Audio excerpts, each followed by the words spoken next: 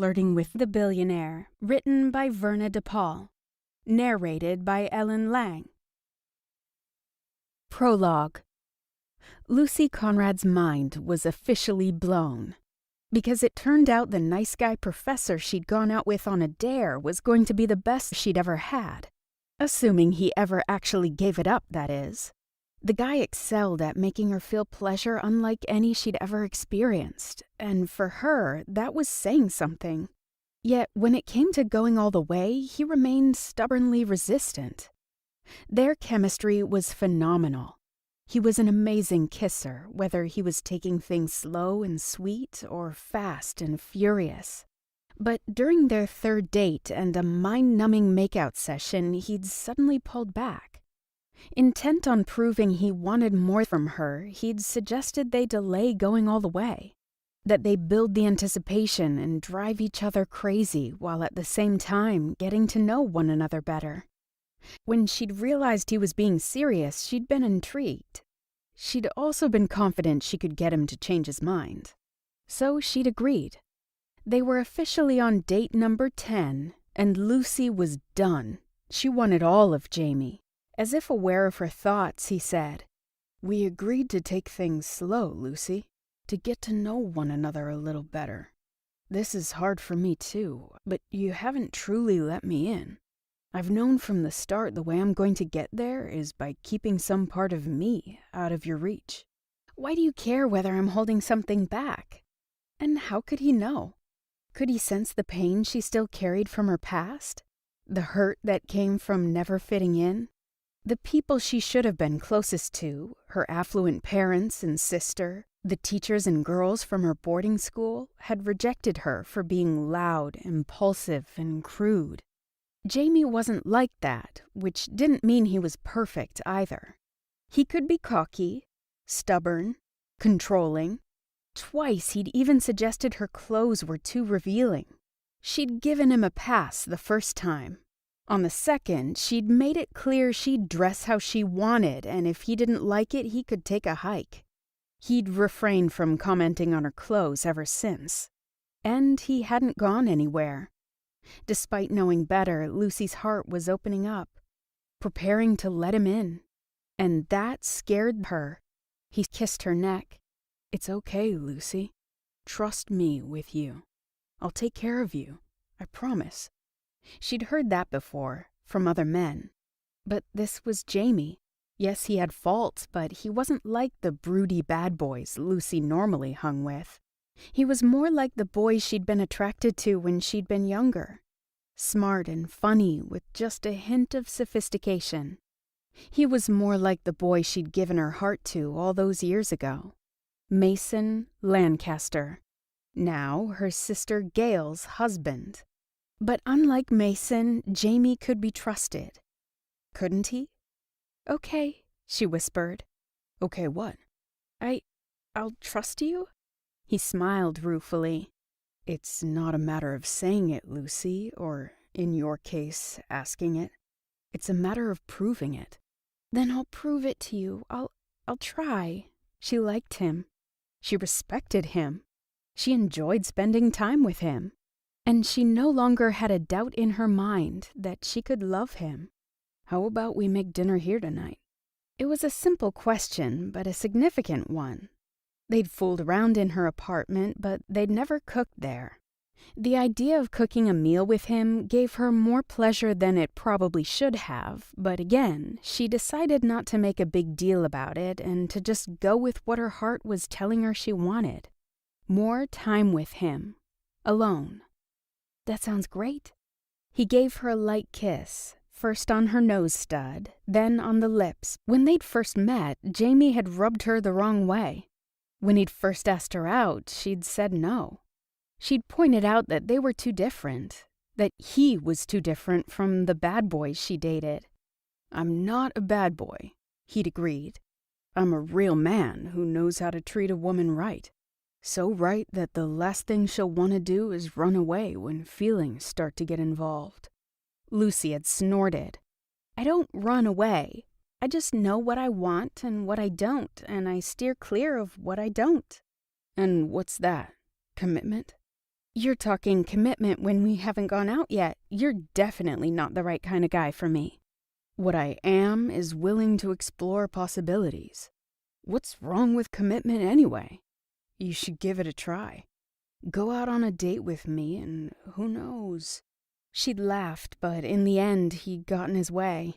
She'd gone out with him. And not just because her friends Grace and Melina had dared her to give dating a nice guy a try, but because she liked what he said, liked how he looked, and most of all, loved the way she felt when she was around him. With supplies for a simple pasta dish out on the counter, she went to set the table, picking up the pile of paperwork and files Jamie had set there when he'd come inside. As she moved it, a few papers shifted and fell, and she was straightening them when the invitation caught her eye. It was printed on delicate paper, announcing the engagement party of Eric Davenport to Brianne Whitcomb, the same last name as Jamie. Huh. Must be a relative? The invitation indicated the engagement party had taken place the weekend before, when Jamie said he was going to visit his parents. At the time, considering Jamie was so big on commitment, she'd wondered why he hadn't invited her to go with him, but then figured that if things continued to progress between them, she'd meet his family eventually. Was there a reason he hadn't told her about the engagement party? Was it possible he'd taken someone else? Insecurity swarmed through her, and she immediately wondered if he'd been embarrassed to introduce her to his family, or if the feelings he professed to have for her were all a lie. But no, that was just her usual paranoia and cynicism talking.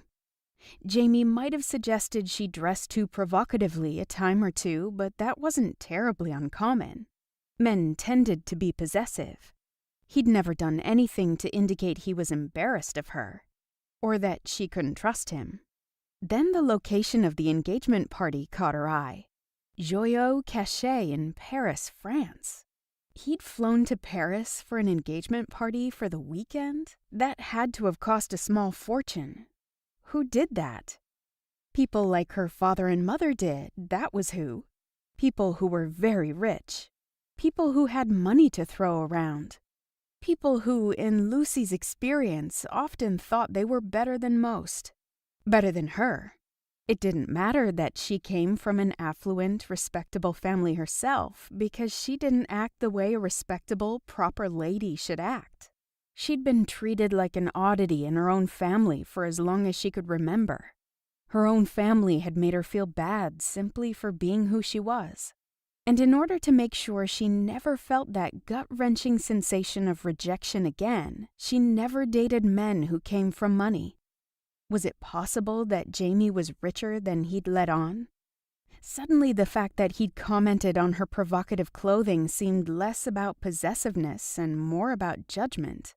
The fact he was withholding himself suddenly became more about games and manipulation rather than giving their hearts time to open to one another.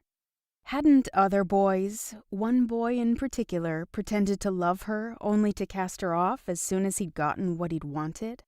According to her experience, that's what rich boys did. Played games. Lied to get what they wanted. "Hey," he said from behind her.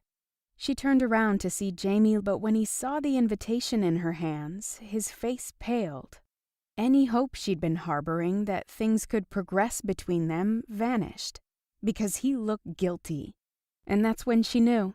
Once again, she'd been a fool, and he was the one who'd made her one. Chapter 1. 3 months later. Ask her. Lucy looked up from the notes she'd been reviewing. A familiar-looking blonde urged her friend, a short brunette, forward. Lucy recognized both girls as being enrolled in her women's studies class, which had just ended for the semester. Folding her hands on the desk that sat at the front of the empty university classroom, she waited for the girls, who looked like younger versions of Lucy's two best friends, Grace and Melina, to gather their courage and ask whatever was on their minds. "You ask her," the dark-haired girl said. "You said you were going to ask her. I changed my mind."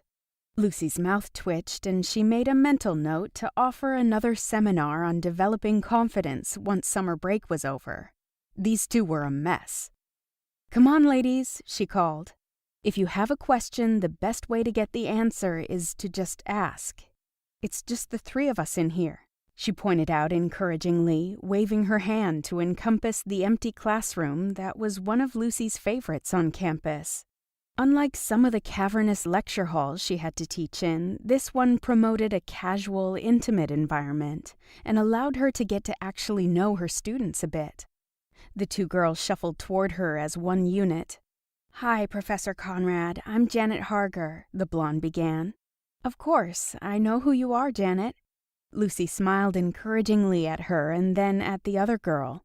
"And you're Lisa Mills. You both got A's on your final exams. Excellent work."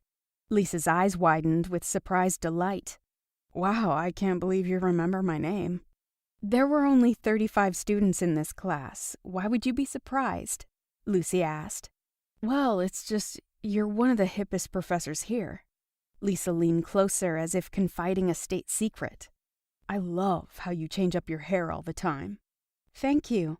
Like Lisa, Lucy was a natural brunette. She changed colors and styles on a whim, but she had a definite penchant for red. Right now, her hair was a deep sherry color and the longest it had ever been. Her hair, her nose piercing, her personality, heck, even the way she dressed set her apart from the other female professors who were prone to wear ankle-length flowery dresses or stuffy masculine business suits. The fact Lucy didn't take herself too seriously was also reflected in her teaching style. She worked hard to be approachable and relatable to her students.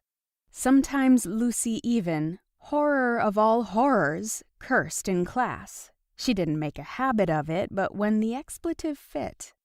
She was glad that, to Lisa, Lucy's style made her hip rather than some of the less complimentary things people had said about her in the past. But even if that hadn't been the case, it wouldn't have mattered. Lucy acted and dressed for herself and no one else. That included a certain incognito billionaire. Today she had on a camo-inspired jacket that felt like it had been tailor-made to hug her curves. Underneath it, she wore a hot pink silk cami that revealed just a hint of her tattoo. Her flirty dark green skirt was pleated and ended mid-thigh. The 4-inch pink platform wedges she wore were one of her favorite pairs of shoes. "So, ladies, is there something I can help you with?" Lucy prompted. Yes, Professor Conrad. I'm sorry. Lisa and I had a question. We have this friend who is a..." Janet bit her lip, then said, "Well, let's call her a serial dater. She moves from one guy to the next with barely taking a breath in between. She says that's how she wants to spend her life. She doesn't ever want to get married or have kids. We're just worried that she's going to get a bad reputation, you know?" Lisa jumped in. "And what about later on in life when everyone else has settled down and she's too old to have kids? What if she regrets it and people look at her as some weird old cat lady or something?" Lucy smiled at the cat lady reference, but the rest of what the girls said gave her pause. Everyone in the world was so worried about what other people thought of them. Few realized that if people would just be themselves and let others do the same, the world would be a much better place. "Sit down, girls," she told them. "Please." The girls pulled up 2 chairs and sat. "You two seem like good friends, and I'm sure the girl you're telling me about is lucky to have you both in her life. But I have to tell you what I'm hearing here. Your concerns are about how other people will perceive her and how those perceptions will affect your friend's life. Am I right?" "Yes," Lisa said. "People will think what they want, but in the end, your friend has to love herself. Does she?" "She says it's her life and she can do what she wants. She says that she's over 18 and she's not hurting anyone, so it's no one's business but her own." "She sounds like she knows herself and what she wants," Lucy said. "That might change someday, but that's for her to find out on her own." Janet and Lisa still looked doubtful, so Lucy continued. "Look, everyone has a different perception of things. There are billions of people in the world, and there would be no possible way to please them all. So, in the grand scheme of things, who does it make the most sense to please? Yourself, Lisa said, repeating what she must have heard Lucy say in her teachings. Exactly, Lucy said, holding her arms up high, as if embracing the very essence of herself. The key to being happy is to love yourself. If you're constantly trying to bend to meet the expectations of others, then you never even get the chance to know, much less like, yourself. There is nothing wrong with refusing to conform to the standards society has set for us as women. As long as your friend is happy with herself, try to be happy for her. Don't you ever want to get married? Janet somehow found the nerve to ask her. Lisa looked horrified by her friend's brazenness. I have 2 amazing friends who are in committed, long-term relationships. One's married, and I'm betting the other will be soon. I have no desire for any of that. I'm happy with my life as a single woman, and my friends and I both accept and cherish our differences. The girls looked pleased with Lucy's opinions. Most of her students usually were. One of the things that made Lucy good at her job was that she lived what she taught. She encouraged her students to be independent and empowered to take control of all aspects of their lives, from their careers to their own ideas about femininity and sexuality. She had done all of that herself since she'd become emancipated from her parents at the age of 16. And she had personal experience with having to live her life in spite of the negative opinions other people had about her. She enjoyed a man while they were together, but when she tired of him, she didn't feel guilty about moving on to the next. In particular because she was always honest about not wanting anything too serious. She liked to feel sexy, she dressed to show off her assets in the best light possible, and she didn't think she should have to apologize for that to anyone. Therefore, she didn't. "Thank you, Professor Conrad," the girls told her as they got up to leave. "Any time. I'm glad you felt comfortable enough to come and see me." As they walked away, Lucy grabbed her notes from the desk and looked back down. Within seconds, however, she heard the girls giggle. Automatically, Lucy looked up. Immediately, she sucked in a breath and stiffened as her gaze collided with the golden brown eyes of Jamie Whitcomb, adjunct professor of environmental studies and, as Lucy had discovered after confronting him about the invitation she'd found, a genuine billionaire whose grandmother had been traveling buddies with Howard Hughes and had left both Jamie and his sister 7-figure trust funds. After he'd confirmed just how wealthy he was and that he'd indeed failed to invite her to Paris because he hadn't been ready to have her meet his family, Lucy had broken up with him, but only after she'd completely lost it. She'd accused him of deliberately hiding his background, playing at being a regular guy, and slumming it with a girl he was embarrassed of. Even now, she cringed to think of it. She'd completely overreacted, driven by the fear that once again she'd fallen for a man who came from a world in which she'd never be accepted. Later, she wondered, if he'd taken the time to reassure her, would things have worked out differently? She hadn't been playing games, but it had still surprised and hurt her that he hadn't put up a fight. He'd simply agreed, saying, "If my wealth puts you off that much, Lucy, then it's best we end things now." Aside from work, their acquaintance should have ended there, but the situation had been complicated by the fact that Lucy's best friend, Melina, was friends with Jamie, and that Reese and Max, Melina's husband and brother-in-law respectively, had needed someone to invest in a new theater for their Las Vegas magic show. That person had turned out to be Jamie. His gaze unwavering, Jamie strode toward her.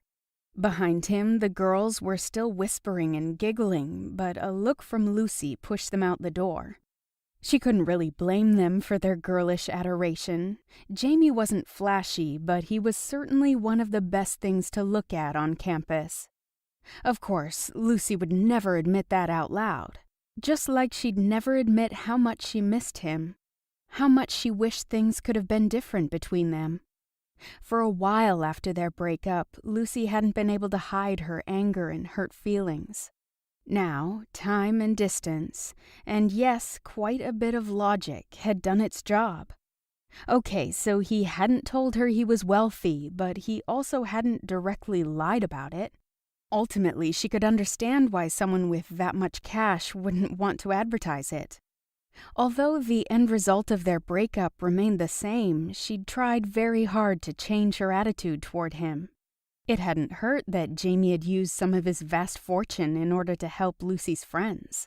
Since they worked together at the university and had friends in common, Lucy had decided the best thing to do was put aside her anger and make sure everyone knew she was moving on, even if she didn't always believe it herself. But it wasn't like she had any choice. Jamie was firmly in her past. She just had to make sure she acted like it. When they weren't together, she could convince herself she had no regrets. But when he was near, for some reason, Jamie had the ability to throw her equilibrium off and make her feel a confusing whirl of emotions that made her act very unlike herself. "Jamie, what brings you here?" Lucy asked. She placed her notes back on the desktop and crossed her arms over her chest. He smiled, and the combination of those incredible eyes, framed with mile-long dark eyelashes and a killer row of even white teeth, made Lucy shiver. "I was in the neighborhood," he said, "and I thought I'd stop by and say hello." "Well, you gave my students quite a thrill. Think how giddy they'd be if they knew you were as rich as a sheik." "Yes, well, obviously not all women find my wealth to be an asset." Lucy almost winced. It was true his money, or more precisely, the lifestyle and expectations that ultimately came along with the money, had sent her running. And even as she acknowledged how unfair that was, she also knew that eventually he'd have been the one to judge her inferior and walk away from her. She'd just made sure she'd done it first. "I noticed you didn't deny you're as rich as a sheik." He sighed. "Honestly, Lucy, can we just not go there?" Regret sent heat rushing to her cheeks. She'd meant it as a joke, but in hearing her own words, she'd just sounded snarky. She straightened some books on her desk. "You're right. No point." She studied him again. Even before she'd learned about Jamie's affluent background, she'd never thought of him as a typical professor. He was handsome, to the point that he could make a woman forget her own name, and he was confident, commanding a room with his quiet presence alone. He had a sense of style, too, dressing in clothes that flattered his coloring and were tailor-made. She'd noticed right away that everything he wore was superb quality, even if it was just jeans and hiking boots. He taught environmental studies and spent a lot of time outdoors, taking his students on learning trips, as he liked to call them. He was a hands-on professor and one of the smartest people Lucy had ever met. Most of all, he was a truly nice person. She'd never heard him speak an unkind word to anyone. "Focus, Lucy, focus on being civil and pleasant and getting him out of here." But why was he here? He'd been on her side of campus before, and he'd never stopped by. Why now? "How's Joanna?" she asked, referring to the English professor he'd been dating the past few weeks. "I assume she's fine. We're no longer seeing each other. What about Jericho?" She spared a thought for the man she'd dated on the rebound soon after breaking up with Jamie. Jericho had been a long-haired, artsy, and moody man with more piercings than a college campus bulletin board. He'd fit into her world perfectly. They'd spent their time combing through farmers markets and making vegan meals, and he'd played the ukulele for her over falafel. For a few months things had been good, but then Jericho had gone and Googled her. Suddenly, after finding out who her father was, he started asking her to front the bill when they went out to dinner, to invest in a new art studio and a new van he could haul his paintings in. And when she'd told him she and her family didn't speak, he'd suggested, in all seriousness, that she act more like Daddy's little girl so she could gain access to Daddy's money. Screw that. So she'd tossed the sprouts out of her refrigerator, stocked it with steaks, and told Jericho to take his ukulele and stuff it up his... We broke up a while ago as well. Ah, any big plans for summer vacation? Why all the small talk, she wondered. Didn't he realize how hard it was for her to stand here making polite conversation with him? Just Vegas, she said, referring to her upcoming trip to visit her friends and support the opening of Reese and Max's new magic show. Jamie would be attending as well. She normally had more planned during the summer, like to get out of Northern California and explore the rest of the country. But this time she was looking forward to staying close to home. God, wasn't she becoming the domesticated one? So, about why you came... I came to say a goodbye of sorts. Her heart stuttered, but hopefully she managed to keep her face blank. Goodbye? That's right, I'm not coming back next semester. You've taken another teaching job? No, he said, slipping his hands in his pockets. Teaching has been wonderful, but I always planned to return to Whitcomb Enterprises in Los Angeles. My father will be retiring soon. Plus, the company's expanding into airplane parts, manufacturing plants, and my environmental science expertise is going to be critical in that expansion. I see, she said, looking down at her hands, folded on her desk. So when are you leaving? I leave tomorrow in order to start the ball rolling, but I won't officially be in the swing of things for a few weeks. He left tomorrow. She hadn't seen much of him since they'd broken up. Only here and there. And she'd been so angry before. It had only been a few weeks since they'd been able to be civil to one another again. Now he'd be gone from her life. Forever? She was more shaken by the news than she wanted to admit. Are you okay? He asked. She swallowed, forcing a shrug. Of course. I wish you well, Jamie. I may be leaving the university, but we've still got Vegas. Of course.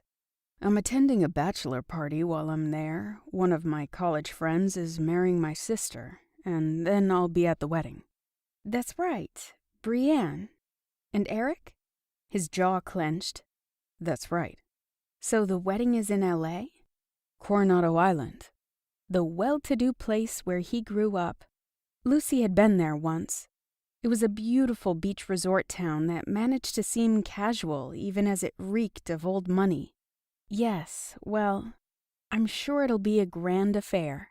She rose from her seated position behind the desk, and to prove to him and to herself how over him she was, she came around to where he was and reached out to give him a hug. See you in Vegas. He wrapped his arms around her waist. His shoulders were as strong and broad and taut as she remembered them. His scent as woodsy. His breath as soft on her neck as he held her tight, returning the embrace. A little overwhelmed by being in bodily contact with a man her body still seemed to desire, she pulled back, intent on ending the hug. But when she tried to pull away, Jamie kept his arms around her waist. Do you need something else? She asked, now eye to eye with him. Yes. For a moment, time hung suspended, and it seemed as though Lucy could see every fleck of gold in Jamie's eyes, could feel every pound of his heartbeat, could breathe in the essence of him. And then he cupped her face and kissed her, even as he wound the hair at the sides of her face up in his fingers and tugged. Lucy felt herself melt into him, and a moan escaped her lips. It was so good to kiss him, to have him touch her again. Lucy could hardly breathe. She was dizzy, and she felt like she might very well black out. Her panties were soaked by the time he gently disengaged his fingers from her hair and pulled back. She opened her eyes, and he was staring into hers with an intense, smoldering look that made her want to take him right there on the desk. Instead, she forced herself to take a step back. Bye, Luce. Take care of yourself, okay? You too, she said simply, because what else was there to say? He turned, then started walking away. She stared at the notes on her desk, the words a blur, when her cell phone rang. Jamie automatically turned back as Lucy's phone continued to ring. She was staring at the screen, frowning, clearly distressed. He hesitated. He hadn't intended to kiss her, and the fact he wanted to do it again told him he should get out of there. But something about the strained look on her face. "Lucy," he said. "What is it?" "It's my father," she whispered. I haven't talked to him in 15 years. "How does he have your cell phone number?" I don't know, unless..." She looked up at him. "I called Gail once, years ago, left her a message with my number, hoping to..." She shook her head. Gail was her older sister, and as far as Jamie knew, they hadn't spoken in over a decade. When she didn't continue, he placed a hand on her shoulder, and she looked back at him. "Something must be wrong." "Answer it, Luce. I'm right here with you." Seeming comforted by his words, she lifted the phone to her ear. "Hello?" He heard a muffled voice. Could just make out the words, "Gail," and "don't think she's going to make it," before Lucy dropped the phone and her knees collapsed. Jamie barely caught her before she hit the ground. Swiftly, he swept her into his arms, cradling her in his lap as he sat in one of the chairs in front of the desk. She was pale with shock, her gaze desperate. When they were dating, Lucy hadn't told him much about her family besides the fact that they were estranged. When he'd tried to dig further about why that was the case, why she'd walked away not only from her mother and father, but from her sister too, she'd clammed up. But it was obvious the news about her sister had completely shaken her. "Hang on to me, sweet thing," he said. "I've got you." She took several deep breaths. When her color returned and her gaze met his, he shifted, gently placed her in the chair, and crouched beside her. He noted with more than a small amount of concern how she clutched at his shirt as if she was afraid he was going to abandon her in her time of need. "I'm going to get your phone and call your father back. Do you understand?" She just stared at him. "Luce, let go of me, just for a few seconds. I need to call your father back, okay?" After several seconds, she nodded and with great effort released her hold on his shirt. He took her hands in his, squeezed them, and kissed her forehead. "I'm here for you, Luce. I'm not leaving." Jamie swiftly retrieved the phone before returning to place a comforting hand on her leg. He called the last number that had come through on her phone. A hoarse male voice answered. "Yes?" "This is Jamie Whitcomb, a friend of Lucy's. Lucy is extremely upset, and I need to find out what's going on so I can help her. Lucy's sister, Gail, and her husband Mason were in a car accident. Mason died at the scene.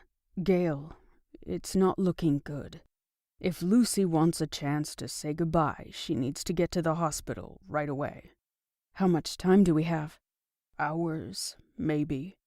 Jamie got the information he needed, hung up, and made more phone calls. The entire time, he remained next to Lucy, caressing her leg. After disconnecting from his latest call, he said, "I'm so sorry, Luce. Tell me what you know." "Accident? Mason dead? Gail isn't expected to live." He nodded. "Your father said they were driving home to Palm Springs when the accident occurred. They were airlifted to a trauma center called Desert Regional Medical Center. I have all the information but Lucy. I called the airlines and there's no commercial flight out of here until 10 a.m. tomorrow." She gave a cry of dismay. "Don't worry, I can get you there in a few hours." "How?" "I have access to a private jet." She stared at him. "Of course you do." She seemed to choke out even as she looked away. Gently, he turned her face back toward him. "Please don't reject my help because of some ill will you harbor toward..." I'm not going to reject it. Help me, please." Chapter 2.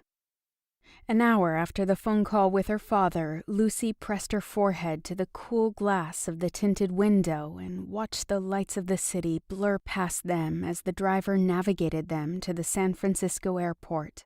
She could vaguely hear Jamie talking to the pilot about taking them to Palm Springs. When he finished, she felt the warmth of his hand on her shoulder. She didn't move into him as she wanted to, but she didn't pull away either. They rode in silence until the limousine parked in a secure area of the airport and stopped about 30 feet from a deluxe-looking silver jet with Whitcomb Enterprises stenciled across the side in elegant black letters. After exiting the limo, Jamie led Lucy up the ramp and into the jet. A woman in a black skirt and blazer helped her through the jet doors and led her to an open area with several plush seats.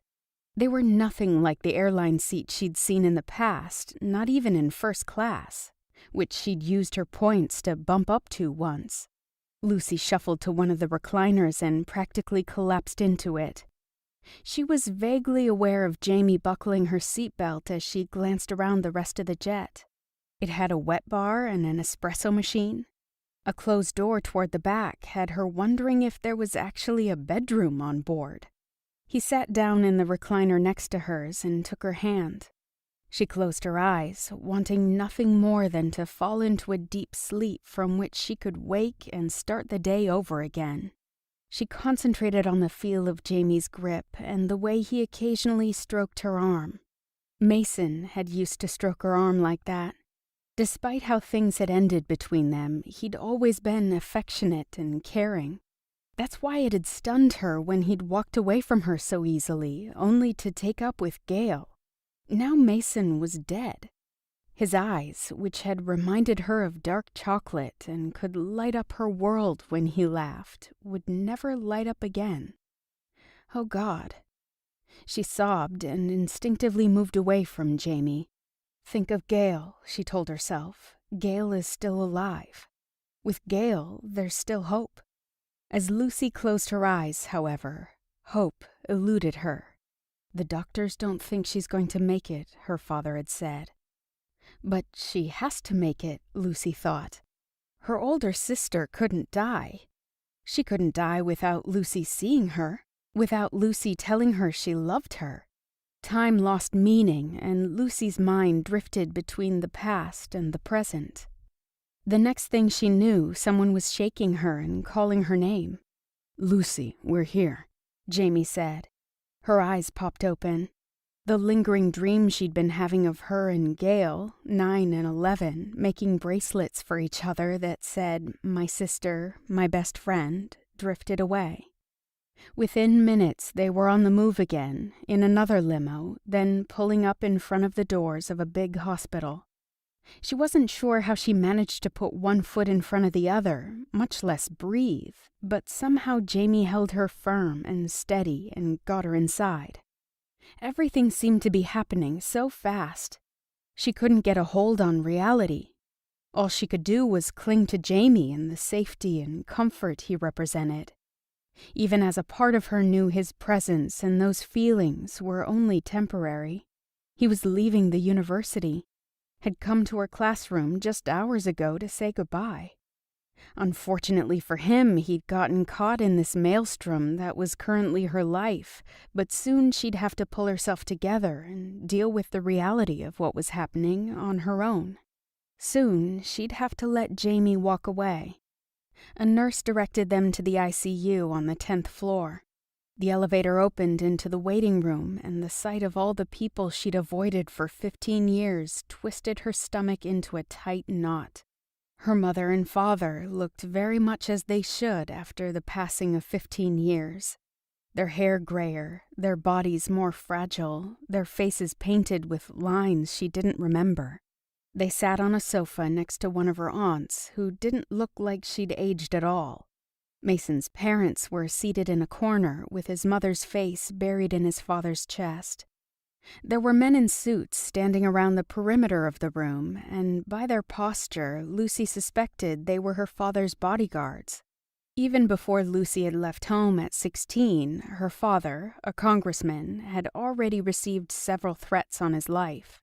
He'd been fanatical about ensuring his family was safe and terribly furious each time Lucy had ditched her guards in order to have some time to herself. Her father neither rose nor called her over. He just stared at her, and she knew what he was wishing. That it was her lying in the ICU bed rather than Gale. Her mother followed her father's gaze, and the second she saw Lucy, her face contorted. She stood, then rushed to Lucy, pulling her into her arms as she sobbed. For several precious seconds, Lucy closed her eyes, cherishing the feel of her mother's embrace. But before she could begin sobbing too, her mother pulled away.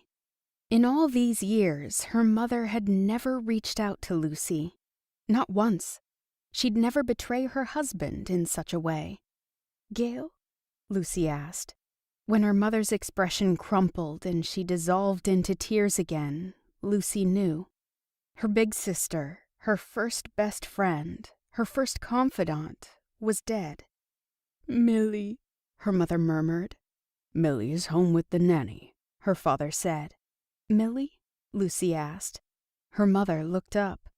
"Gail and Mason's baby. She's 6 months old." Oh, God. Gail had had a daughter and no one had told her?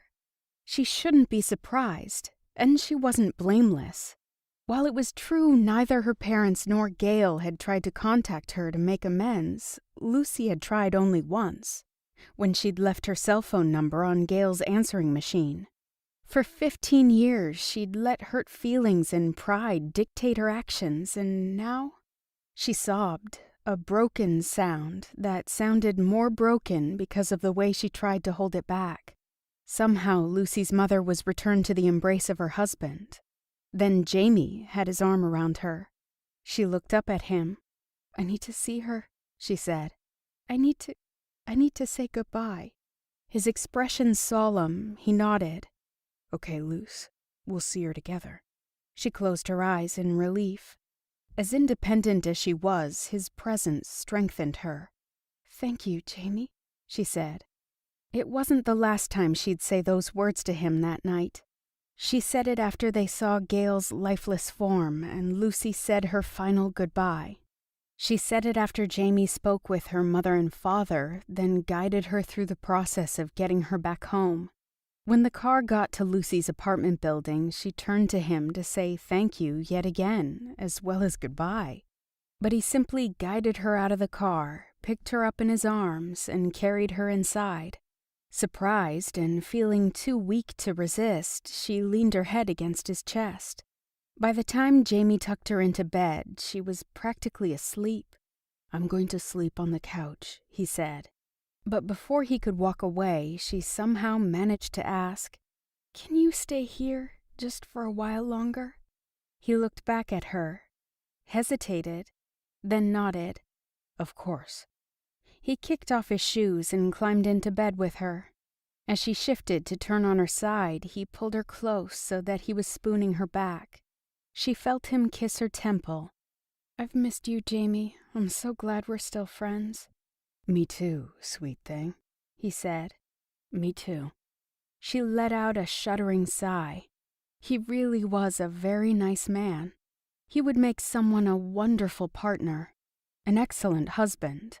But not her, she reminded herself. Not her.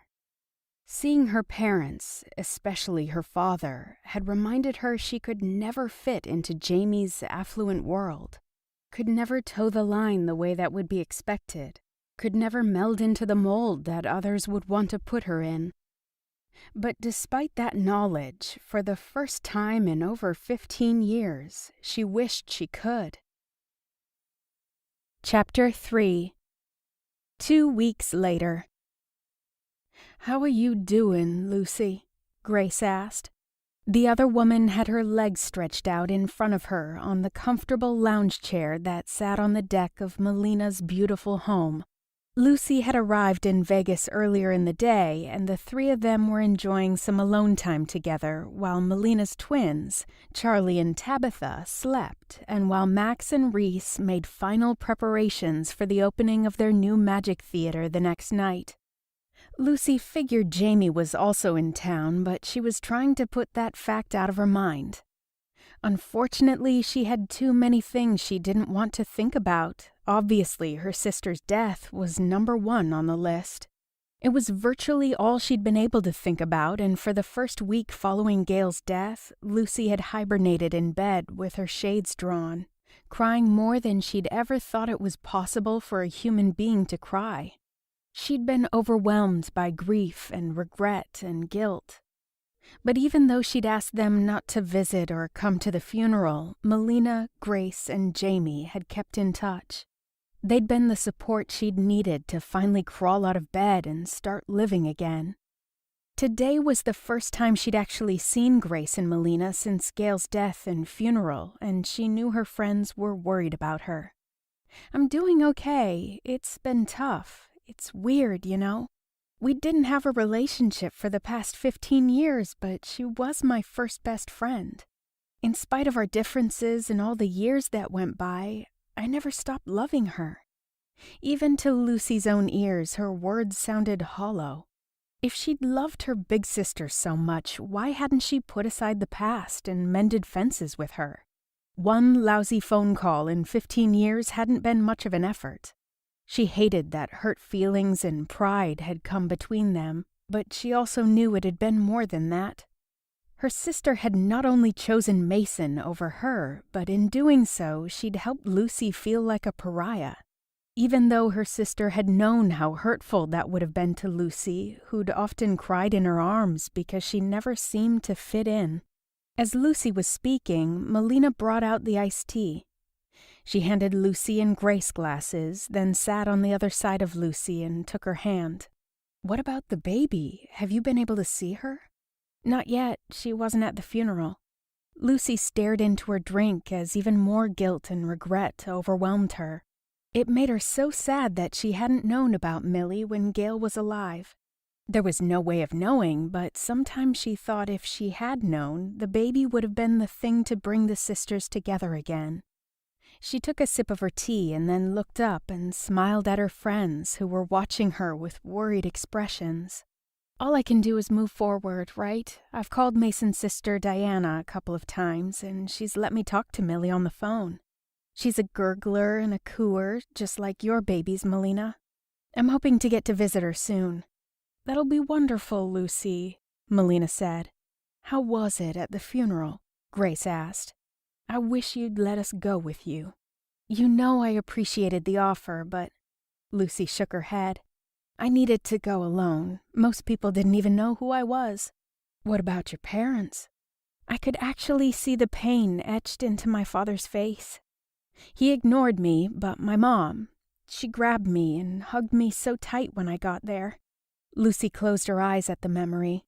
I wanted so badly to ease her grief, but it just didn't seem to be my place. I'm sure they felt the same way, Lucy. That they knew you were hurting and wanted to comfort you too. Did you get a chance to talk about a future visit? The hope in Grace's voice was obvious. She'd often said Lucy was only hurting herself by allowing the rift between her and her family to continue after all these years. Lucy knew she was right, but how could she even begin to repair 15 years of separation at a time when her parents had just lost Gail? No, it was best to let them grieve in peace. She simply shook her head, but Grace didn't let the matter drop as she'd expected her to. "Maybe this is the time, Lucy. I know reconnecting with them isn't going to be as easy as sliding off a greasy log backward, but they've already lost one daughter for good." Lucy couldn't help smiling at Grace's words. It was always a treat when she threw a southern idiom into her speech. But even though she knew her friend meant well, she'd never experienced being an outcast in her own family. "I can't replace Gail, and I'm still not the kind of daughter they want." "Lucy," Melina began. Lucy interrupted even as she blinked back a sudden rush of tears. "I'm sorry, ladies, but I'd rather not talk about it. I appreciate the two of you always being here for me more than I can say, but let's talk about something joyful, like the grand opening tomorrow." After several seconds of awkward silence, Grace said, "Jamie will be there." Lucy let out a genuine, if slightly watery laugh. "You're like a bulldog, aren't you?" "What?" Grace said innocently. "I was changing the subject, like you asked." "He's in town already," Melina added. "Reese told me they had lunch earlier. He's here for his sister's fiancé's bachelor party tonight. He and his friends were in the limo when they picked up Max and Reese." Those men are all so different, yet all so incredibly sexy, Grace said. Different how? Lucy asked, surprising herself by how curious she was about Jamie's life outside the university. I mean, he'd talked to a few of his friends on the phone sometimes when we dated. I even saw a picture of one of them, a cutie in a firefighter's outfit. But he never told me much about them. The fireman is Ryan, Melina said. Very handsome. Looks a bit like the boy next door until you see his devilish smile. Definitely the Tomcat's kitten. There was also this mysterious guy with sunglasses, Grace said. Luke, I think. He looked like he could be carved out of granite. He had this quiet intensity about him, like a cop or a drug lord. Knowing Jamie, I'm betting cop. I'd take that bet, Lucy said. What about the friend who's marrying his sister? That's Eric, Melina said. Supermodel gorgeous in a buttoned-up kind of way. So who's left? Cole, who looks like a cross between a Mack truck and a clean Hell's Angel. And Gabe, so exotic and elegant, but so obviously a badass. Well, I'm sure it'll be a fun time, Lucy said. I still don't know what I would have done if he hadn't been there when I found out about Gale. He's called several times since, checking up on me. He offered to attend the funeral with me too. Did I tell you that? Just as it had with her friends, his offer of continuing support had thoroughly touched her. Maybe you should have him around more often, Grace said with a slow smile. He has his own life in Los Angeles, and it's an extremely busy one now that he's working with his father again. Besides, he's not what I need. What's that? Melina asked. A good friend, a shoulder to cry on, a handsome face, a hot body, and an intelligent mind. You know exactly what I'm talking about. He's a nice guy who comes from an upper-class background. I'd never be accepted in his world, and I'd get tired of trying to be what people expect me to be. You're being ridiculous about all of that, Melina told her, far more bluntly than Lucy would have ever expected. Obviously, seeing she'd taken Lucy aback, she quickly said, I'm sorry, Lucy, but as much as you tout living only for yourself, you let the opinions of others matter too much. You're fun and refreshing to be around. All you have to do is be yourself and acceptance will come. There are always going to be people who don't accept you for whatever reason. That's just life. You deal with it and move on. She's right, Grace said. Besides, Jamie cares an awful lot about you. Even if there are those who don't understand you at first, he'd do everything he could to make sure you're accepted and treated well. Besides myself, she said, trying to explain, the only people I need acceptance from is the two of you. I'm not going to grovel for it from anyone else. Even if Jamie championed me, that kind of thing gets old fast. Imagine having to defend your significant other against things that people say, which in my case would probably all be true. I don't conform, and therefore I make people uncomfortable. In high society, I'm like a red rubber ducky in a bathtub full of yellow ones. Of course, Mason had used much more hurtful words when he'd broken up with her. And so had Lucy's father when he'd been encouraging Mason to break up with her. Words like vulgar, shameless, and embarrassing. Your dad just knows we're not suited. Sometimes I love being with you, Lucy, Mason had said when he'd told her things were over. But sometimes you embarrass me. Like when you went skinny dipping after the homecoming picnic and showed up in that skimpy dress for my cousin's wedding, and when you cuss too much. Squeals came from the baby monitor on the table, jarring Lucy from her thoughts. Oh, there are my twin terrors, Melina said with a smile. Lucy blinked, shaking off the painful memories, and clapped her hands. Yay, I was afraid they'd sleep all day. I can't wait to see them. Let me get them changed and I'll bring them out, Melina said. When she was gone, Lucy asked, So where's the bachelor party? Grace laughed. What? Lucy asked. I'm just curious what kind of boys' night out a billionaire plans. It's at Divine. Rick Tyler's club? Isn't that where they have open strip night? It's going to be pretty wild. Melina walked back in with a baby in each arm just as Grace said, "It sure is. Max and Reese were like two peas in a pod. They didn't even want to go. We had to convince them to go for Jamie and have some fun. Max swears he'll be home in an hour." "Reese too," Melina said. "He says he'd rather be here playing with his babies." Lucy held out her arms and said, "I can see why."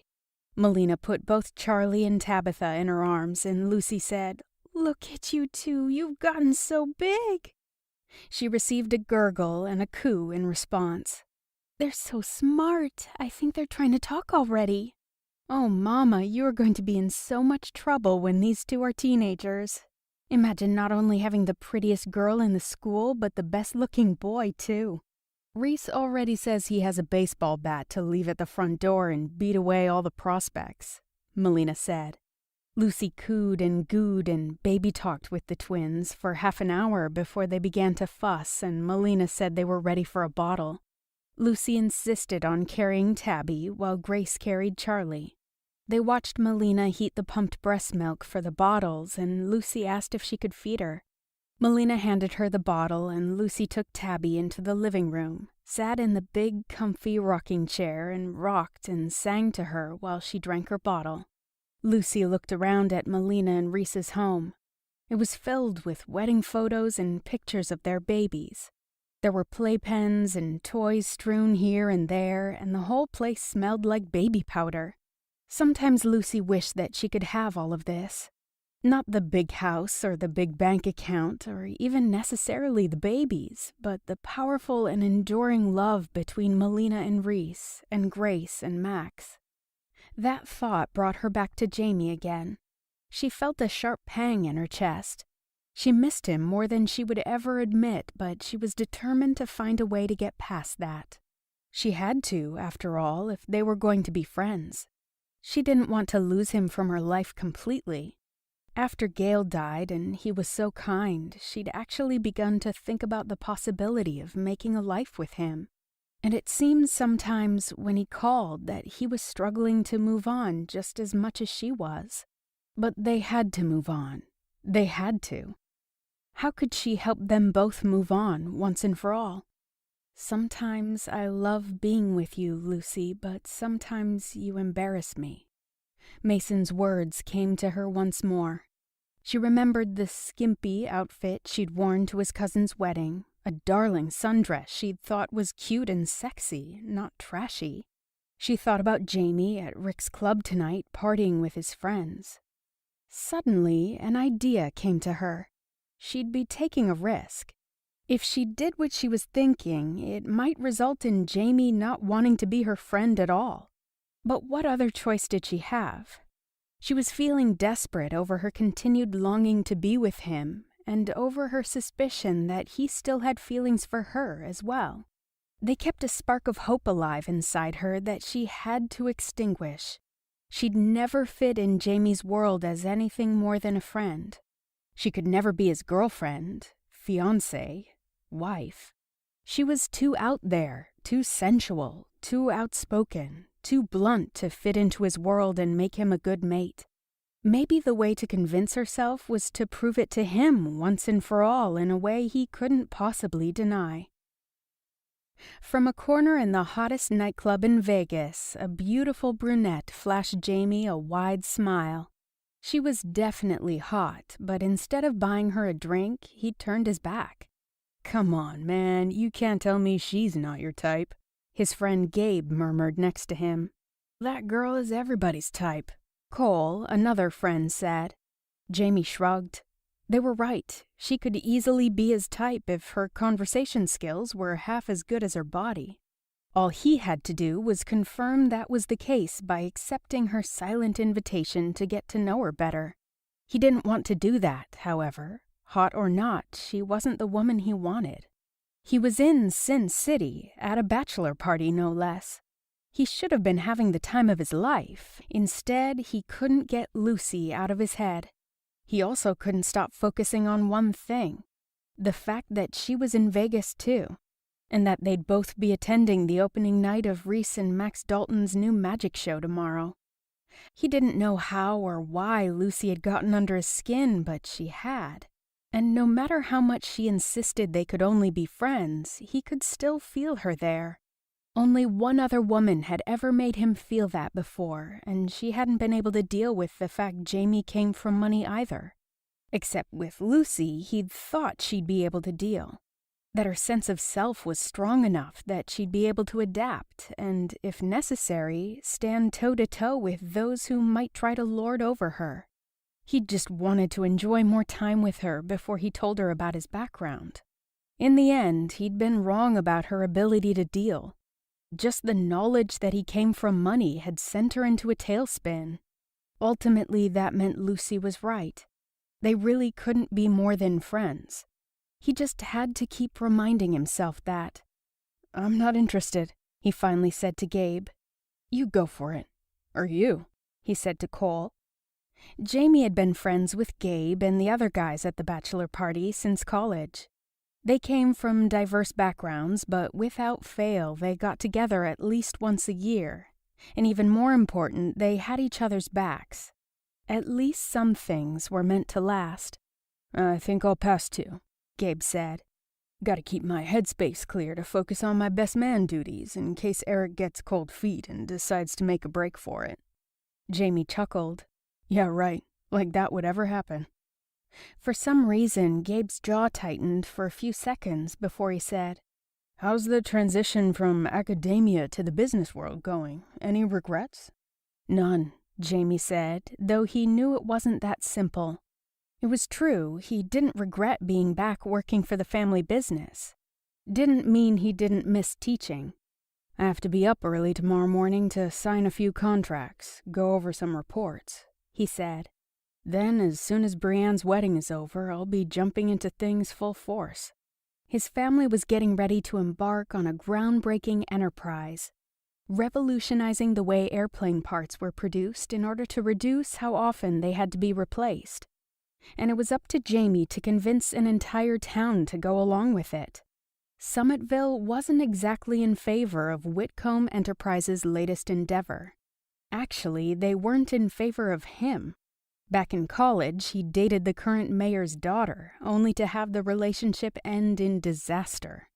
"Well, I'm going in," Cole said, interrupting Jamie's thoughts. Cole stood up, and for a moment his massive frame completely blocked Jamie's view. He was one solid block of muscle from head to toe.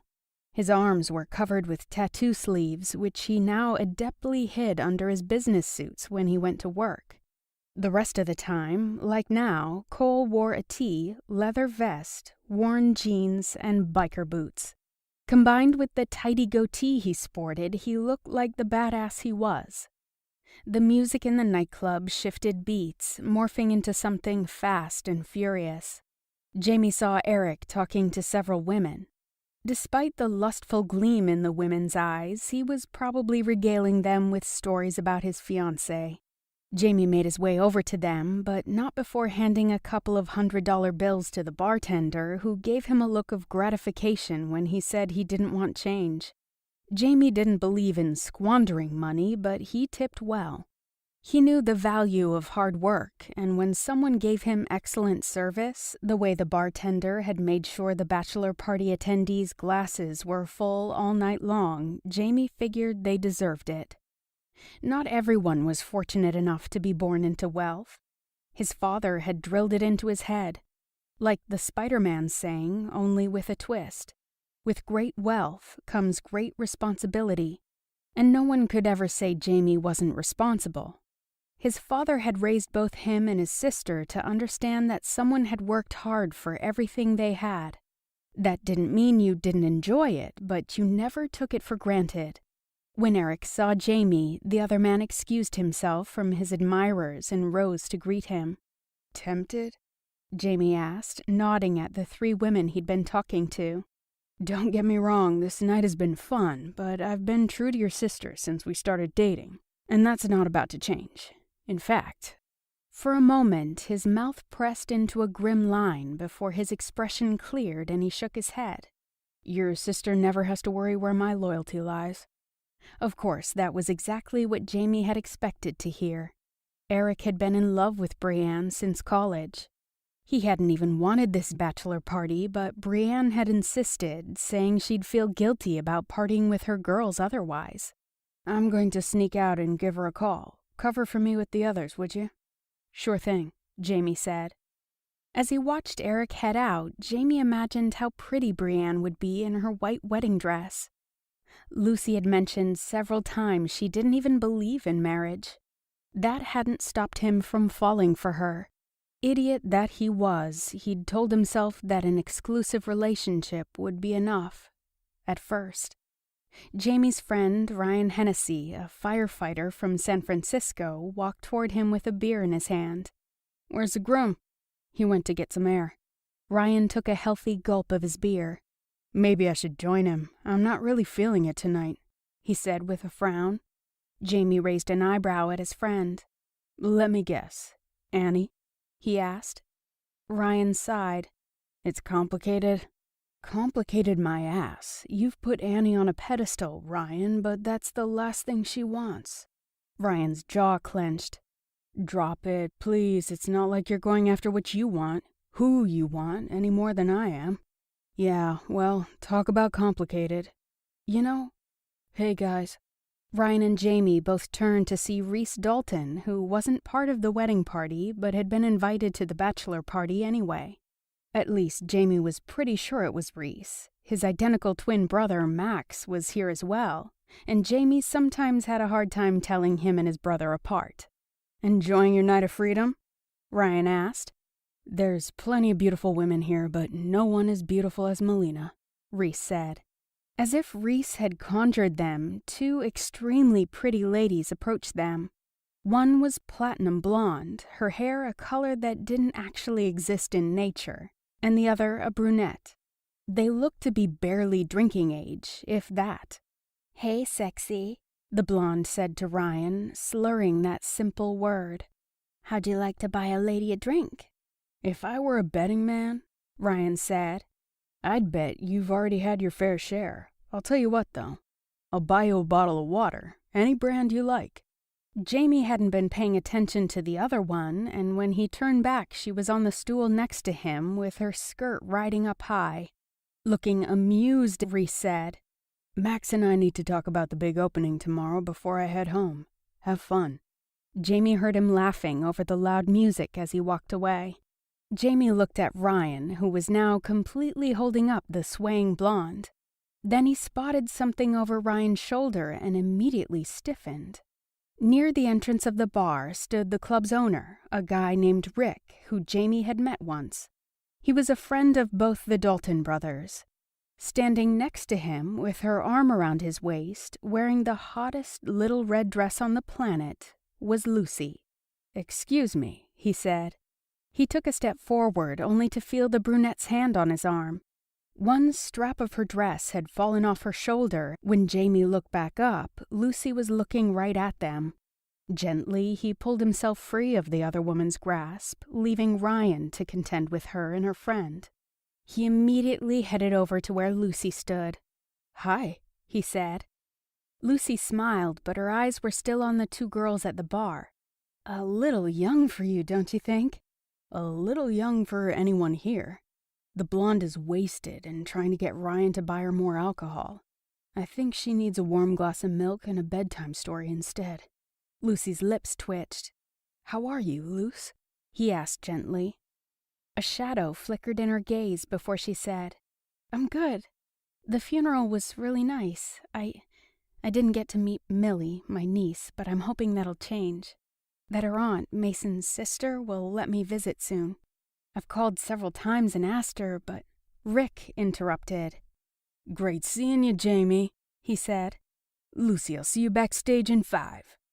As the man walked away, Jamie asked, "Backstage?" Lucy's grin grew wider, but it appeared strained. "Yep, open strip night's about to begin." "And she was going to, what, strip? You can't be serious." She frowned. "Why wouldn't I be? I've never stripped for an audience before. I think it'll be fun." He couldn't deny the idea of Lucy stripping for him would be hot, but the idea of her stripping in public, especially tonight's public, Is this some kind of joke? Did you know I'm here with my friends? Melina mentioned it. So you're doing this to prove a point? What kind of point? That I don't have any hold on you. When her eyes flickered, Jamie sucked in a breath. She was doing it to make a point. Maybe it wasn't her entire motivation, but it was at least part of it. So what did that mean? That she had something to prove to him, or to herself? We both know you don't have any hold on me, Jamie. You're just a friend who helped me out when I needed you. Now, if you'll excuse me. Jamie wanted to grab her arm and drag her outside, push her up against the wall and kiss her, until she admitted she cared about him and was deliberately trying to push him away, until she begged him for release and another chance to be in his life. Instead, he watched her walk away. Several minutes later, Lucy stood backstage with her heart pounding so hard and so loud she suspected everyone else in the room must be able to hear it as well. A couple of years ago, she'd used an article from the Huffington Post to get her students started on a debate. The question posed by the article was whether or not stripping empowered women. Her class ended up divided on the issue, with about half believing it did empower women, while the other half felt it was degrading. Lucy's opinion was it could be either one. In situations where women were powerless or abused, of course it could be degrading. But here in her friend's club, where Lucy was choosing to bare her body for a crowd of men out to have a good time, well, the thought of stripping definitely made her feel empowered. Lucy didn't have any problems with nudity. She worked hard at staying fit, and she liked knowing that men enjoyed looking at her. The only thing that put a damper on her excitement, and it was a huge thing, was the fact Jamie so clearly didn't want her to strip. Not in public. Certainly not in front of his friends. And despite her bravado when she'd talked to him just now, she wasn't sure she could actually do it. He was such a good man, and he'd been so kind to her. But she kept telling herself she needed to do this. Needed to push him away. Needed to do something so dramatic that they'd forever be stuck in the friend zone, right where they belonged. She thought about him all the time. Seeing him again had hit her even harder than she'd expected. She knew that if she had a few drinks and lowered her inhibitions, she'd be all over him in a flash. Then where would she be? In a whole heap of trouble, that was for sure. She needed to prove to him and to herself that she was free to do whatever she wanted and that there was nothing between them to tie her down. And she needed to do it right now. "Hey man, meet Maggie," Cole said, the brunette he'd approached earlier on his arm. "Nice to meet you, Maggie," Jamie said, even as he glanced back at the stage where a limber blonde was finishing up her striptease. One woman had already gone before her. Would Lucy be next, or was it possible she'd changed her mind? As the blonde left the stage to enthusiastic applause, Jamie turned to Cole. "We need to leave." Cole frowned. "Why? What's wrong?" He didn't have a chance to answer before the music went on again. A metal pole rose on the stage just as Lucy stepped out. She was in disguise, but he recognized her immediately. She wore a long blonde wig that fell to her waist, a pair of skin-tight black leather pants, and a white button-up blouse. On her feet she wore black stilettos with what appeared to be an 8-inch heel. It made his tiny Lucy look like she was 6 feet tall. Across her eyes, she wore a black Lone Ranger mask. As he watched, she began to move her hips in time to the music. He was spellbound by the contrast between the deep red of her fingernails and the white of her blouse as she opened each button one at a time, slowly exposing a sensual trail of skin interrupted only by a tiny white lace bra. Men screamed and whistled, begging her to take it off. She complied, letting the blouse slip down slowly to her wrists. She slipped off one sleeve and then the other before tossing the shirt into the audience. Her hips didn't stop moving the entire time, and Jamie could feel the tightness in his chest as he watched her and tried to remember to breathe. Jamie was so taken in by her performance that he almost forgot that others' eyes were on her as well. Almost. Lucy backed away from the pole and unbuttoned and unzipped her tight leather pants, then began to push them down her hips and luscious thighs. Men circled around the stage and some stood on stools or even tables with their smartphones aimed at Lucy. All at once, Jamie knew why she'd worn the wig and mask. She might not care if men saw her naked, but she was being smart about her little adventure. Smart enough to think about the reaction the university might have if one of those videos got out. When she reached behind her to take off her bra, however, that was the final straw. Within seconds, Jamie had vaulted up on the stage and gathered a shocked Lucy up in his arms. He carried her backstage. When she began to struggle, he set her down on her feet. One of the bouncers grabbed Jamie from behind. "No, wait, it's okay," Lucy said. "Tell Rick I'm sorry and just stall them out there for a few minutes, okay?" The man reluctantly let go of Jamie's arms and left them alone. "What was that?" she asked him, even as she ripped off her wig and mask. "You were about to take off your bra and flash my best friends." "And? And you don't have any problem with that? Sure, you can have all the fun you want tonight, but when you see me tomorrow at Max and Reese's show, will you really not care that you behaved like a—" He immediately bit off his words, but it was too late. "Like a what?" she hissed. When he said nothing, she laughed loudly. "I thought we were friends. You were so kind after Gail." "I don't want to be your friend, Lucy. I never have." "Then we don't have to be friends," she said stiffly. "We don't have to be anything." Jamie opened his mouth and then shut it again. He didn't know what to say, what to do. He didn't even know what he wanted. He just knew he wanted her, and he knew he couldn't have her. "Fine, Lucy. We won't be anything to each other. Feel free to do whatever you want," he said. He turned on his heel. "Jamie," she called out, but he was already out the door. Chapter 4. The next morning, Jamie ignored the multitude of texts from his friends, all asking what had happened after he'd stormed the stage and stolen the entertainment. He'd stayed out all night, and by the time he'd returned to the suite he was sharing with Gabe and Eric, they'd been asleep. They'd stayed asleep while Jamie showered, made coffee, and dressed. By the time Jamie headed back out, no one, including Cole, Luke, and Ryan, who were sharing the suite next door, had so much as stirred, much less woken up. Now Jamie sat across from Pete Hines, an executive at Whitcomb Enterprises, in a little bistro located inside the Bellagio. He shoved thoughts of Lucy's undulating hips and his friends' open mouths to the back of his mind. It was time to work, not analyze whether or not any of his friends realized he'd had a history with the woman stripping on stage the night before. As they had coffee and croissants, Hines filled him in on the group of citizens attempting to block the opening of the manufacturing plant in Summitville. Jamie wasn't surprised that the group's leader was Mayor Milton Hendricks, Sierra's father.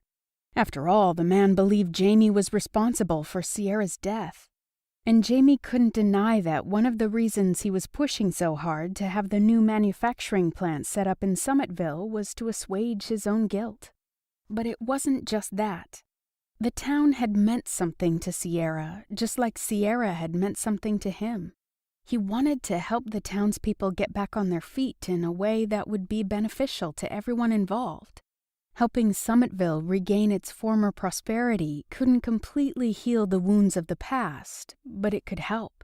"I'm sorry, Jamie, the group, spearheaded by Milton Hendricks, is seriously twisting the town council's arm to reject Whitcomb Enterprises' proposal. The council's actually considering taking the discussion off its agenda altogether. Has Hendricks mentioned my name during all his arm twisting?" "Well, His gut twisted. "It's okay, Pete. I can take it." "He has, numerous times. He says a man born with a silver spoon simply can't have the needs of everyday citizens on his radar." "Right."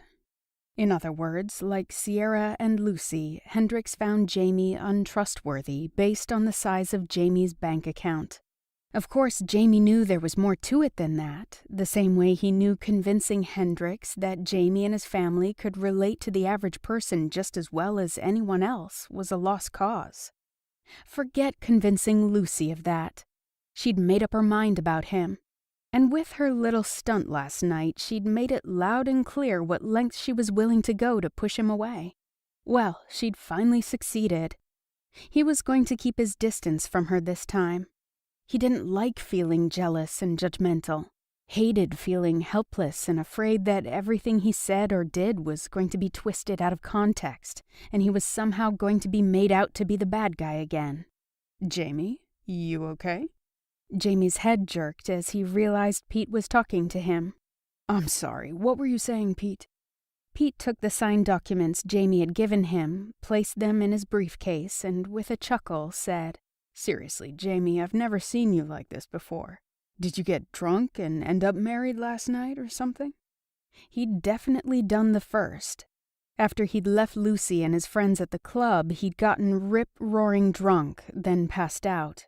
When he'd stumbled out of bed, gritty-eyed and nauseous, his friends had been dead to the world, so Jamie hadn't talked to them before his meeting. And God, he wanted to put that off. Put off getting confirmation that each and every one of them had seen his Lucy completely naked. "It's Vegas," Jamie said. "If I did, I don't have to tell." He gave Pete what he hoped was a reassuring smile. "So what's next?" "I've been hustling and blowing up the town council's phones. I finally got them to agree to meet with you next week.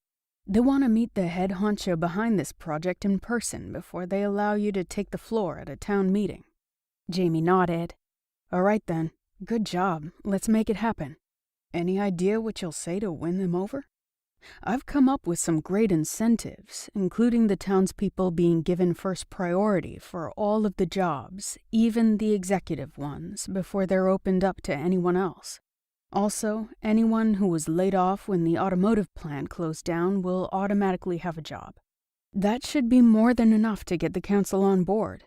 The town has really suffered since the automotive plant slammed its doors shut.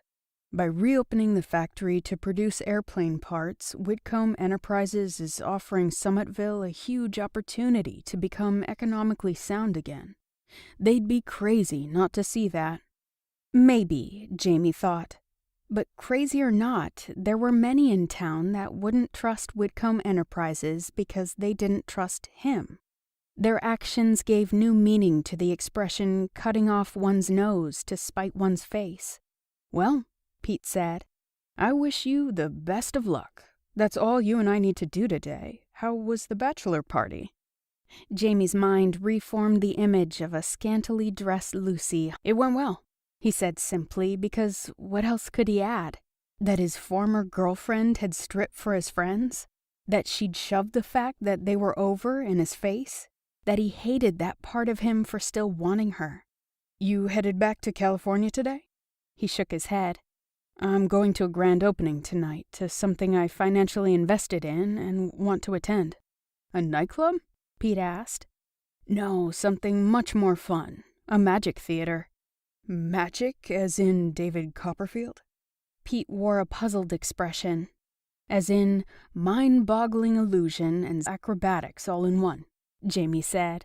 He was looking forward to seeing Reese and Max's plans come to fruition, but he wasn't looking forward to running into Lucy. Jamie left Pete and made his way around the Mile High Mall. At one point, thinking he'd pick up something for Brienne or his mother, he stopped in front of a little antique jewelry shop. There was a ring in the window that caught his attention. It was an Edwardian diamond and sapphire engagement ring, platinum with intricate designs of bows and flowers pierced into the sides. It had antique mill-grain edging, and it was set with one round 5-carat diamond with a single blue sapphire on each side. It was beautiful and intricate and vibrant. It reminded him of Lucy. "It's beautiful, isn't it?"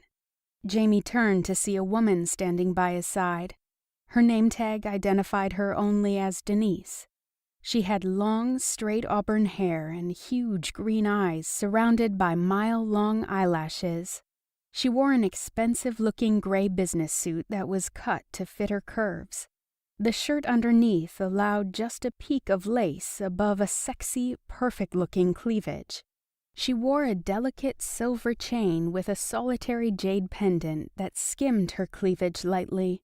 There was a matching bracelet around her right wrist and a silver ring on her right hand. Overall, the woman's look was elegant and sexy at the same time. The ring's breathtaking, Jamie agreed. Are you thinking of proposing? The woman asked him. Nope, I'm not dating anyone right now. Oh, well, that's too bad, she said with a flirty smile. He thought about Lucy, who was beautiful, intelligent, impetuous, hot-headed, stubborn, and sexy. She also wasn't even willing to try to be part of Jamie's world, didn't believe she could ever find her place there. He took in the woman in front of him.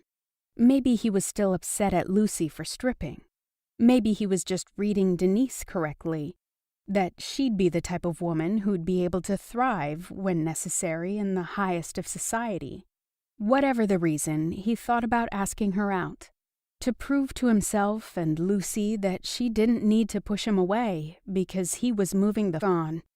In the end, he didn't do it, because no matter how angry Lucy had made him last night, he got it. She still wanted him, and that terrified her. That was the reason she'd done what she did. And the fact remained, he still wanted her. He just didn't know what he was going to do about it. One thing was for sure, she didn't want commitment. Maybe it was time he finally let that possibility go. If she wanted him, why not let her have him? And let him have her, even if it was just temporary. It would be better than never having her, never getting to kiss or touch her again. And maybe, just maybe, by finally having her, he'd be able to get her out of his system and move on for real. An hour later, Jamie met Gabe, Eric, and Cole for lunch back at the hotel. Ryan and Luke had gone to take a helicopter ride over Hoover Dam, and Reese and Max were getting ready for their big opening night. The guys were already at the restaurant when he got there.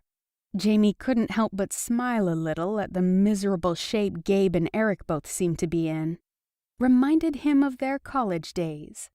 Hey, it's the showstopper, Gabe called out. Gonna tell us what you did with the stripper? You've been avoiding my texts. Story for another time, Jamie said, jutting out his jaw in a signal that he didn't want to talk about what happened the night before. What did you do, go back to our suite and clean out the minibar? He asked, changing the subject and deflecting the attention off him and his insane antics last night. Gabe raised his eyebrows at him, but didn't push it. More like we hit the blackjack tables and availed ourselves to free shots all night long, Gabe told him.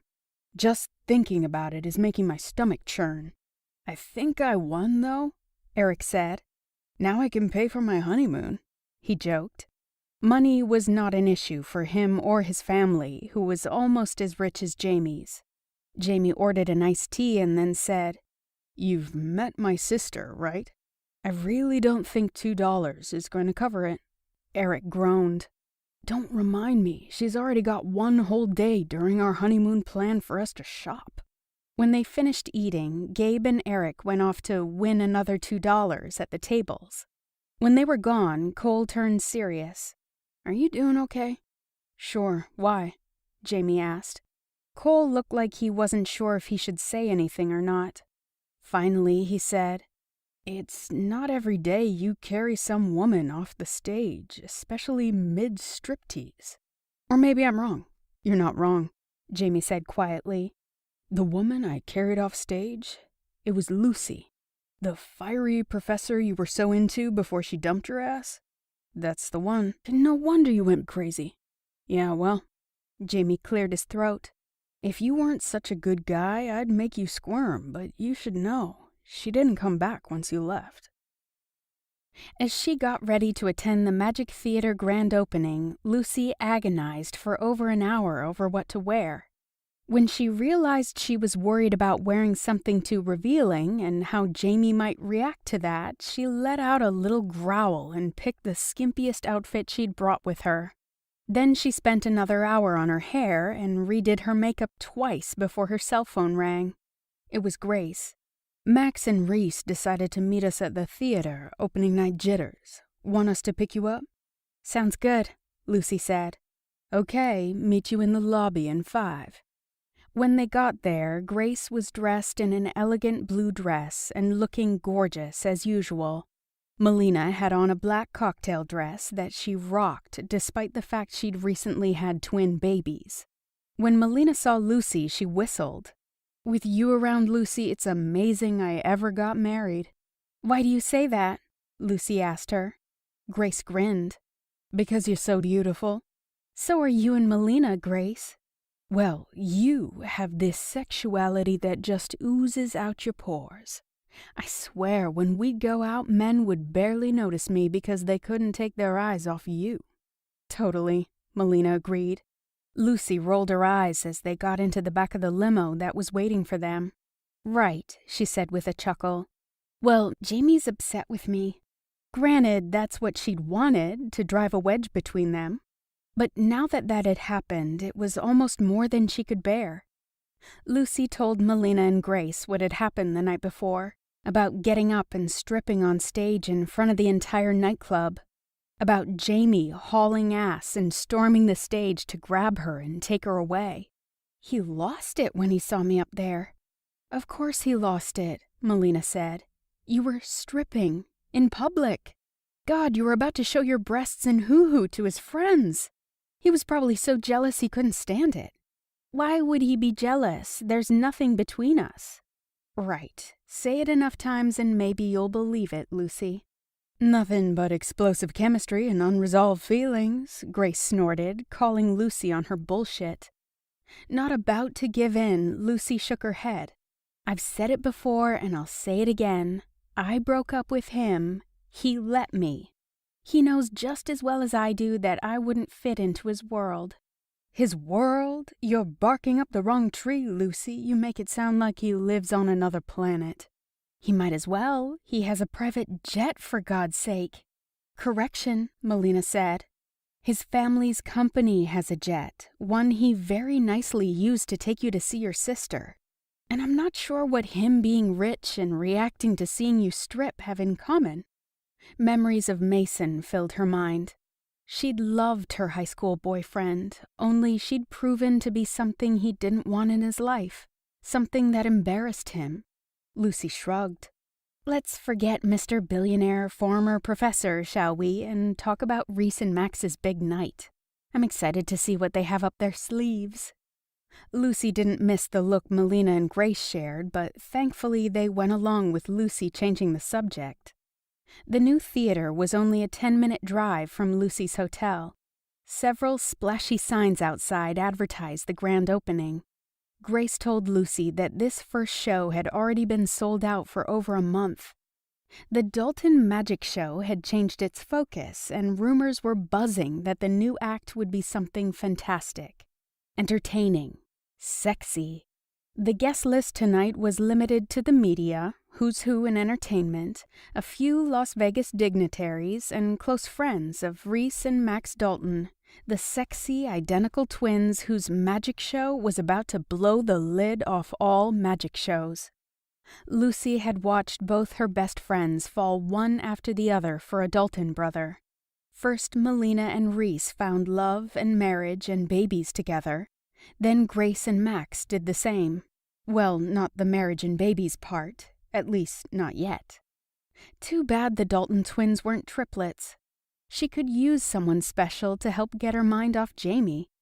The theater sported a dramatic entryway with red velvet curtains and vaulted ceilings that opened up into a large theater that seated over 1,000 people. Next to the theater was a more intimate lounge with a full bar and cushy, high-backed red velvet chairs arranged around dark cherry wood tables where patrons could have drinks and appetizers before the show. "Come on," Grace said. "Drinks are on me." The waiter gave them menus and took their drink orders. Lucy's dirty martini had just arrived when she heard Jamie's voice. Automatically, she turned around. He was wearing a black sports coat and a crisp electric blue shirt. Her heart started pounding double time, and she almost couldn't resist the desire to walk up to him, to apologize for having upset him, to tell him she'd only been trying to push him away when all she wanted was to pull him closer. Knowing she was about to cave, she immediately excused herself to go to the bathroom. She dabbed at her face with a wet towel, took deep breaths, and told herself to get it together. When she returned, Jamie was talking to Melina and Grace, so Lucy headed to the bar. "Hello there," a male voice said. Lucy turned to look at the man leaning against the bar beside her. He was gorgeous and just her type. He had longish, shaggy black hair and pretty, deep green eyes. He had a sexy and nicely trimmed goatee and a trim little mustache. He wore a black sleeveless t-shirt, and his muscular arms were covered in colorful tattoos, and to top it off, he wore round plugs in his ears. She wondered if he was pierced, and where. He held out a hand. On his wrist he wore black leather bracelets with silver studs on them, and his long fingers were adorned with skull-shaped silver rings. "I'm Damien Cruz." Lucy took his hand, and he held it a little longer than necessary after shaking it. When he let go, she leaned back against the bar and faced him. He smiled, and a deep dimple flashed on the left side of his face. If she was looking for someone to take her mind off Jamie, she suspected she'd just hit the mother lode. She hadn't had sex since breaking things off with Jericho, and this man was a perfect specimen. She was about to ask if he was alone when she heard someone clear his throat. She turned to see Jamie behind her. "Melina and Grace have gone inside. The show's about to start," he said. "Max and Reese seated us together. Do you want to go in?" She tucked her hair behind her ears, suddenly not sure what she should be doing with her hands, other than putting them all over him. Yeah, she said. She turned back to Damien Cruz and said, "It was nice meeting you." He reached into his shirt pocket, retrieved and held out a room key for the MGM Grand, and said, "If you want to see even more of me, I'll be there after midnight." Well, that was certainly bold of him. It made things crystal clear right from the start. Uncomplicated, unlike her very complicated feelings for Jamie. Lucy stared at the key card for a few seconds, undecided.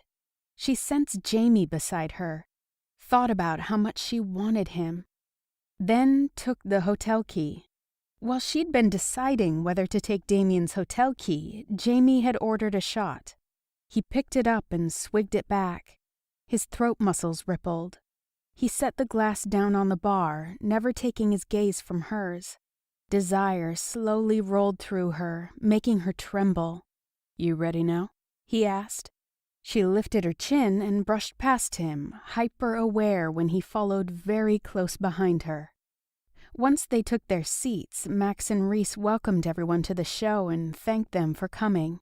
They introduced their chef and mentioned Jamie as one of their business partners. They put the spotlight on Melina, introducing her as Reese's beautiful wife, and on Grace, who Max called the love of his life.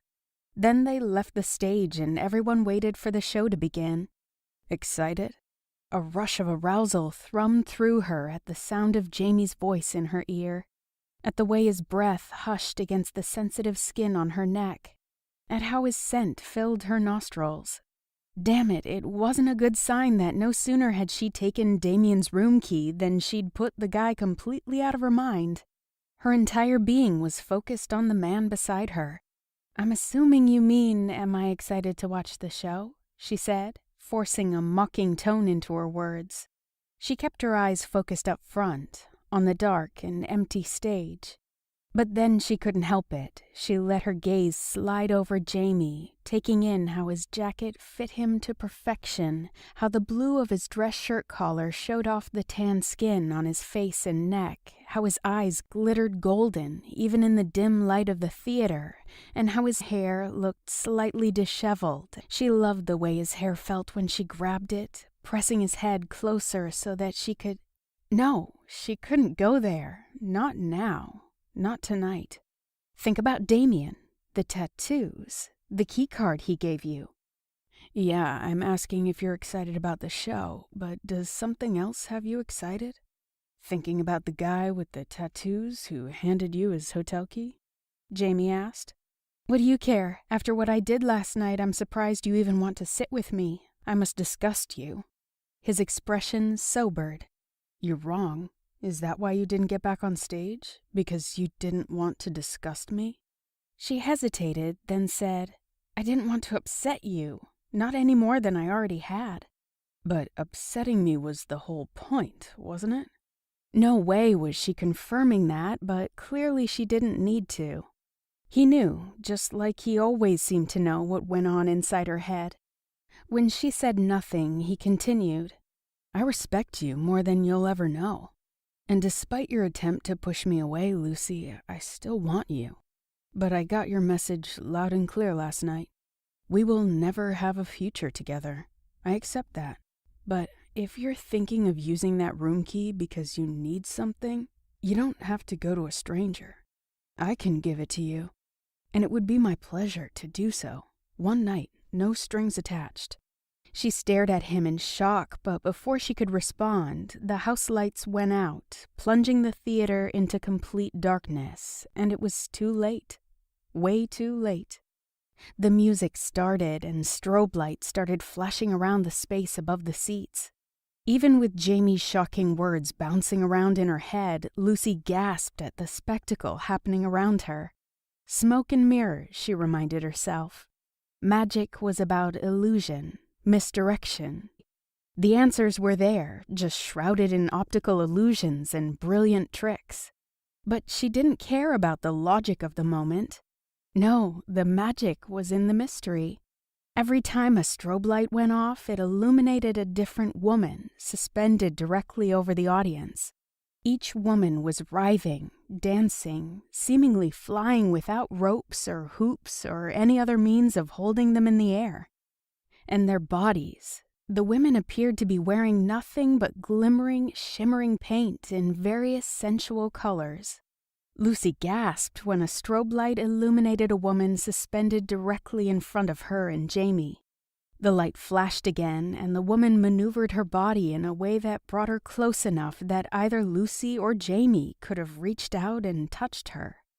For several minutes, the female bodies above them twisted and swayed in mind-boggling, breathtaking positions.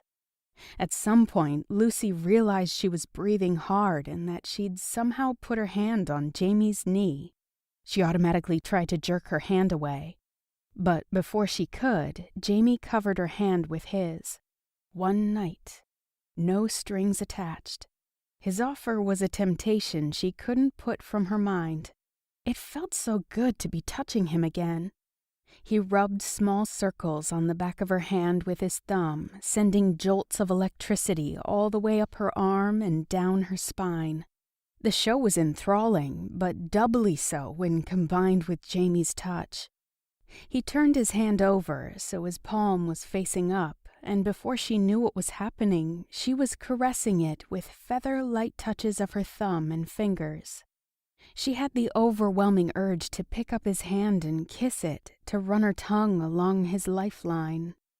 Her breaths quickened, and she felt so hot she knew her whole face had to be fire engine red. The more he stroked her palm, and the more forcefully he did it, the hotter she got. Lucy's world became focused on Jamie. They were in public, but also very much alone. In the dark. Surrounded by eroticism, artistry, poetry, magic. By the time the opening acrobatic act was over, Lucy was shaking. Desperate, she grabbed Jamie's wandering hand and held it tightly in both of hers. At first, he resisted being restrained, but then Max came on stage. Jamie stopped fighting her, but entwined his fingers with hers. Max did several tricks that Lucy had seen him do before. Then he introduced a new one.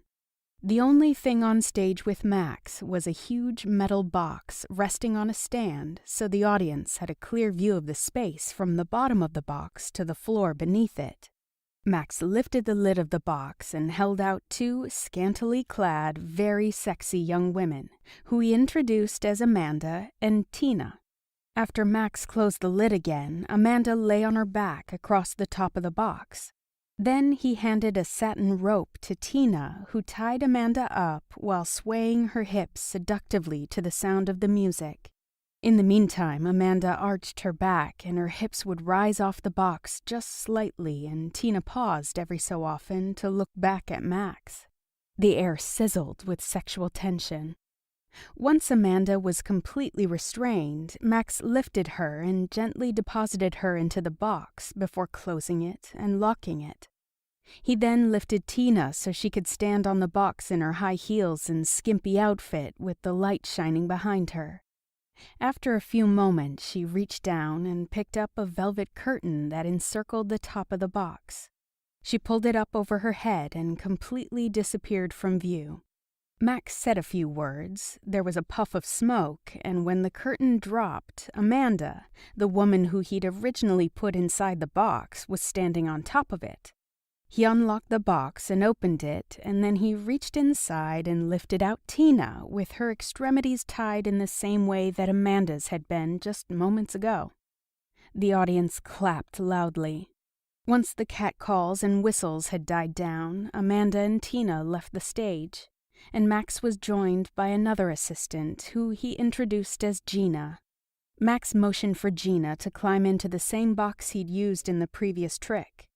She melodramatically shook her head and said no. Max once again asked her to climb in, and again she said no. She then told him to get into the box.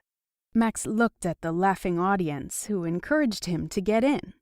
He stepped inside and laid down so Gina could close the lid. Then she proceeded to fold the sides of the box down until it was flat and continue folding until the box was reduced to the size of a pocketbook. The audience yelled at her to bring Max back. Lucy knew it was only a trick, but she could feel her heart pounding in her chest. Finally, Max's assistant put the tiny box back down and unfolded it. When it was back to its actual size, she lifted the lid. Max climbed out of the box, followed by Grace. Max kissed her passionately, like they were the only two people in the room. Then he suddenly dropped to one knee on the stage and held out a red velvet box. Lucy sucked in a breath, and the silence in the audience was palpable. "Dixie," he said, calling Grace by the nickname he'd given her. "Every night I thank God I have you in my life. Would you do me this honor, Grace? Will you marry me?" Grace covered her mouth with her hand to muffle her sob of joy, but it escaped anyway. She nodded over and over, obviously too overcome to speak. Finally, she managed to say, "Yes, Max, yes. There's nothing I'd love more than to be your wife." Max slipped the ring on her finger, and Lucy suspected that no matter where people were sitting in the crowded theater, they could see the large diamond gleaming beneath the overhead lights. Max swept Grace up in his arms, kissed her again, then carried her off stage. The audience was on their feet, clapping and cheering. Lucy could hardly breathe as she leapt to her feet as well and wiped away her tears. She glanced to the side and saw Jamie looking at her with a deep, smoldering look. "That was so beautiful," she murmured. "You're beautiful, Lucy." Bending down, he brushed his lips against her ear, and his hot breath sent goosebumps shooting down her spine as he said, "You going to use that hotel key?" She knew she should say yes. Knew she should find Damien and make sure Jamie knew she was doing it. Obviously, stripping hadn't driven him away, but instinctively, she knew if she actually slept with Damien, she'd never have to worry about Jamie pursuing her again. But she wasn't going to say yes. She wasn't going to sleep with Damien. There was only one man she wanted right now. She turned to him, brushing her lips against his ear. "You said one night. What will that entail?" "A private suite, champagne, and me." "Let's go." Chapter 5. The next morning, Lucy woke alone. A quick glance at the bedside clock confirmed it was 9:30. She scrambled out of bed and looked around for her clothes, but couldn't find them anywhere. Wrapping a sheet around herself, she walked out of the bedroom. For the first time, she took in the sheer luxury of the penthouse suite, which she hadn't registered last night. Of course, she'd been a wee bit distracted then. With a sigh, she searched the living area of the hotel suite for her clothes. Still nothing. On her way back to the bedroom, she saw several open boxes on the dining room table, fancy boxes with tissue paper. Slowly, she walked up to the table and peered inside. They contained outfits. Female outfits, shoes and all. She prodded around, noting one box held capris in a tank, one a blouse and skirt, and one a wrap dress. They just happened to be in her size. None of the outfits were what she'd normally wear, but they were pretty. Expensive. "I hope you don't mind," Jamie's voice came from behind her. "I figured you'd want to wear something fresh this morning. I picked up some things from the boutique downstairs and had your clothes sent to be laundered." She opened her mouth to chastise him for... what? Trying to control her again by having her wear what he considered to be appropriate? She caught sight of one of the price tags. Or his extravagance in dropping money in 3 outfits so easily? On some level, however, she knew her emotions were raging out of control. So she took a deep breath and clamped down on them as she turned to face him. "Where'd you come from?" she asked, forcing herself to switch the subject. "I was enjoying a cup of coffee and the view out on the balcony." She wondered if that view could even begin to compare to the one she was looking at now. He was dressed casually in a polo shirt, but Lord, what his broad chest and strong biceps did for that shirt was beyond glorious. And the way his faded jeans lovingly cupped she had to curl her fingers into her palms to stop herself from reaching for him. He was magnificent, and by the look of worry on his face, he was obviously afraid she was going to take his gesture with the clothes and throw it in his face. So no.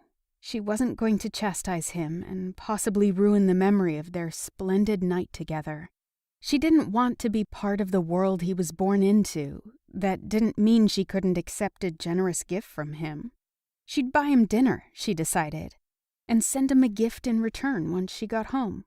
She grabbed the box with the capris, tank top, and jeweled flip-flops. "Thank you, Jamie. That was very thoughtful of you." He grinned. "I'm sorry I forgot the champagne last night. I can have breakfast brought up, but I wasn't sure what you wanted. I'm normally partial to pancakes myself, but I hear they do a mean eggs Benedict here." "Sounds great. I'll have them charge it to my room." He frowned, but before he could refuse her offer to pay, she said, "I'll just shower and change. Do you mind if I make a call before breakfast?" "Of course not." He looked curious, but had enough manners not to ask any questions. She hesitated, then said, "I want to check on Millie." "Your sister's daughter?" Lucy nodded. "Yes, I've called every few days to check in on her, and I'm hoping that Mason's sister will agree to let me visit her soon. Even if I don't have a relationship with my mother and father, well..." "So you have no plans to mend your relationship with your parents?" Now it was her turn to frown. "It isn't a matter of wanting anything. Our relationship was damaged beyond repair over a decade ago. It was clear at both the hospital and the funeral that Gail's death hasn't changed that." "I'm sorry. I didn't mean to offend you with my question. It's obvious you care about Millie. With Gail gone..." He shook his head and waved a hand. "Never mind. If you want to share your feelings about your family, Lucy, I'm here. Last night doesn't change anything. I'm still your friend." "Thanks, Jamie," she said quietly. "I appreciate that." She quickly showered and dressed, then used the phone in the bedroom to call Mason's sister, Diana, who had custody of Millie.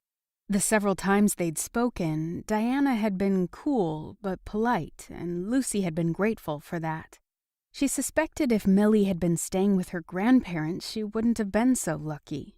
After all, Lucy knew firsthand the low opinion Mason's father had of her. It was possible Diana felt the same way, but she'd never treated Lucy with anything but civility. The call went straight to voicemail, so she left a message asking Diana to call her as soon as she had the chance. Then she went out into the living area where Jamie was enjoying a cup of coffee. For a few seconds, she stared at him, awestruck again by his sheer beauty. "Why are you looking at me like that? You want me again already, don't you?"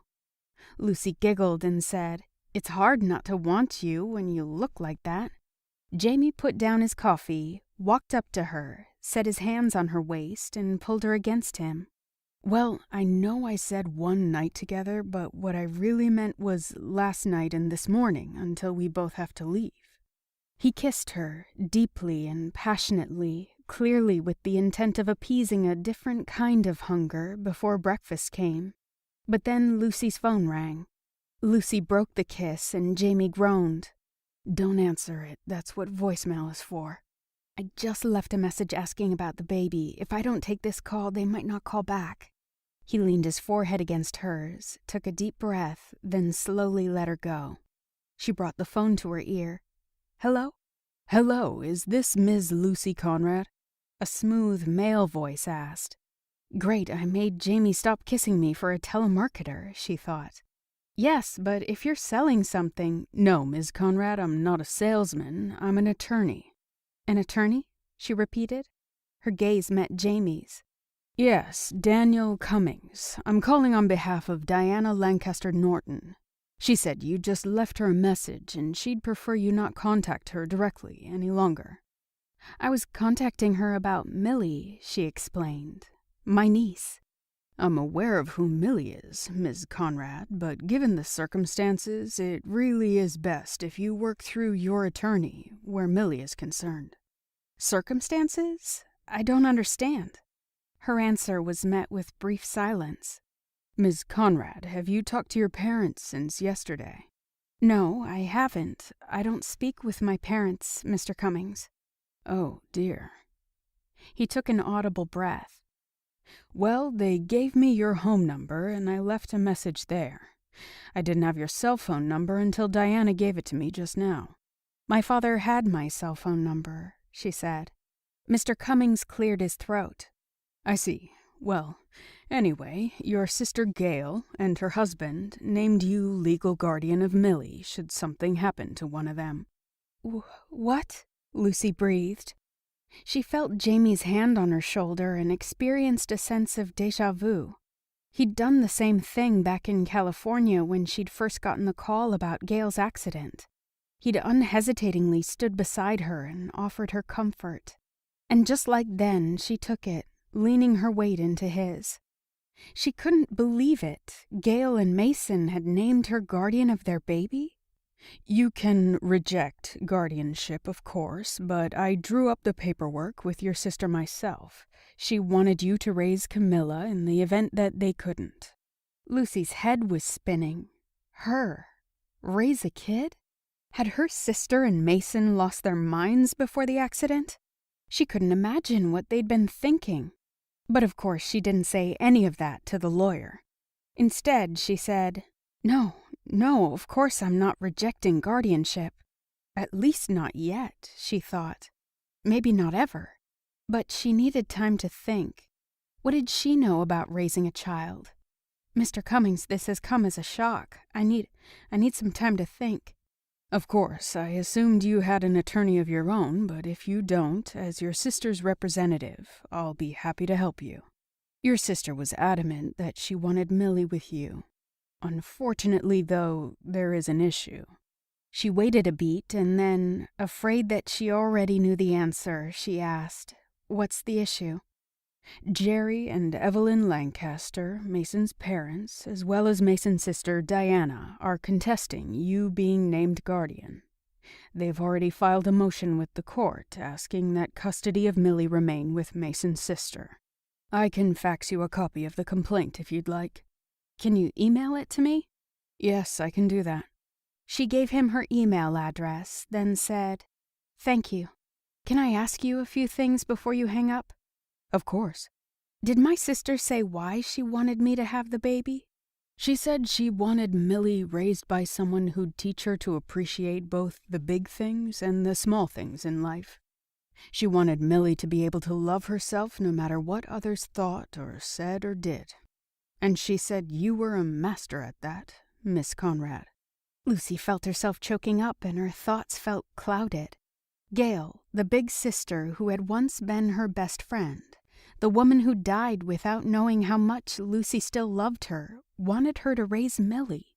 But my next question is on what grounds Mason's family is contesting guardianship.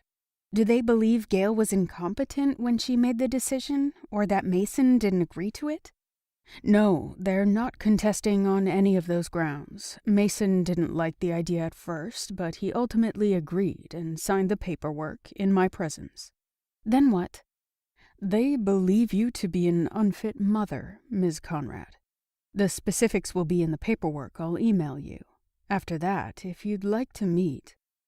Lucy listened to the rest of Mr. Cummings' spiel, but the words seemed to be coming from underwater. All the words, that is, except unfit mother, which echoed loud and clear inside her head. When Lucy got off the phone, Jamie put his arm around her and she laid her head on his shoulder. He got the feeling she was trying really hard not to cry. He didn't ask her any questions, just silently held her until he felt her body stop shaking. Only then did he ask, "Do you want to talk about it?" Lucy sighed deeply and said, "My sister left custody of her baby to me." He'd figured as much, but he hoped he'd managed to hide his surprise. It wasn't that he didn't think she would be a wonderful mother, but from what little she'd told him about her family, it really shocked him her sister would.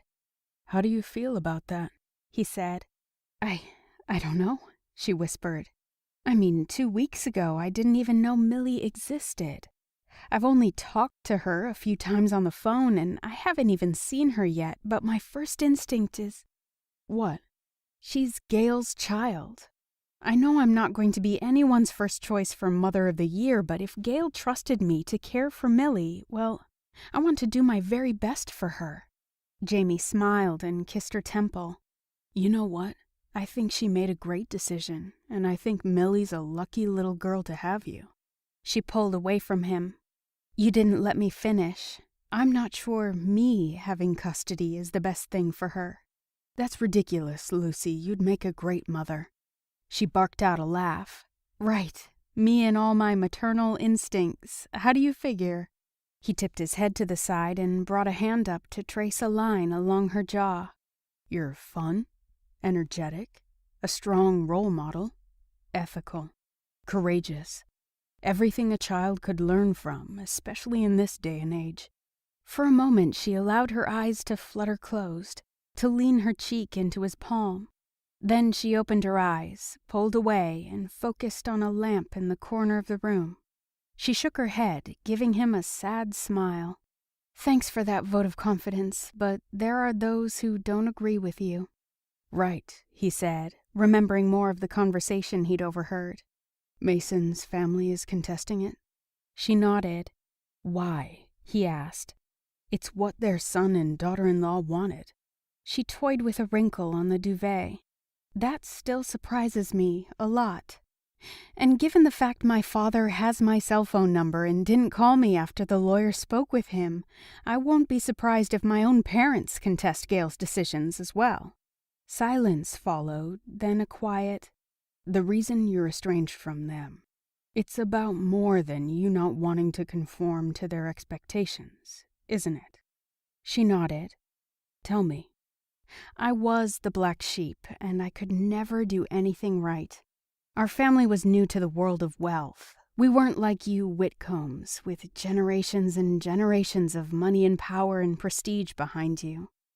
Nope, my dad made a fortune early on selling stocks and made sure everyone knew we had money, and that everyone knew we had a place in society, even if we didn't." "Sounds like your dad has issues." "Yeah, that about sums it up. But Gail and I had to be ambassadors for our family. We had to play the part, act the role, be ladies. Gail got an A+. I failed. But it wasn't just Dad who was disappointed in me." When she hesitated going further, Jamie caught her hand, which was still playing with the fold in the duvet, and entwined his fingers with hers.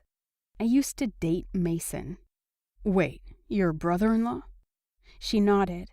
"He was the first guy I slept with. I thought we were going to get married. But then I overheard our dads talking to him, encouraging him to break up with me, encouraging him to date Gail, who'd be better suited for him. When he broke up with me, he said I didn't fit the image of someone he'd need by his side when he took the political world by storm. He said I embarrassed him, just like I embarrassed my dad." Her voice quavered, and Jamie mentally cursed, knowing how difficult it was for her to admit this all to him. Damn her father and ex-boyfriend for making her doubt her own worth. Jamie took a deep breath and chose his words carefully. "I hate to speak ill of the dead, but he didn't deserve you, Luce." "I know that, but I loved him. I thought he accepted me, and to know my own father and my sister thought so little of me, cared so little of my feelings. Well, obviously 15 years later I still wasn't over it. With Gail gone, it seems so stupid now. I know that, but I can't change the past." "So, is that how you think of me? That just because I have money, I do something like that? Think something like that?"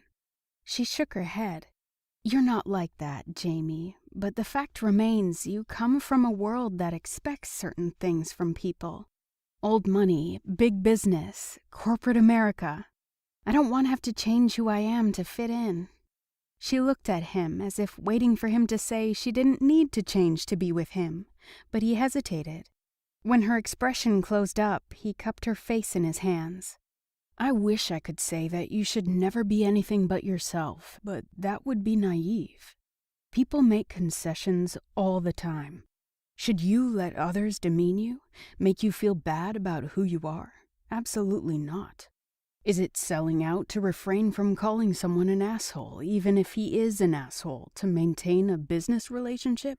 Maybe, maybe not.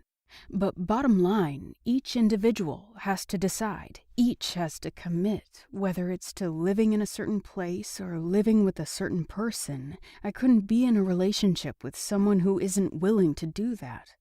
With someone who'll walk away when things get tough." "Like I did from my parents, you mean?" She pulled away until his hands dropped. "I understand Mason hurt you," he said quietly. "That what your sister and your father did hurt you most of all. But that could have happened in any family, rich or poor. You focused your hurt on the fact that you and Mason came from money. You wanted out of that world so much that you didn't see your sister for 15 years. By the time you did..." "By the time I did, it was too late." She smiled bitterly. "So what now? Our one night and the morning after are just about over, and you told me you didn't want to be my friend, remember?" "And at the time I was practically green with jealousy. We are friends, Lucy. You don't have to tackle this alone. I'll help you in any way I can. As for the rest of today, I know you've gotten a shock about Millie. You need time to process that." "Thank you, but please don't tell me what I need." She smiled brightly. "Obviously Mason's sister isn't going to let me have contact with Millie. The lawyer will be emailing the paperwork I need to review, and I'll get on that first thing in the morning. But right now, we only have a few hours before I head back to California. And you?" "I'll be heading back to California as well, for my sister's wedding on Coronado Island." She nodded. "Right. Well, before we go, I'd just as soon focus on something other than what a terrible mother Mason's family thinks I'll be." "By all means, let's take advantage of those hours." Chapter 6. Almost 2 hours later, there was no doubt in her mind now that she'd been right all those months ago. Jamie Whitcomb had been the best she'd ever had. The question was how she was going to live without his particular brand of lovin' from here on out. Because playtime in Vegas was over. It was time for her to return to Northern California and deal with the matter of gaining guardianship of her niece. And as much as she appreciated his offer to help her, it was time for Jamie to finish up his vacation time at his sister's wedding before fully taking his place at the helm of his family's billion-dollar corporation.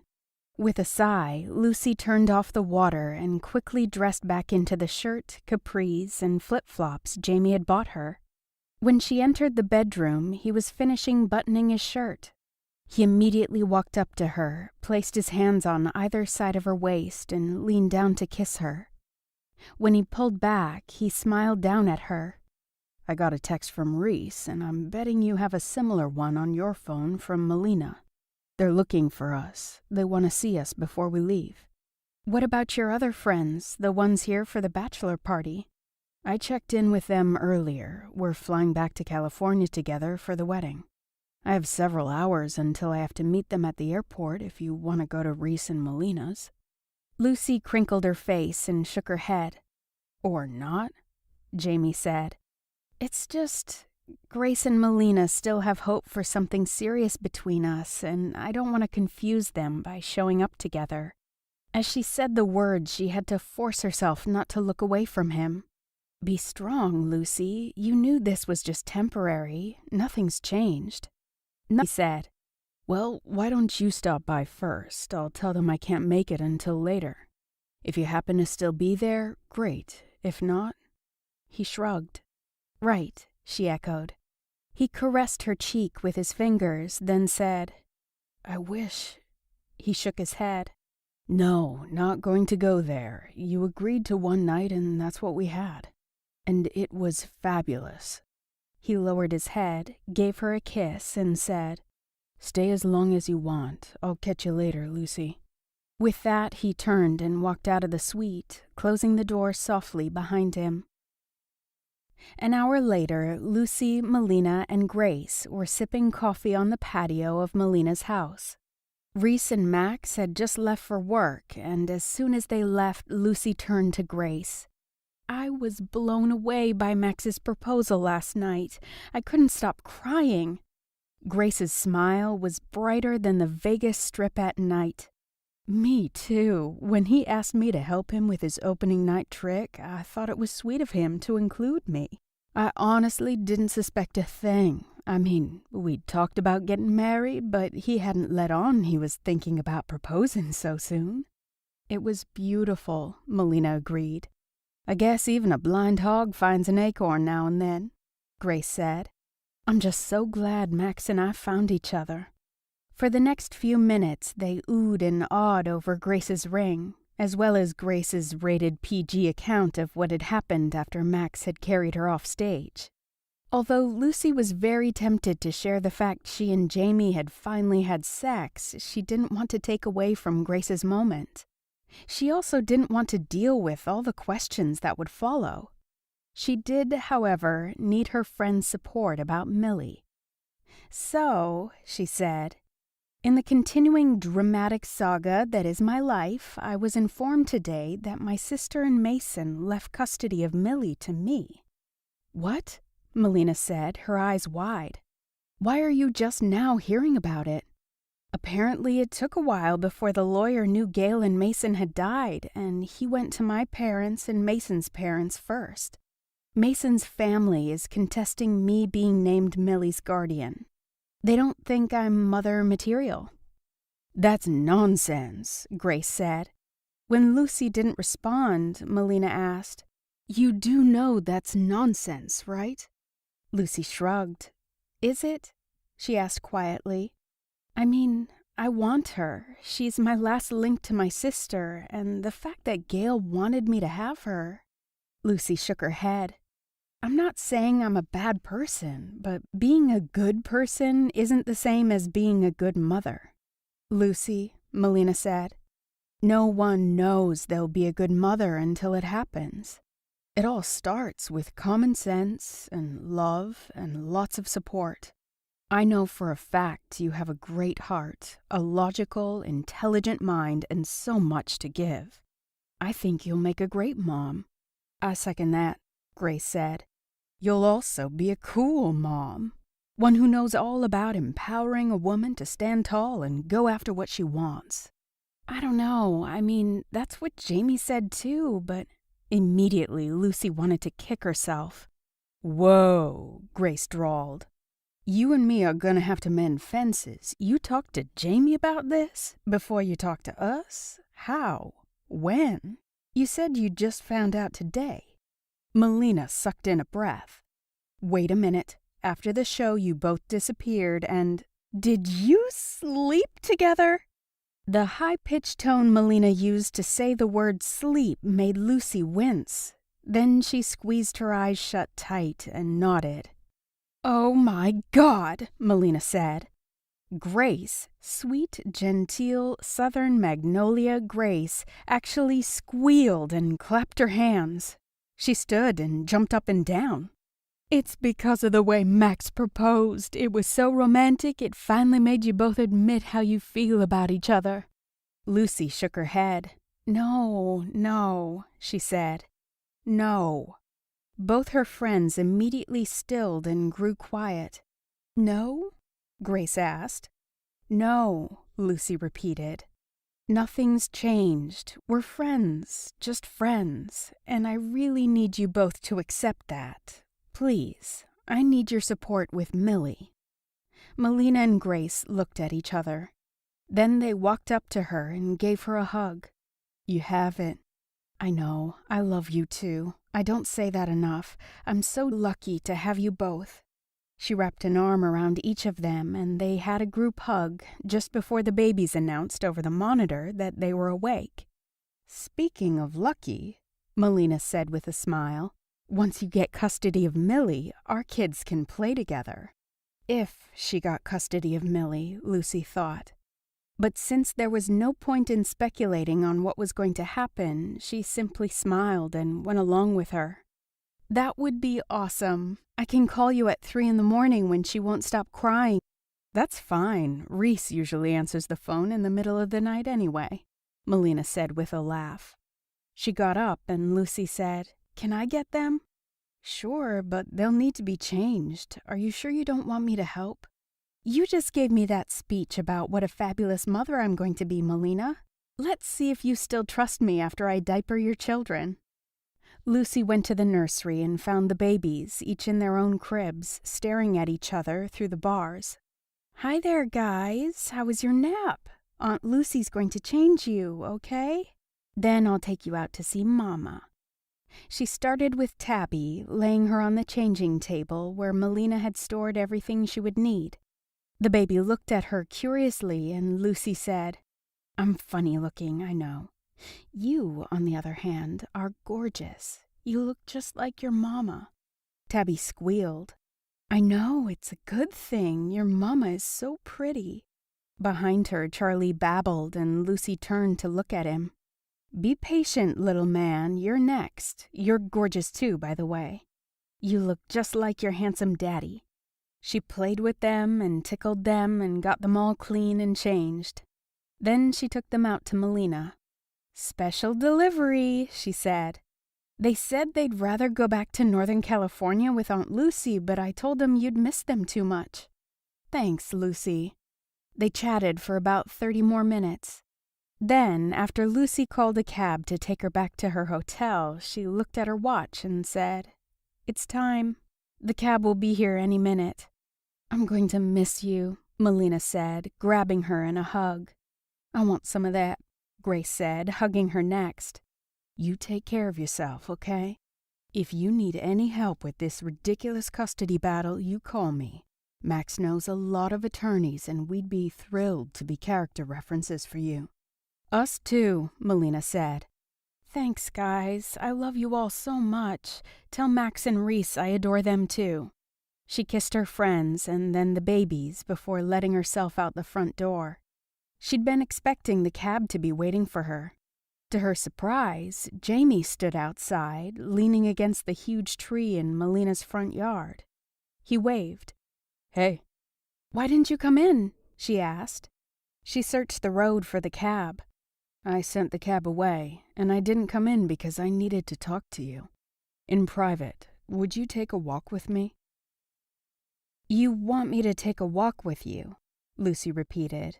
She looked at Jamie as if he'd lost his mind, and maybe he had, but he had to act cool, calm, and confident if he was going to get her to agree to his plan. That's right. Is everything okay? Yes. He held out a hand for her. I've just been thinking about something and I want to talk it over with you. Lucy took Jamie's hand and they began walking. They'd only gone about a block when she suddenly stopped and turned to him. Jamie, if this is about last night, or this morning for that matter, we both agreed nothing's changed. Everything had changed, he thought, at least for him. But even if things hadn't changed for her, he was determined to help her. This isn't about me wanting to start a relationship with you again, Lucy, at least not the way you think. This is about me helping you get custody of Millie so the two of you can start being a little family. Or, he held up a hand to forestall her saying she wasn't sure keeping the baby would be the best thing for her. Or you can make arrangements for her to go to caregivers you're comfortable with. Although I just want to say again, I think any child would be lucky to have you as a mother. Go on, she said. He took her hand and they started walking again. As they did, they passed charming houses, some with tricycles and swings in the front yard. To anyone looking at them, they'd appear to be just another couple taking a stroll. I talked to my lawyer, and from everything I've told him, he says you've got a long, ugly battle ahead of you.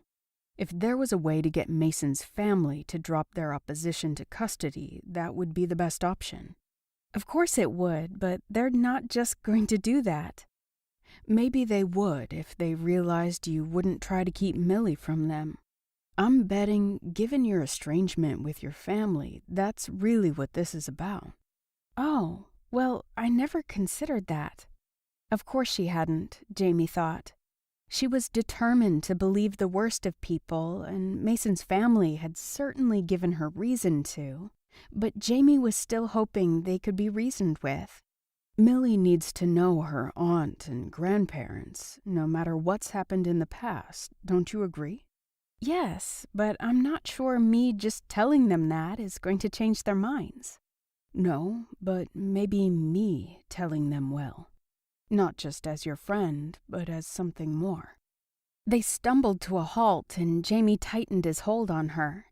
He'd given this a lot of thought, and it seemed like such an easy way to help her. And while he usually hated dishonesty in any form, this was Lucy and Lucy's niece, and they'd both been through so much already.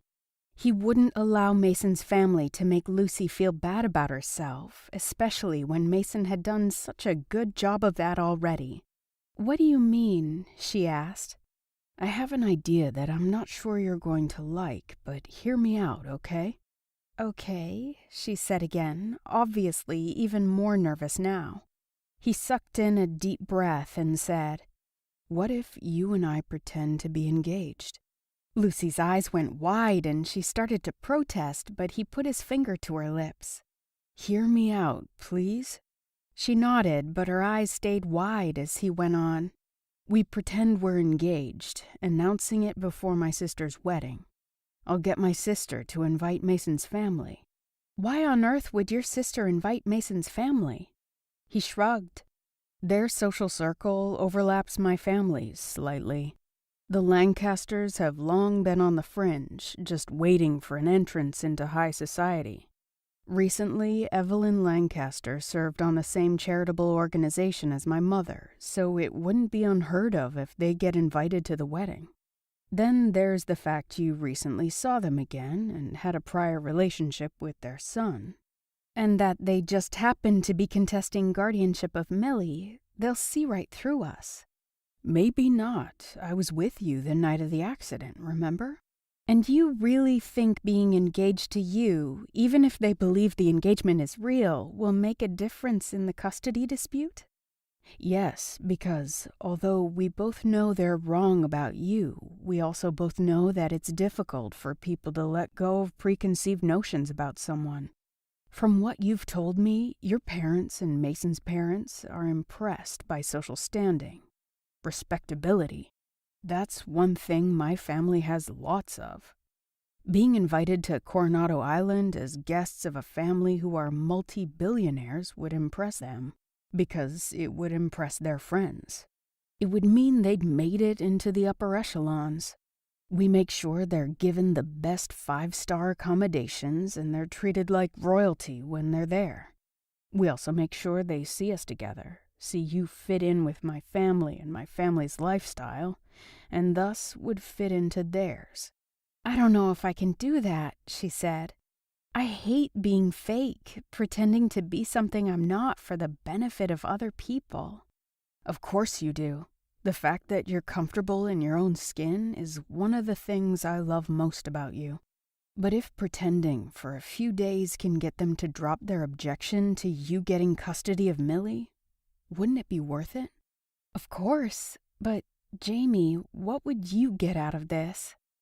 He almost said he didn't want anything out of it. All he wanted, all he ever wanted, was for her to be happy and get what she wanted out of life. He wanted her, but that wasn't what this was about. He would never resort to using something like this to gain her affections. The problem was, Lucy was always so suspicious, and she wasn't likely to believe that. He suddenly had another idea. Whitcomb Enterprises is trying to reopen what used to be an old automotive plant and turn it into a factory to produce airline parts that will literally revolutionize the way planes are made. The townspeople are a little suspicious of us. They're not an affluent community and they don't trust easily. So you're suggesting I use you to get custody of my niece and you use me to get poor people to like you? She said. Jamie shook his head. She could be the most stubborn, insolent woman he'd ever known sometimes. You wouldn't be using me by accepting my help.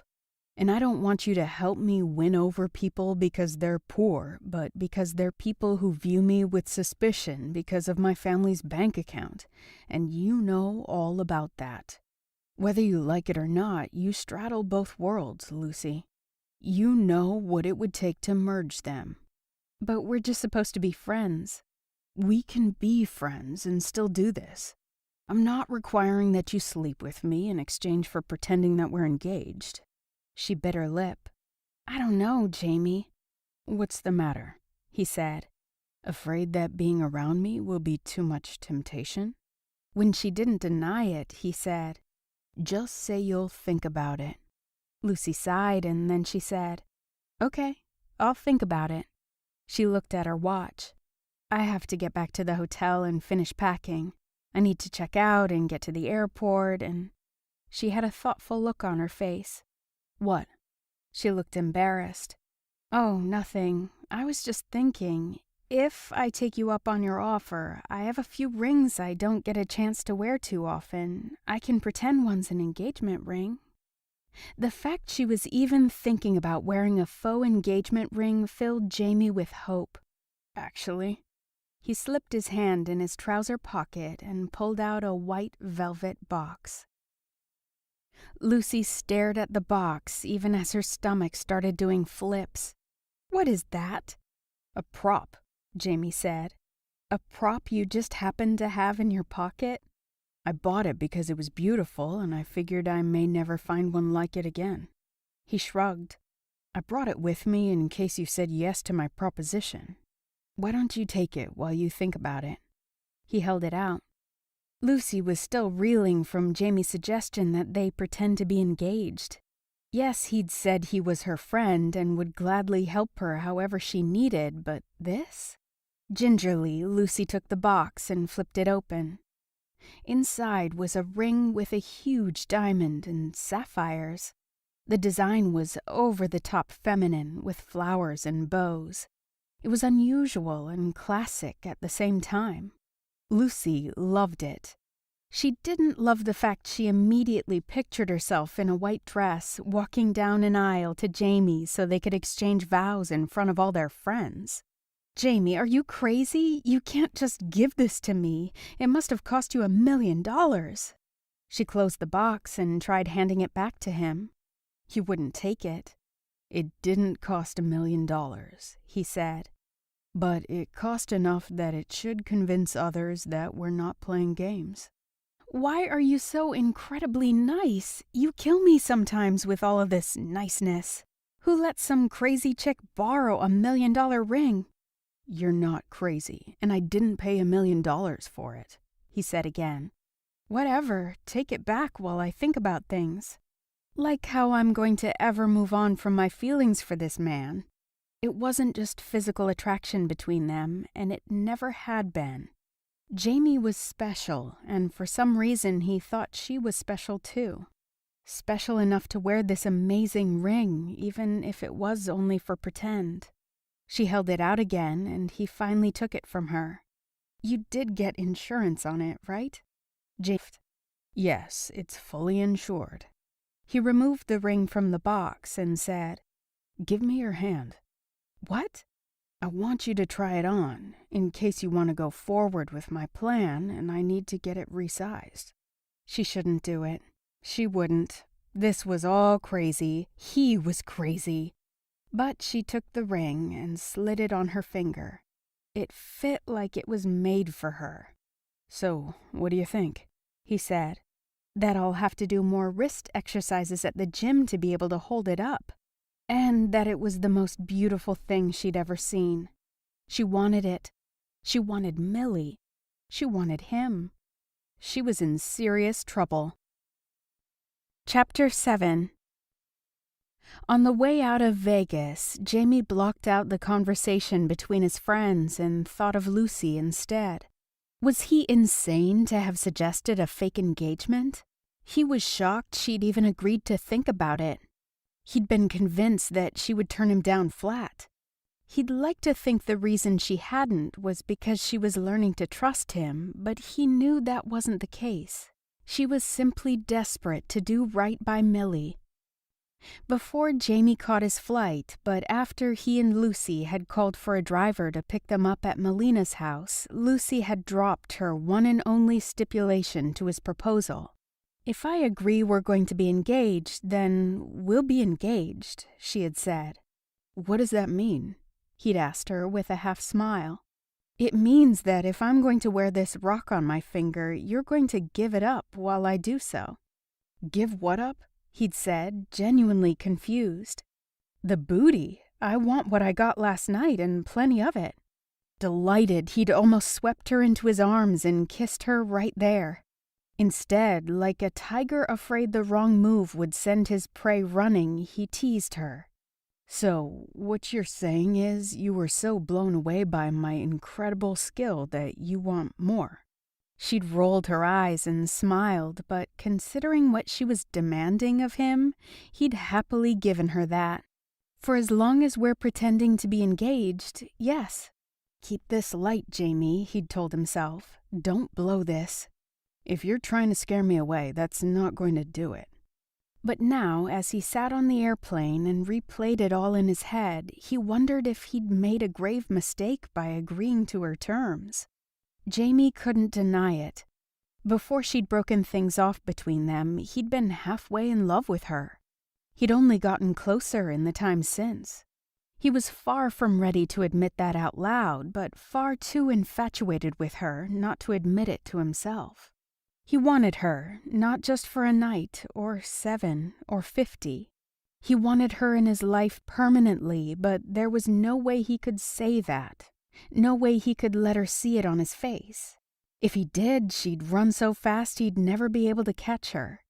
Besides, the last time he'd let himself imagine a life with her, she'd found out he was rich and suddenly thrown the brakes on everything. He'd been left hurt and confused. Months later, he still wasn't over it. How would he feel after they pretended to be a couple and made love on a regular basis, and then suddenly, after she got custody of Millie, it would be bye-bye Jamie, he asked himself. He'd get his big, stupid, soft heart broken, that's what. He thought about the risk he'd be taking with his own heart. And then he thought about Lucy. He thought about how devastated she was when she lost her sister. He thought about how alone she had been most of her life. She had a chance for a fresh start with Millie. He'd seen the light in her eyes when she talked about the baby, The terrible hope and fear she kept inside her. If he didn't help her, she might very well lose custody. He couldn't risk that. He knew what he was going to do, and it wouldn't be walking away. "Do you still agree with my terms?" Lucy, who was back home in Northern California, asked Jamie on the phone the next day.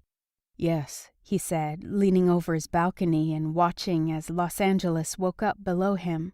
On the horizon, smog settled, the one thing that marred the beautiful view. Okay. If you agree to my terms, then I think, why not? Let's go forward with your plan." "Then we're agreed. We're committed to you getting Millie, to enjoying each other for the length of this engagement." Well, I guess all that's left to say is, thank you for helping me, Jamie. I really appreciate it. "You're welcome, Luce. When do you meet with the lawyer?" "Later today. Wish me luck." "I can do one better than that. I can come with you." "You do that? Aren't you busy with the new job? Your sister's wedding?" "Honestly, yes, but I'll make time for you. I always will when it means something to you, Luce." He heard her swallow before she said, "Thank you, but I can handle this on my own." "Okay, I'll be thinking of you the whole time. Let me know how it goes." "I will. Before we hang up, have you thought about how we're going to announce this engagement?" "What about starting with social media?" "You want us to, tweet about it?"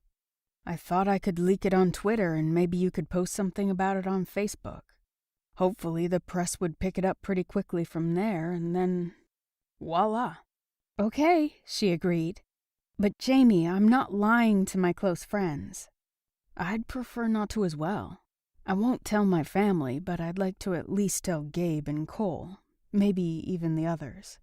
"That's fine. I'll tell Grace and Melina. I trust them all with my life. They know all my secrets." "Good to know. If I ever need to know something about you, I can just torture it out of one of them." Lucy laughed. "You can try, but they'll never talk." "You sure about that? I'm a very persuasive man, Luce." Lucy couldn't possibly deny how persuasive Jamie was. Look at what he'd talked her into. Faking an engagement so she could convince others she was proper maternal material. But she'd agreed to his proposition, and now it was time to jump in the only way she knew how. Full throttle. Lucy hung up the phone and went to her computer. She signed on to Facebook, and then she sat staring at the status update box for 10 minutes before she finally typed, "Guess who got engaged?" Then she snapped a photo of her gorgeous antique engagement ring and attached it. Before she pressed the post button, she sent a text on her phone to Grace and Melina that said, "What you read on Facebook is not true. I will explain later, but in the meantime, please go along with it if anyone asks you." Then she pressed post and waited. For the next 20 minutes, she got message after message asking for more information. Social media could be a blessing or a curse. She wasn't sure which one this was going to be. She finally typed in, "Engaged to Jamie Whitcomb. So happy." The responses, mostly from colleagues at the university, poured in even faster. "OMG, that's amazing. Congratulations, Lucy. Jamie's a great guy. Love the ring. How did he propose? When's the wedding?" And her personal favorite, "One less single billionaire in the world." Apparently, there were others who knew Jamie came from money. She just happened to think it extremely tacky that someone would refer to it online, so she deleted that post. Lucy answered a few others, stating they hadn't set a date yet and thanking them for their well wishes. She wondered if their plan could possibly work. Could it really be this simple? Fake an engagement to a respectable, wealthy man, and then all of a sudden she'd be deemed respectable too? She hated lying. She hated pretending to be anyone but herself.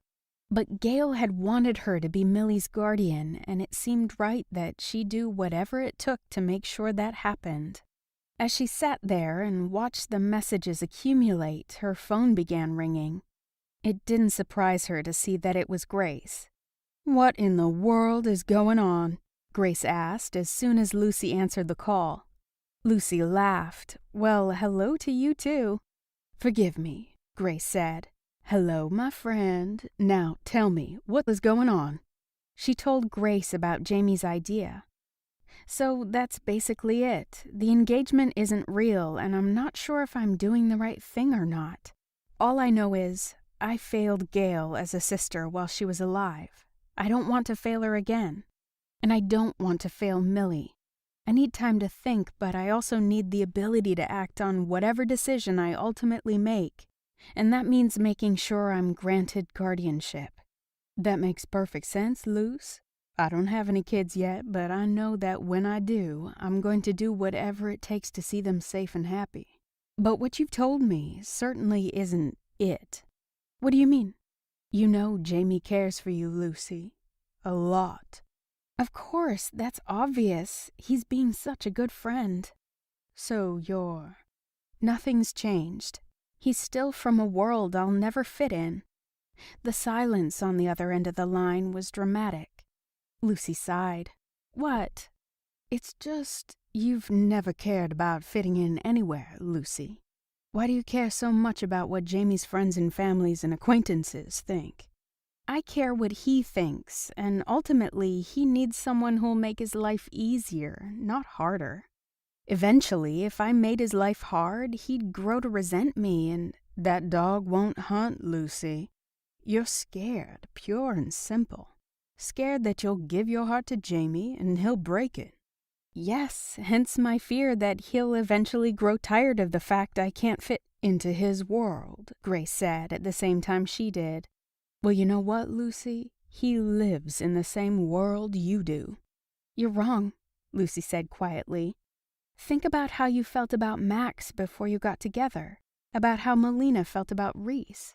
Before they proved they wanted you and only you, before they fought to keep you, can you tell me you all came from the same world? Grace's silence was deafening, and Lucy knew she'd made her point. Reese and Max weren't rolling in money, but they were true celebrities and had been renowned ladies' men. It had taken quite some work for Melina and Grace to accept they were what the two men wanted and all they'd ever want in life partners. You're right. I'm sorry, Lucy. I'll shut up about it. You don't have to. Just do me one favor. What's that? She asked. Be careful with your heart, and especially be careful with Jamie's. Pretending can turn into a lot more, and if, in the end, you're not willing to take a risk... I'll be careful, she said. But you don't need to worry so much. Jamie and I both know what this is, and what it isn't.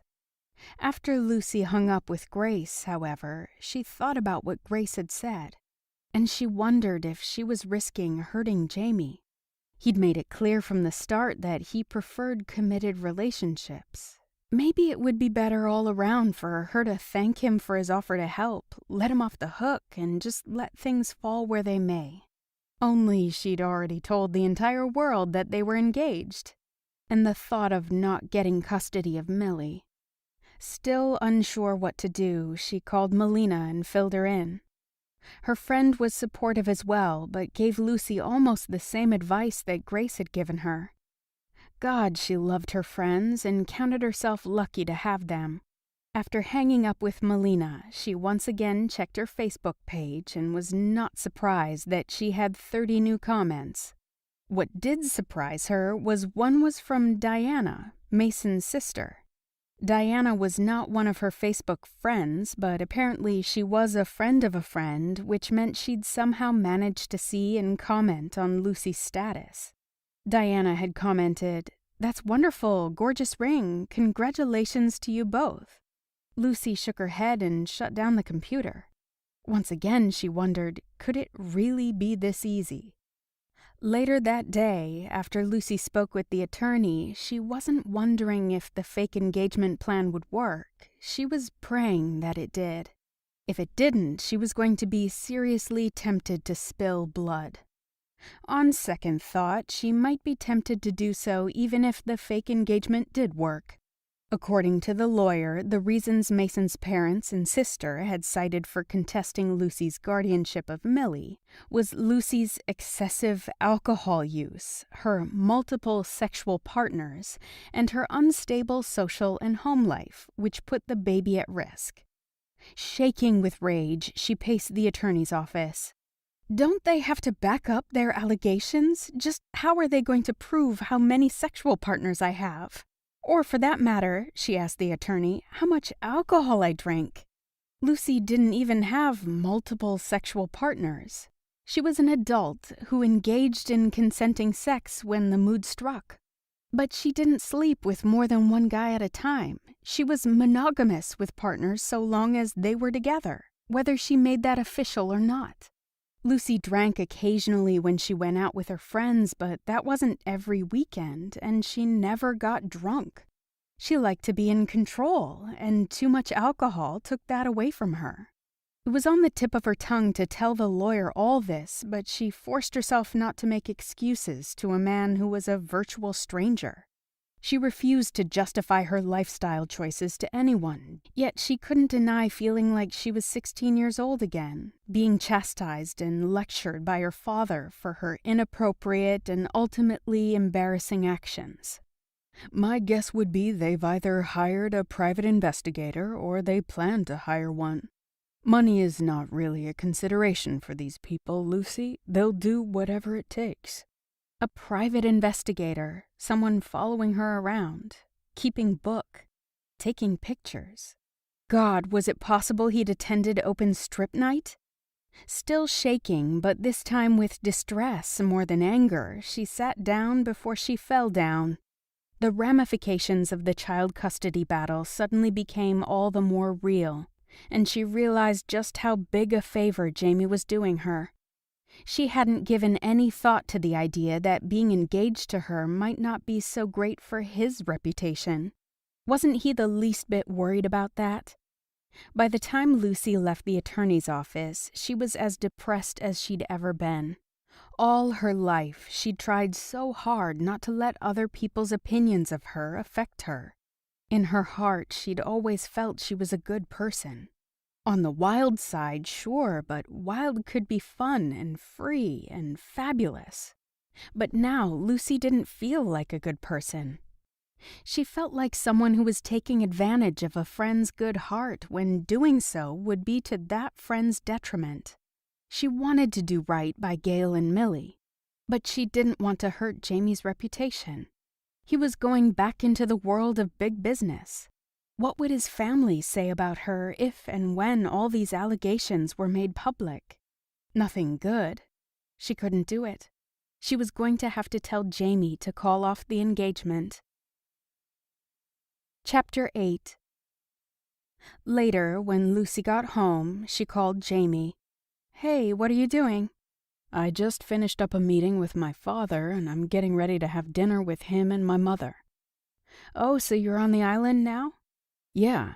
Are you okay? Do you need me to come up there? She smiled. He wouldn't even need to take his private jet. He could just hop on a flight from San Diego and be on her doorstep in a few hours.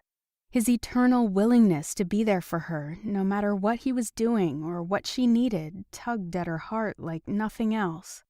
"No, you stay where you are and enjoy your meal with your parents. But I do have something I need to discuss with you. I saw the attorney today, and he said that Mason's family has probably hired a private investigator to dig into my background. They're making allegations." "What kind of allegations?" he asked, his tone grim. "Nothing I wouldn't expect in a game of dirty pool. Let me call my lawyer." No, don't call your lawyer. I don't want you involved in any of that. It's not fair and not what you signed up for." "So, what are you saying?" "We have to call this silly engagement off. I'll win them over another way. And if I can't, then—" "Forget it." She jerked at the emphatic tone of his words. "Excuse me?" "We're not calling this off. I already invited Mason's family to my sister's wedding. They were ecstatic. I know my plan is going to work, and we agreed to do whatever it takes to get the baby, didn't we?" "Yes, but that was me being selfish. I appreciate you, Jamie, so much." I don't ever want to take advantage of your good heart. I'll post on Facebook in the morning that we've decided to call it off, and I'll give you the ring back when you get back to town." "Lucy, listen to me." "No, Jamie, I'm tired and I just want to go to bed now. There's no sense in arguing about this. I've made up my mind. Have a good night." She hung up the phone and wondered why she had tears rolling down her face. It wasn't as if she and Jamie had truly been engaged. Chastising herself for acting like a silly schoolgirl, she washed her face and went to bed. It was only 8 in the evening, but she was truly exhausted. Sometime later, she dreamed that someone was pounding on her door. She ignored it, and then her phone began to ring. She ignored that too, and then the banging started again. Lucy pulled open her eyes and looked at the clock. It was just past midnight. Who is banging on my door? She staggered out of bed, pulled on her robe, and padded out to the living room. When she got close to the door, the pounding started again, making her jump. "Who is it?" she called, annoyed and a little bit frightened. "It's Jamie." Lucy sighed heavily and rolled her eyes. Then she smiled. He'd done exactly what she'd thought he could do earlier, jumped on the first plane to get to her. She knew why he was here, to convince her to go forward with their plan. And she knew if she let him, he'd be able to do it. "It's kind of late," she said softly. "Lucille, open the door. I'm not leaving." She unlocked the deadbolt and jerked it open. "Lucille?" "I thought it would get your attention," he said, brushing past her. She shut the door and turned to face him with her arms crossed against her chest. He was wearing jeans and a button-down shirt. His hair was slightly disheveled, and he had a slight 5 o'clock shadow, which she'd never seen on him before. He looked yummy. He didn't even have a bag with him. He'd probably headed out to the airport with just his wallet and keys. "What are you doing here, Jamie?" "I flew in to talk some sense in you. You're not calling off this engagement, Lucy. If you lose that baby, you'll regret it." "What if this causes scandal for your family? Won't you regret that?" "No," Jamie said. "If you think we haven't had scandal of our own before, well, let's just say we're not strangers to it. My family will love me no matter what. They've proven that. You're my friend, Lucy. This is what friends do for one another." "Pretend to be engaged?" He put his hands on his hips and tried to look tough. It only made him look hotter. "If need be," he said. "We can do this, at least for a while." Lucy couldn't help it. She laughed. "You're crazy," she said. "Then you're engaged to a crazy person," he said with a smile. "Right?" "For now," she said. "So I still have a date for the rehearsal dinner and my sister's wedding?" She took a deep breath to steady her nerves and said, "Yes." With Melina busy taking care of the twins, Lucy enlisted Grace to help her with shopping for the rehearsal dinner and the wedding. Although Lucy and Grace had completely different taste in clothing, Lucy still thought what Grace wore was pretty, and she knew anything her friend picked out would be both attractive and socially acceptable. Grace was perfect as a shopping partner for this particular endeavor. She encouraged Lucy to pick an outfit she loved. "You have wonderful style, Lucy. You don't have to change who you are to make other people like you." "Clearly I do," Lucy had responded. "Now please, Grace, pick an outfit you would wear so I don't have to think too much about it." And without any more protests, Grace did as Lucy asked. They shopped until they found an outfit that was a happy medium. That is, an outfit Grace assured her was appropriate for a high society rehearsal dinner and one that Lucy didn't hate. By the time they stopped at their favorite Chinese restaurant to meet Melina for lunch while Reese watched the twins, Lucy was almost completely outfitted. The only thing she had left to get was the dress for the wedding itself. "So, how are things going between you and your fiancé?" Melina asked her with a smile. "Things are good," Lucy told her. "It's the best fake relationship I've ever been in." It was the best relationship she'd been in, period. She'd never forget the way Jamie had shown up at her door, determined that they go forward with their plan and forget her worries that she'd somehow be hurting him by being associated with him. They ordered their lunch and were simply enjoying each other's company when Lucy suddenly saw a huge flash in front of her face. She looked up in time to see a man lowering his camera to his side. "Miss Conrad, I'm Harry Lowenstein with Gateway News, and I'd like to ask you a few questions about your alleged engagement to Jamie Whitcomb." "Alleged engagement?" Melina echoed in an outraged voice. Lucy put a hand on her friend's arm. "Do you mind? I'm having lunch with my friends here. If you have questions, you should have asked to set up an interview." "Fine, can we set up an interview?" "No, but thanks for asking," she said.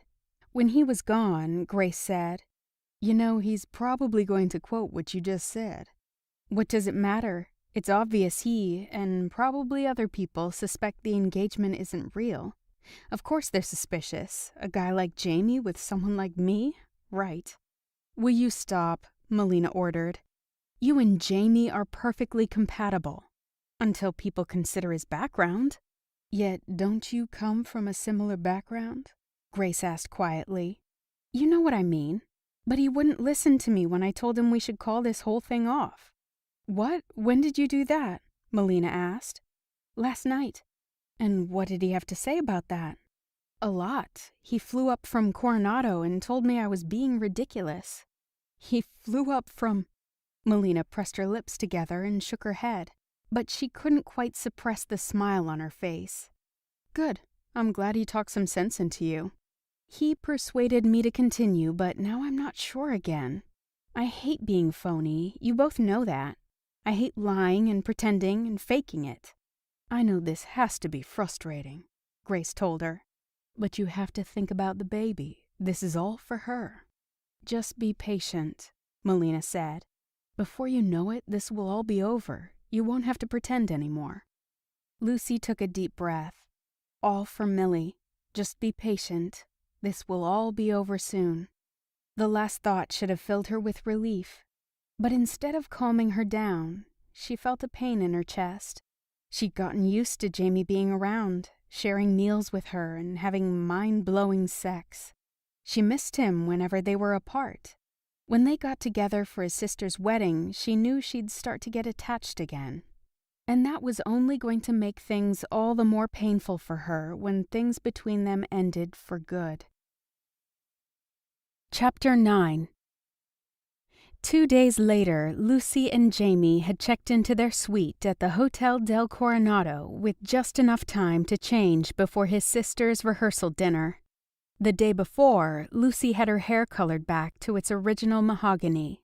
Now, with her nose piercing removed and wearing a silly little cocktail dress that looked like something Reese Witherspoon wore in Legally Blonde, Lucy hesitated outside the restaurant.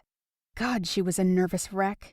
And not even because she felt out of place or because she was preparing to be sneered at, but because this was Jamie's family and she wanted them to like her, damn it.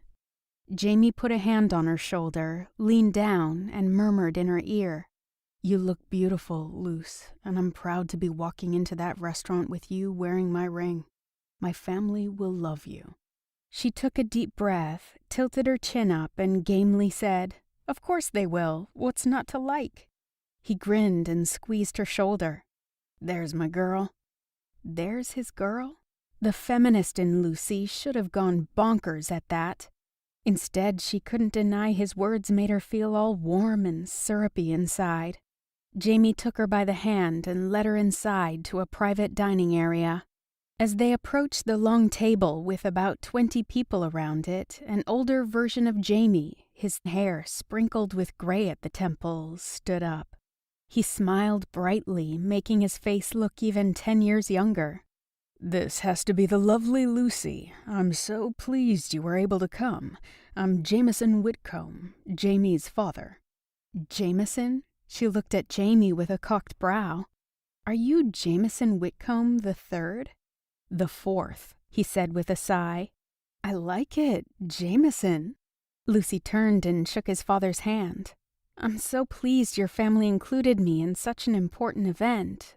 Thank you for having me." "Thank you for coming. This is my wife, Jamie's mother, Kathleen." Jamie's mother smiled and gave her a hug. She had platinum blonde hair with subtle highlights, cut short but framing her small face stylishly. She had dark blue eyes that sparkled and were a perfect complement to her elegant blue and gray dress. "Hello, Lucy. I'm so happy to meet you." She shot a glance at Jamie. "I wish we'd gotten to know you sooner, but according to Jamie, your romance was a bit of a whirlwind. But I knew when he fell in love with the one, it would happen that way. You found yourself a wonderful man, if I do say so myself." "Yes, ma'am," Lucy said. "Believe me, I know what a rare catch your son is. Thank you for having me." "It's our pleasure, and how lovely you look. I love your earrings, dear." Lucy smiled and felt her heart expand. The earrings were the only part of the outfit that were truly her own.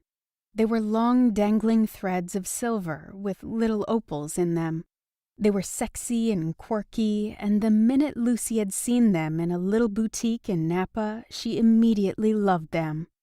"Thank you." "Brienne, come here and meet Lucy," Jamie said.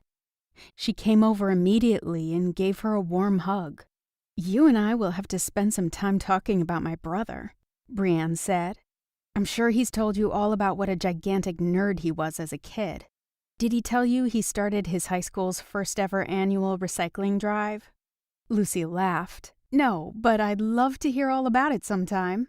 Jamie ignored his sister and moved on, introducing her to the groom, Eric, his best man, Gabe, and the other groomsmen, Ryan, Cole, and Luke. Lucy blushed furiously when she remembered they'd seen her partially strip on that stage in Vegas. Granted, she'd been wearing a mask and wig, but given how Jamie had carried her off stage, they had to know who she was. Stiffly, she waited for one or all of them to shoot her a leering grin or make some inappropriate comment. It didn't happen. They were friendly and polite and seemed genuinely happy to meet her. So were the rest of the people at the table. During dinner, Jamie's mother made a point of asking Lucy about her job and how she liked living in Northern California. His father included her in as many conversations as he could. Both were gracious, charming, and made her laugh. At one point, Jamie excused himself to greet a friend. That's when Jamie's cousin Gretchen arrived late. She and her husband David sat down across from Lucy. After Jamie's parents introduced them, Gretchen smiled at her, but when David spoke, introducing himself as the head honcho of some computer company, he sounded like he had a giant stick shoved up his ass. "Lucy Conrad," she said. "College professor." He frowned, tapped his finger against the table, then pointed it at her. "Are you related to Gail Conrad Lancaster?" The warm glow Lucy had been feeling immediately vanished. "Yes, I am." "My condolences on the loss of your sister and brother-in-law." "Thank you," Lucy said. "How did you know them?" "I was a business colleague of Mason and his family. Poor Mason. He loved Gail to pieces. Always said she was a true class act." He scanned her, his gaze flitting up and down as if taking her measure. His gaze rested on her dangling earrings, and for a brief moment a sardonic grin crossed his face. "Well, that she was," she said. "Gail was perfect." She looked down at her meal and tried to focus on putting one bite of food into her mouth at a time. When she heard a snicker, she looked up and saw David whispering to Gretchen.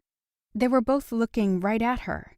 She could tell immediately by the unease that flickered across Gretchen's face that David was saying some less than complimentary things. She forced herself to smile and stood. "Excuse me." She walked toward Jamie, who looked at her and frowned, as if he could tell immediately she was upset. His gaze honed in on her empty seat and then on the couple who sat across from her. As she tried to slip by him, he put his hand on her arm. "Are you okay?" "Yes," she said brightly. "Lucy," he said, but she could tell he didn't want to get into it when others might overhear them. She stood on tiptoe and gave him a light kiss. "I'm okay. Honest, I just need to go to the restroom." He cupped her cheek. I'll miss you. Hurry back. The warm feeling that had disappeared with David's arrival was suddenly back big time. I will, she said. In the restroom, Lucy got herself together. So David was an ass, big deal. There were assholes in all walks of life. She had to be fair and not judge Jamie and his family and friends just because one guy was a jerk.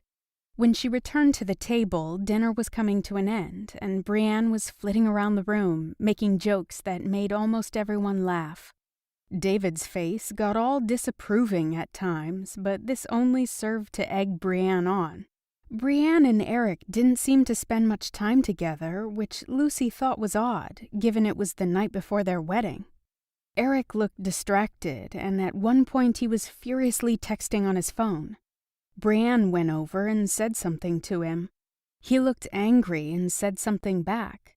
Instead of losing her cool, Brienne turned back to her guests, smiling and joking again, but this time with a decided edge of desperation. Lucy turned to look at Jamie, wondering if he'd noticed, but he was looking straight at her.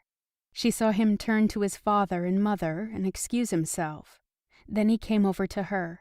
Bending down to tuck in her ear, he said, "What do you say we get out of here and take a walk on the beach? Then I can tuck you into bed." "Tuck me in, huh?" she whispered. "Among other things," he whispered back. Chapter 10. The next day, while Jamie took care of brother of the bride duties, Lucy stood in front of a full-length mirror, looking at her reflection.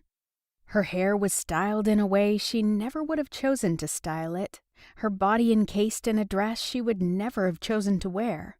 The dress was pretty but subdued, with a modest neckline trimmed with lace. Sighing heavily, she slipped on her silver shoes with the lovely but sedate 3-inch heels and headed out. The wedding was being held outside on the green manicured lawn in the courtyard of the hotel overlooking the beach. As she walked toward where the pretty chairs were all arranged, she noted her casual updo and dress seemed very similar to what other women were wearing, which both relieved and annoyed Lucy. Luke, the man Melina had speculated was either a cop or a drug lord, smiled and held out his arm. She took it and let him usher her to her seat.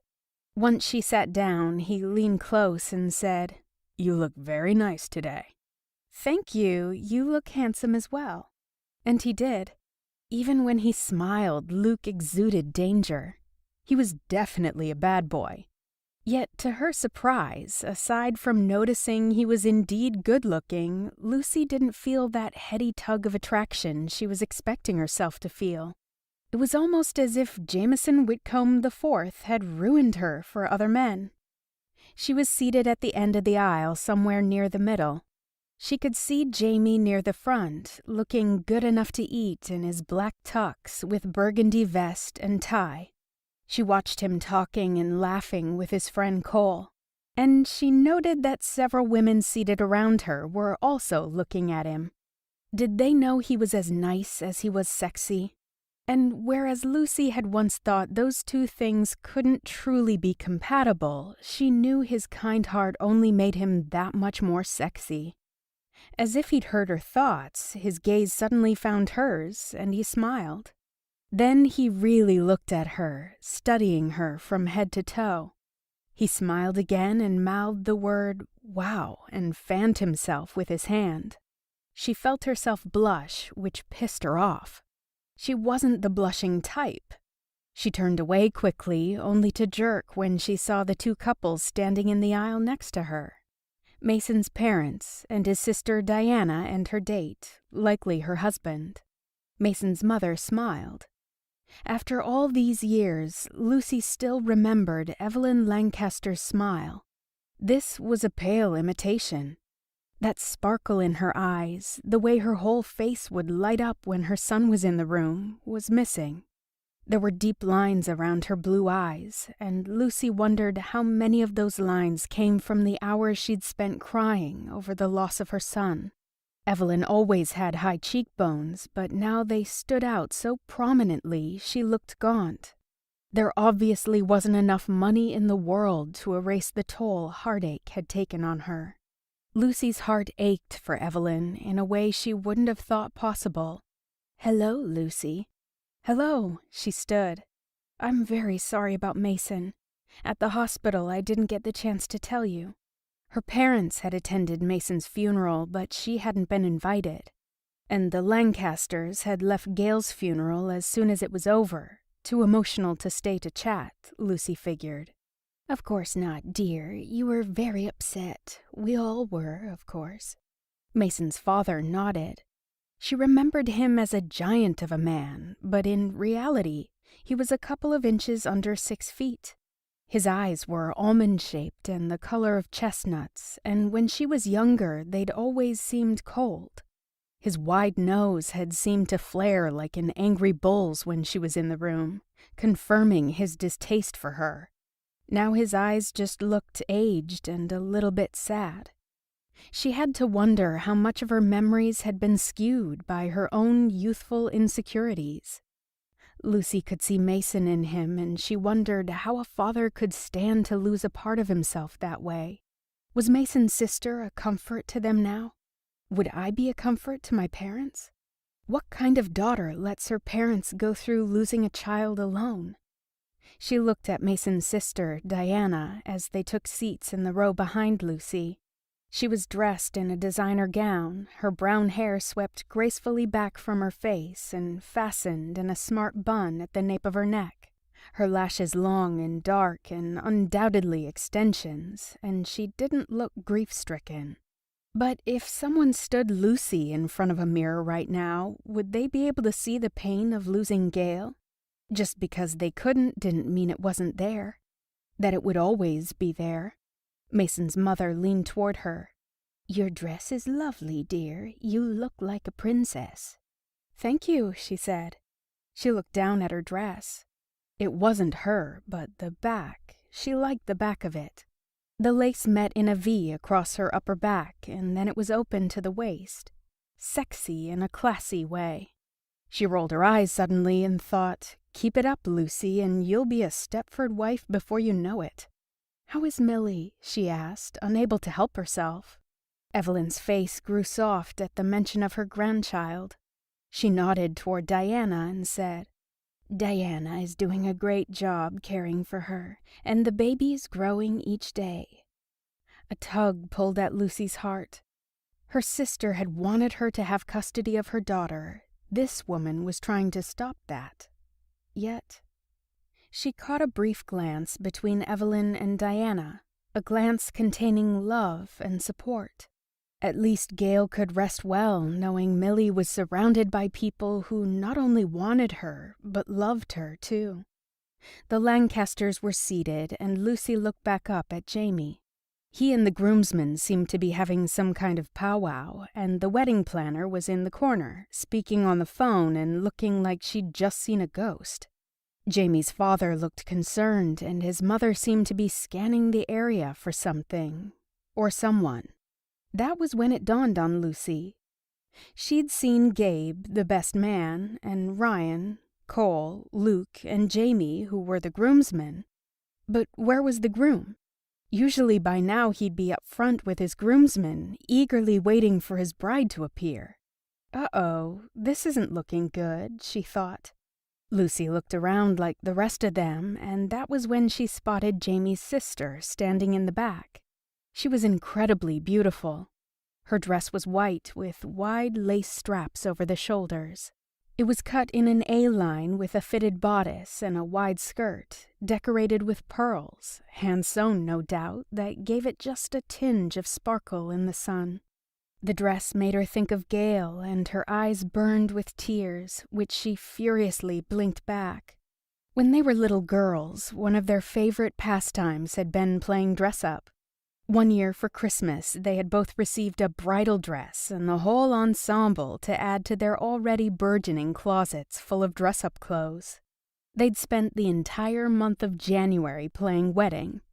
Lucy remembered how pretty she'd felt all dressed up in the lacy satin dress and how pretty Gail looked in hers. "Hey," Jamie was suddenly standing next to her, bringing her out of her reverie. "Hi, what's going on?" He frowned. "Are you okay?" She nodded. "I'm fine. Weddings just make me weepy." Jamie hesitated, as if he knew she was lying, but then he looked at the couple next to her and smiled. "Come with me," he said, taking Lucy's hand to help her to her feet. He led her to a spot where there were no prying ears and then said, "Was Mason's family rude to you? Because if they were, I swear—" "No, they were fine, Jamie. I just was thinking of Gail. It's still hard to believe she's gone. I mean, I didn't see her for so long, but now, knowing I'll never see her." Her voice broke and Jamie enfolded her in a hug.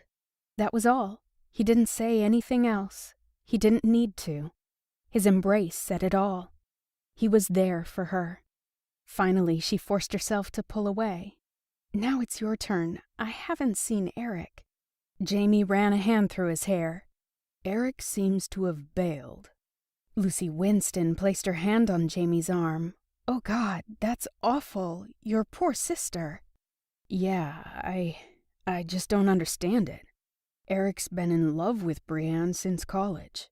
He's a good guy, but apparently 15 minutes ago he texted her." "He texted her? Oh my God, what a punk! What did he say?" "I don't know," Jamie said. "Yet. I've only talked to my parents. I need to talk to Brienne, but I didn't want to leave you alone, especially with those people sitting behind you, without telling you what was happening." "Thank you, but you go to your sister. She needs you." She tugged at her gown. It seemed to have ridden up when she'd stood. He kissed her lightly. "Thank you, Lucy." But he didn't leave. He stared at her with an odd look on his face. She managed to wrench the fabric back into place, then said, "What?" "You know, the clothes you wear don't define who you are, right? You've heard the old saying that clothes don't make the man. I know who you are, Lucy, and that's the person I care about. It has nothing to do with what you do or do not wear. I also think that you're gorgeous. You look amazing in your own clothes, and you look amazing in this gown. It's hard for me to even remember that anyone else is here when I look at you. It's even hard for me to remember that my sister needs me, but she does, so..." Breathless, more because of the expression on his face than his words, Lucy gave him a gentle push. "Go." "I'll be back," he said. Jamie and Gabe flanked Brienne as they found a private corner in the hotel to talk, one that still gave them a good view of the wedding guests sitting outside. "What did the text say?" Jamie asked his sister. Gabe was standing next to her, looking protective and pissed. "That's between Eric and me," Brienne said with a glance at Gabe, as if she'd already made the statement several times. "And really, I don't want any of you to be mad at him." Gabe snorted. "Unbelievable! The guy left you at the altar." "I'm well aware of that, Gabe." "Yet you're protecting that asshole." Brienne closed her eyes and shook her head. "You know he's not an asshole. He's your friend." "Not anymore." Her eyes popped open. "You don't understand." "No, I don't, because you're not explaining what is going on, and he's not here." Jamie held up his hands.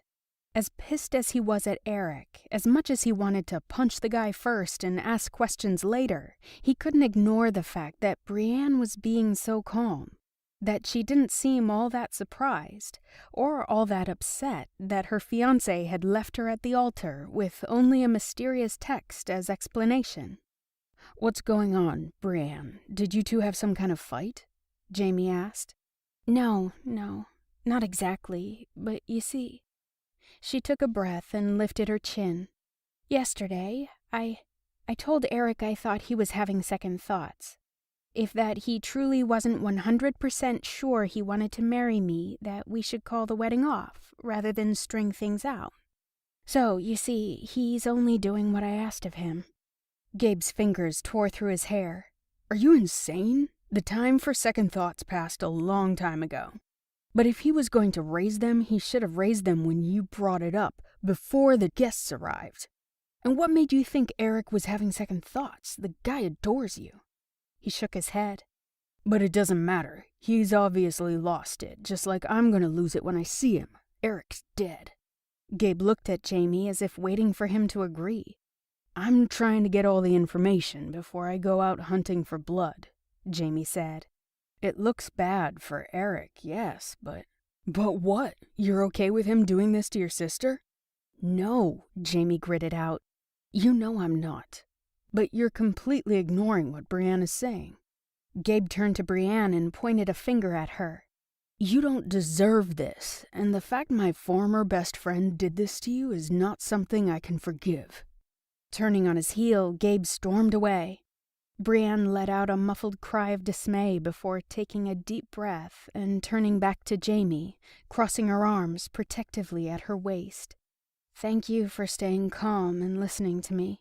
He gathered his sister in his arms and hugged her tightly. "I don't know what's going on, Bree, but whatever you need, I'm here. If you want me to hunt down Eric..." She shook her head. "Or just help you get rid of all the guests." He looked over the agitated crowd and saw heads bowed and close together. People were talking, gossiping, about his sister. Anger flushed over him, but then he caught sight of Lucy. He calmed and turned his attention back to Brienne.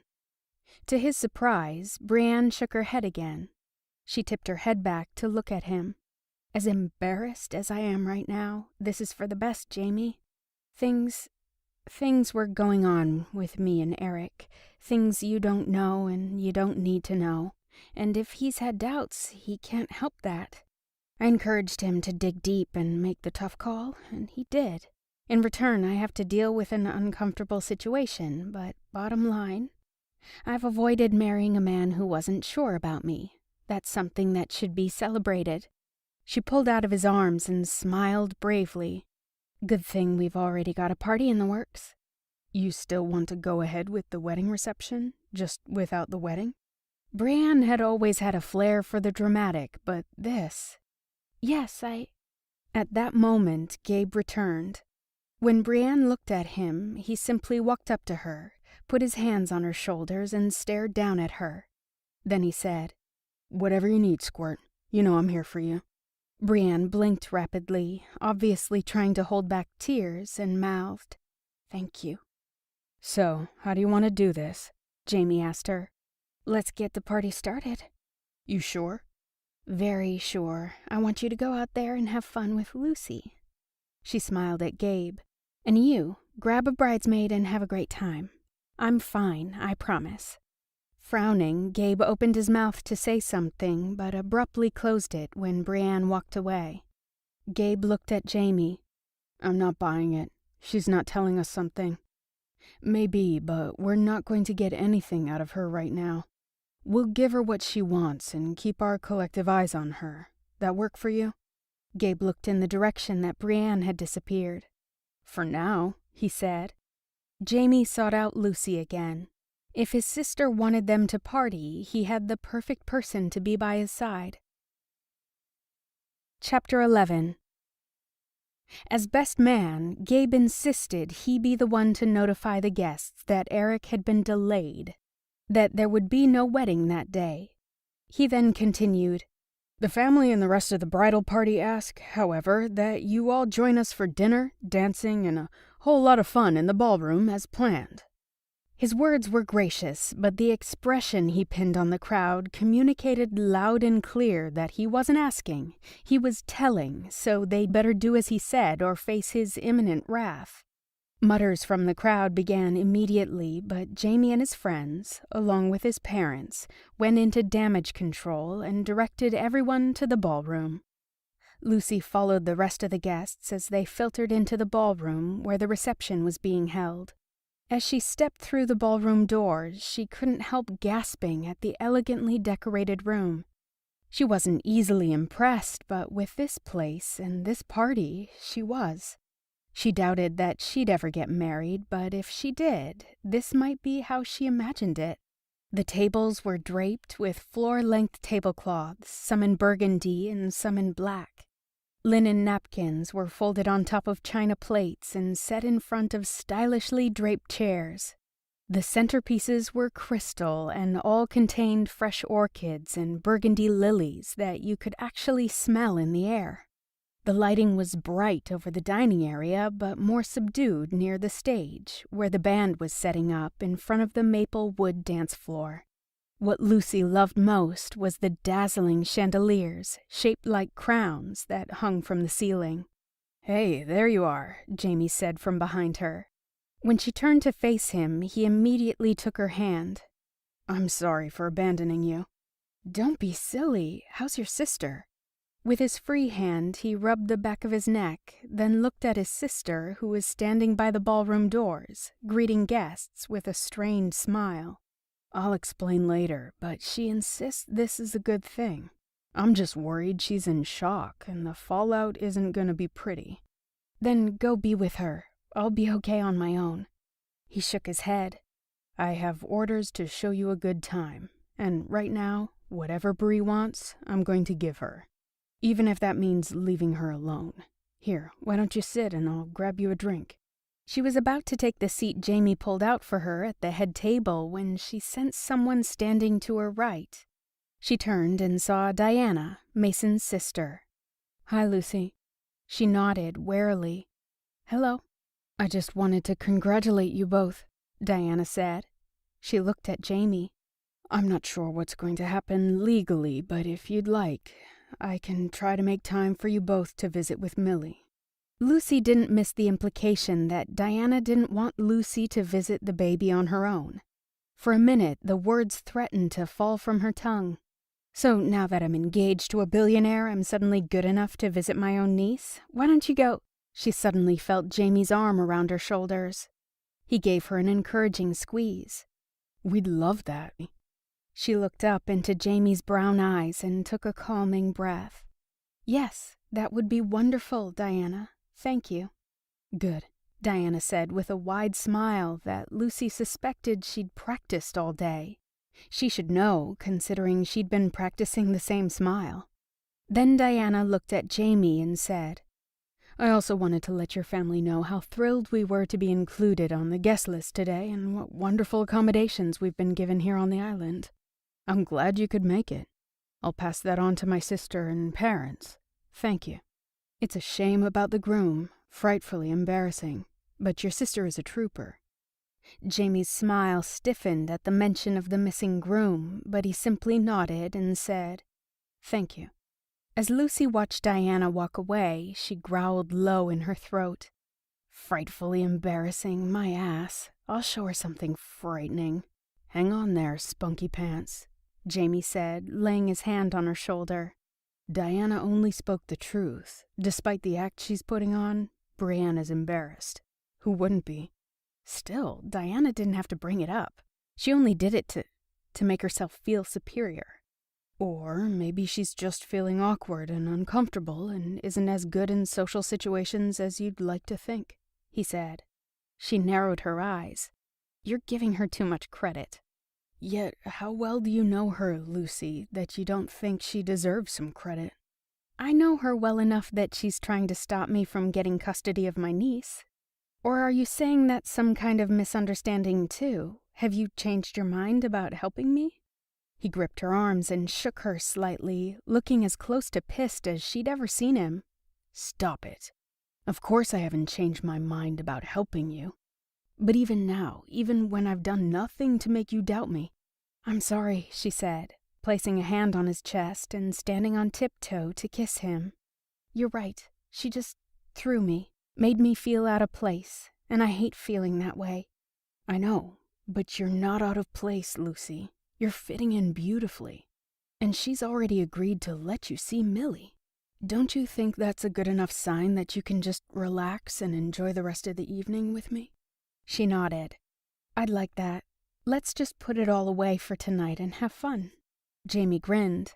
"Yes, let's," he agreed. They were served a delicious dinner of salmon and rice pilaf and fresh vegetables. Jamie's sister, who'd left the reception briefly to change into a cute cocktail dress, sat with them and bantered with Jamie and the groomsmen, hardly seeming like a girl who was just dumped at the altar. Jamie's parents were great too, though Lucy could see the edge of worry beneath their determined to give the appearance of having a good time demeanors. The person who seemed to be having the most difficulty, however, wasn't Jamie or Brienne's parents, but Jamie's friend, Gabe. After dinner and dessert was finished, Brienne took the stage and used the microphone to announce she wanted everyone to have fun, that no one should worry that she was sad or heartbroken.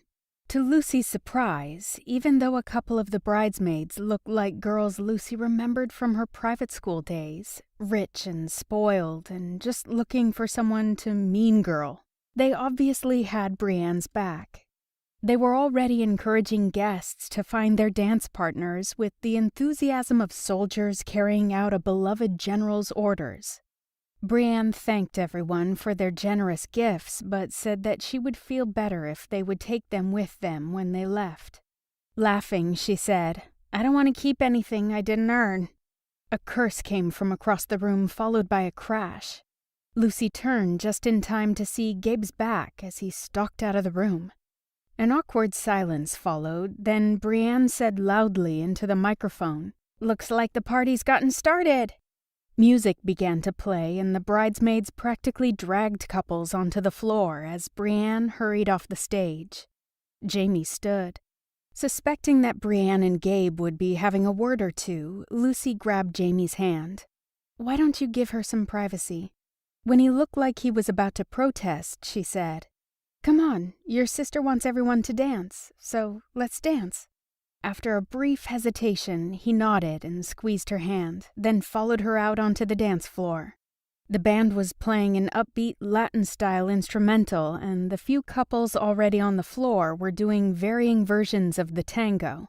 Cole and Luke were each dancing with a bridesmaid. Jamie's parents were dancing too, as was Diana and her husband. "Do you know how to tango?" Lucy asked Jamie when they made it to the middle of the floor. He grinned and said, "Are you kidding? I was born doing the tango." "I can't say the same." "Just follow my lead, sweet thing. I won't steer you wrong."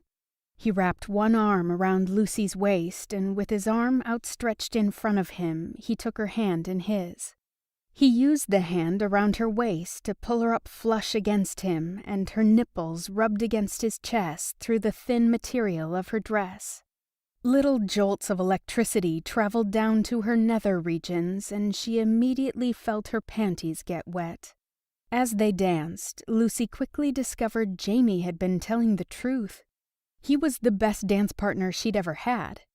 The band switched the tempo from the quick and intense tango to a slow, romantic love song. Jamie wrapped his arms around her waist and pulled her hips into his as she slipped her arms around his neck. His gaze moved over Lucy's shoulder. When she turned her head, she saw his friend Ryan dancing with a pretty blonde with the bluest eyes Lucy had ever seen. They weren't dancing like strangers, but they weren't dancing like lovers either. It was easy enough to see from Ryan's expression that he wished that wasn't the case. "Another case of unrequited love," she said softly as she turned back to Jamie. "Can one unrequite a love one doesn't know exists?" he asked in return. He hasn't told her. She's his best friend, and he has it in his head that if she knows how he feels, he'll lose that. She nodded. Sex can mess up a friendship. She bit her lip. I don't want it to mess up ours." He squeezed her. "Stop it." "No, because you are my friend, Jamie, and I don't want that to end. I hope even after all of this, after you're done with me." He let her go suddenly. "You mean after you're done with me?" "What?" "I'm not the one who's made it impossible for us to be together, Lucy." She looked around, afraid that others would hear them. "Jamie." He pulled her back in his arms. "Jesus, I'm sorry. Forget I said that. Looking at Ryan and Annie made me lose my head for a second. It's okay, Lucy. I know what we have, and what we don't have. I hope we can remain friends, too." He leaned down and kissed her. "For a while longer, I'm hoping we can remain friends with benefits." He joked, but his voice was strained. She didn't know what to say, what to do. His implication that they could have something special, maybe something permanent, but for her own cowardice, made her heart clench. As she always did when she didn't know what to do, Lucy faked it. "That sounds good to me, more than good." She stopped dancing and grabbed his hand. "Come on, let's go." "Jamie, Lucy." Lucy turned to see Brienne rushing toward them. Gabe was close on her heels. "Nice dancing, you two," Brienne said. "You're good for my brother, Lucy. Can I steal him for one dance while you dance with Gabe?" Lucy smiled even as Gabe frowned, and Brienne looked at her with pleading, desperate eyes. Just then, another romantic song perfect for slow dancing came on. "Wait a minute," Jamie said. "I definitely want to dance with my sister, but that doesn't mean I want my girl slow dancing with Casanova here." Gabe rolled his eyes and held out his arms. Lucy stepped in and wiggled her fingers at Jamie. Gabe took one of Lucy's hands in his, and she draped her other arm around his broad shoulders. They swayed together for several seconds, and Lucy noted that Gabe's eyes never once left Brienne. "So, Brienne's taking Eric's absence pretty well, huh?" Gabe glanced down at her and frowned. "Too well," he practically grunted. "I admire her. She's a pretty amazing girl." "She is," Gabe said. He tipped his head to consider her. "I heard about your sister, Lucy. I'm sorry for your loss." "Thank you," she said quietly. "Even though I know what's going on, I also want to say, if you let Jamie walk away at the end of all this, you're a fool." He smiled again, his face going soft. "A cute fool, though. Jamie always had excellent taste." Lucy was staring at him open-mouthed when the music stopped. Gently guiding her by the arm, Gabe dropped her off at the head table. A minute later, Jamie joined them. "Thanks for the dance, Lucy," Gabe said. He turned to Jamie. "You're a lucky man, Jamie." And with that, he was gone. "He's right. I am a lucky man to be here with you." He leaned in and whispered in her ear.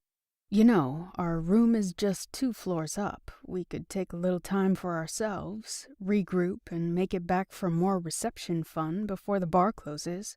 "And what would this time for ourselves entail?" "You know how Gabe said I was a lucky man? Let's just say you're about to get lucky too." He grinned. Chapter 12. Hours later, Lucy woke up and stretched. It took her a few seconds to realize Jamie was no longer beside her. When she did, she sat up and looked around the suite. She could see light streaming in the windows, and when she looked at the clock at the bedside, she was surprised to see that it was just after 7 a.m. "Jamie?" she called out to the empty suite. She threw back the covers and went over to the window. It was a beautiful morning. Slightly overcast, but it would likely burn off and make way for the sun later on in the day. Jamie had told her he was taking her sightseeing today. So where was he? She wondered if he'd changed his mind or if his sister was having a hard time of it. She headed to the bathroom, but was stopped short when she saw the note he had taped to the mirror of the armoire. It was penned in his bold handwriting, and it said, "Lovely Lucy. I checked with Brienne, and she's going to spend the day with my parents. I went to get a few things for our sightseeing tour today.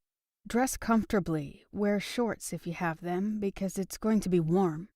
Oh, and socks with tennis shoes. If you didn't bring any, feel free to buy whatever you need in the gift shop and charge it to the room. Your breakfast will be delivered at 8, and your car will pick you up at 9. I can't wait to see you. Jamie." Lucy smiled. This guy was a piece of work, but life was certainly never dull when he was around. She had brought shorts, a pair of white denim cutoffs. She showered and put them on with a snug-fitting Marilyn Monroe tank top.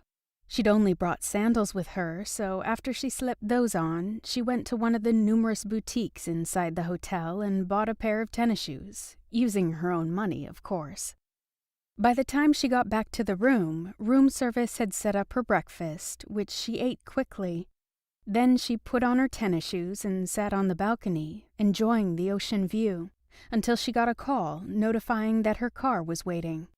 She grabbed her small purse in which she'd put sunglasses, sunscreen, and lip balm. She grabbed a light sweater, too, just in case. Lucy realized when she stepped onto the elevator that the man operating it had been there yesterday afternoon, but not last night when she and Jamie had been practically ripping each other's clothes off in it. She smiled at the memory. When she got down to the lobby, the concierge directed her outside where the car should have been waiting. Instead, Jamie was there, standing next to two beachcomber bicycles, one green and one pink. She started laughing. Bikes? Yes, I thought we'd go on a bike ride. Don't you like to ride? Yeah. I used to. Other than the stationary bike at the gym, it's been a long time. Where are we headed?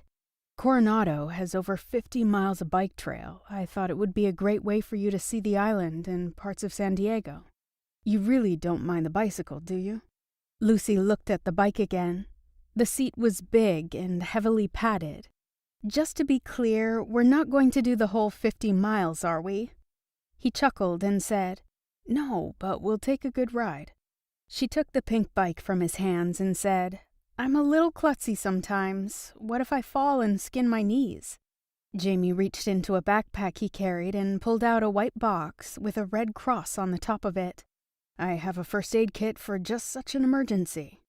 I should have known. You're practically a Boy Scout, she said with a laugh. Can I throw my purse inside that? In response, he held the backpack open and she tossed her purse in. Then she climbed on the bike. Wow, Jamie said. You even look good on a bike. Lucy just rolled her eyes, but she was truly flattered. When Jamie gave her a compliment, there was no doubt in her mind that he really meant it. He looked pretty cute himself, dressed in long khaki shorts and a white button-up shirt with the sleeves rolled up to the elbow. She'd never seen him in tennis shoes, but he wore them well. He pulled his bike up next to hers and said, What are you smiling at? I was just thinking that you're looking mighty gorgeous, Jameson Whitcomb IV, she told him. Thank you, Lucille. Are you ready? He asked. Are you sure your sister doesn't need you, or your friends? Everyone's good, Luce. This is my day to enjoy just getting to be with you. The fact he wanted to spend some of his precious time with her made her giddy. Lucy slipped on her sunglasses and got up on the seat of the bike with one leg dangling, barely able to touch the ground, and said, Then let's go.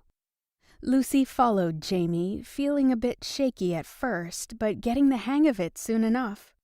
This is the roughest part of the ride, he said. It's uneven and we have to pass through a lot of traffic, but it gets smoother later on. Oh, and look out for railroad tracks, but believe me, they'll be harder on me than you. The first stretch, the rough part, as Jamie put it, was about 5 miles long. It was in a heavily populated area, but it was also along the water, and the scenery was gorgeous. Lucy was enjoying being out in the fresh air, but she found out when they hit the railroad tracks that Jamie wasn't kidding. Her already sore woman parts were quite jarred by the time she finished crossing them. Once they got past the first 5 miles, the route turned into a bike path called the Bayshore Bikeway, and the trail smoothed out.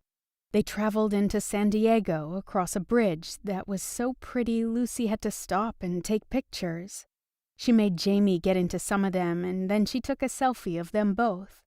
They continued on their path until it dead-ended at the entrance to something called the Living Coast Discovery Center. Lucy stopped her bike and looked at it. It looked like a giant aquarium. It's interactive, Jamie said. They have an exhibit where you can pet the stingrays and sharks. You can feed the sea turtles and let's go in, she said, feeling like a little girl about to go to the circus. This was a side of Lucy Jamie hadn't seen before, and he was definitely liking it, a lot. They parked their bikes near the front of the aquarium, and Lucy asked for her purse from his backpack. After he handed it to her, she paid for their tickets. She shot him a challenging look, as if daring him to protest, but he knew better than to do that. Thanks, he simply said. No problem. Lucy went in ahead of him, and before he could even get through the turnstile, she'd taken off across the floor and stopped in front of a tank full of jellyfish. When he caught up to her, she said, "Where are their internal organs?" Jamie looked at the jellyfish, which hung suspended, practically invisible thanks to their see-through bodies. He laughed and said, "I really have no idea." She slanted him a teasing look. "What? I thought you were a big environmentalist." "Yes, but I'm not a marine biologist." She walked off, leaving him to call after her. "What's that mean?" She just looked over her shoulder at him and grinned, then moved on to a display of black jellies, and then from there to one of seahorses. She stood in front of each exhibit with her eyes wide and filled with wonder, and Jamie was having more fun watching her than looking at the marine life. He let her lead the way, and although he'd been there a dozen or more times, with her it was as if he was seeing it all again for the first time. At one point, she pointed to a sign for the shark and ray exhibit and took his hand, pulling him with her. The affectionate gesture made his throat close up. They washed their hands as instructed, then found an open spot along the side of the pool where the rays were swimming. "Oh, look at him! He's huge!" she said in fascination. "Are you going to touch one?" Jamie asked her. "Of course," she said, flopping down onto her belly across the cement barrier. Jamie was still standing there, watching her, and she looked up at him and said, "Come on, Professor Whitcomb. You may not be a marine biologist, but a little hands-on research never hurt anyone." God, he wanted to be doing some hands-on research on her. He pushed his right sleeve all the way up and lay down next to her. They dipped their arms down into the pool and held them still. As the rays swam by, the tops of their backs would touch the palms of their hands. Each time one touched her, Lucy would squeal. Then one of the rays smacked the water with its fin, giving Jamie an impromptu, fishy shower, and she burst into giggles. "You think that's funny, do you?" he said. She was still laughing as she nodded. Jamie looked around to make sure the attendants weren't watching, and then he scooped up a handful of water and splashed it in Lucy's direction. She squealed again and started to splash him back until an attendant shot them a disapproving stare and said, "Please don't do that. We're trying to set a good example for the children." Lucy and Jamie apologized and slunk out, but when they got to the shower area outside to wash their hands, the giggling and splashing started back up until they were asked to move along. "You're a terrible influence," he said as they walked towards something called Raptor Row. "Me?" she said, with indignation in her voice. "You started it." "Yes, but it was your influence that made me do it." "So you're easily influenced by peer pressure?" she asked. "Definitely. You're like the hot bad girl my mom warned me about." "Oh no, baby," she said in a sultry voice. "I doubt that your mom could have ever imagined how bad I can be." She blew him an air kiss, then took off ahead of him at a jog. He followed her, feeling somewhat dazed. Her defenses were down, and she was being so playful. Why? Because their plan had been successful and she was feeling optimistic about her chances of soon being reunited with Millie? Or because she was simply happy to be with Jamie? They finished exploring the center, which included feeding the sea turtles and holding a hawk on her arm. Afterward, she grabbed his hand again. They walked the 1.5-mile trail that led down to the beach and then along the water. "Oh, look, a sand dollar!" "Picking it up without breaking it is supposed to be good luck," he said. "Well then, I can definitely use some of that." As she bent down to pick up the sand dollar, Jamie took the opportunity to bump her with his hip so she fell over into the water.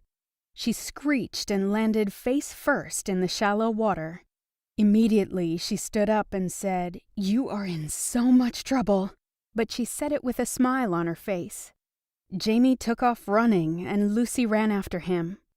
Given her petite size, he wasn't surprised she was so fast, but he was surprised when she tackled him with a full-on body slam that landed them both in the water. They wrestled around for a bit, and then Jamie couldn't help himself anymore. He covered her lips with his. She kissed him back, hungrily, and kept kissing him until a childish voice saying, "Look, Mama, they're kissing," snapped them back to reality. As the child's mother pulled her son away, Jamie helped Lucy to her feet. Lucy elbowed Jamie and said, "You need to behave." He grinned and elbowed her back. What would be the fun in that? They walked back up towards the center. Thankfully, there was a gift shop there where they could buy beach towels to dry off and remove the sand from their arms and legs. Lucy grimaced when she wiped her face and the towel came away with streaks of her fading makeup. I must be quite a mess, huh?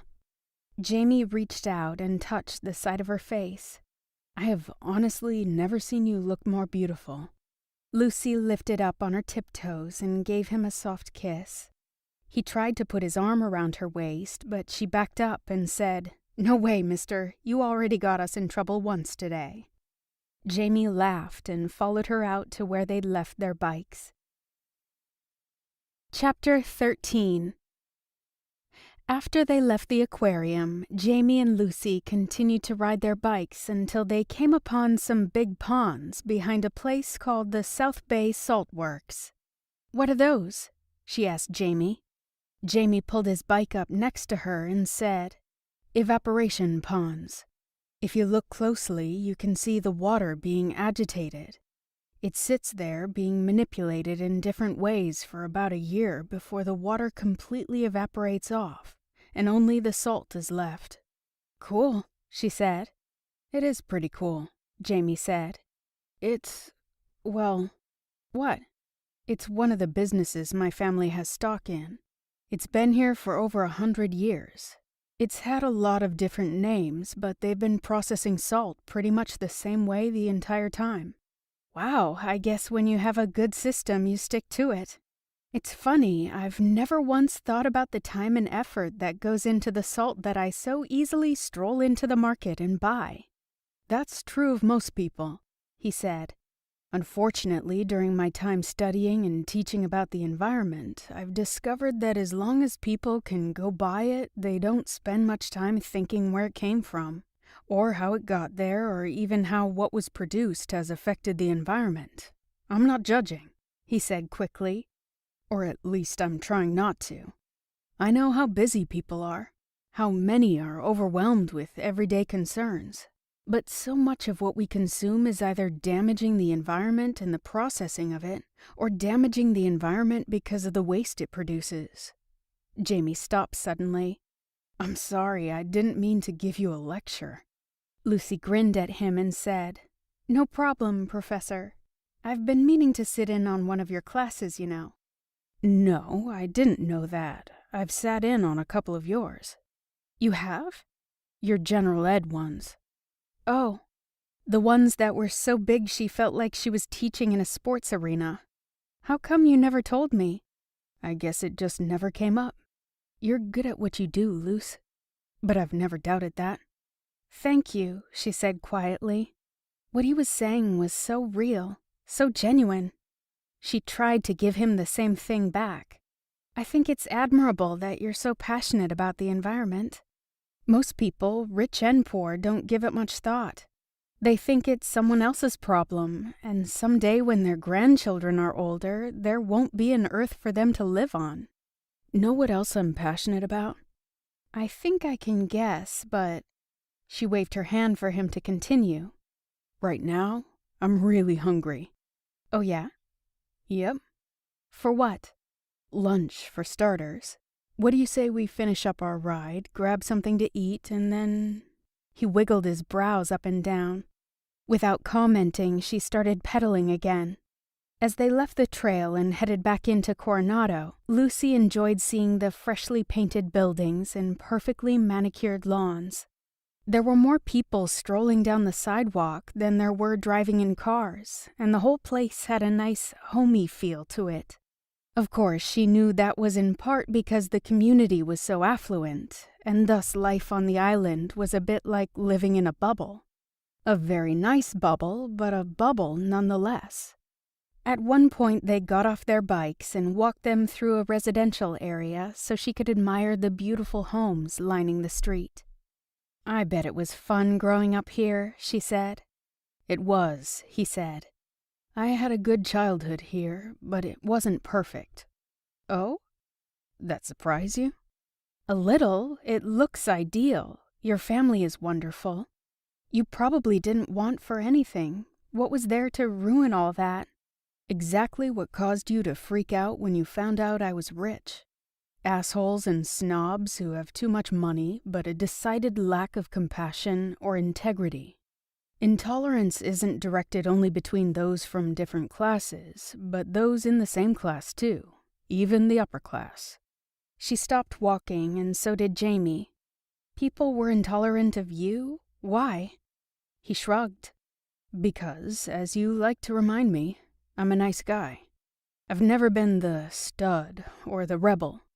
I love my family and often preferred to spend time with them rather than go out partying with my friends. There were plenty of times I felt out of place, pressured to be something I wasn't. But? What? I can hear it coming. You were going to say you felt out of place, but what? You didn't let it change who you are? Didn't let it change your attitude about people or who you chose to associate with? I wish I could say that, but it's not true. Stuff happens, and as a result of that stuff, I am careful about who I associate with. About what kind of women I'll get involved with. And what kind of women is that? You already know the answer to that too, Lucy. For any long-term relationship to work out between me and a woman, she has to be willing to fit into my world. You mean compromise who she is? If she thinks there's a need to compromise, that's her decision. Or if she decides not to compromise because she needs to be herself, that's her decision too. I just need to know she can deal with the consequences in a way that doesn't involve her hurting herself or running away. And you think I'm a runner? I mean, obviously you do. I left my family and broke up with you, which is why we're not getting involved. He just stared at her. She stared back at him. She was the first to look away, until he put a hand under her chin and turned her gaze back to his. Lucy. She shook her head. Sorry, you must think I'm crazy saying something like that, given I'm the one who broke up with you in the first place. I don't think you're crazy, and I'm the one that's sorry. I didn't mean to steer the conversation that way. I've been having a great time with you. Can we just enjoy the rest of the day? She smiled and nodded. I'd like that. Jamie and Lucy stopped at a quaint little cafe for lunch. The food was delicious, and Jamie and Lucy were enjoying a piece of chocolate cake when a woman sitting with a man at a nearby table squealed as if she'd noticed Jamie for the first time. She jumped up from her seat and approached their table. Lucy noticed that she was wearing a $300 pair of jeans and a pair of shoes that had to be worth at least $5.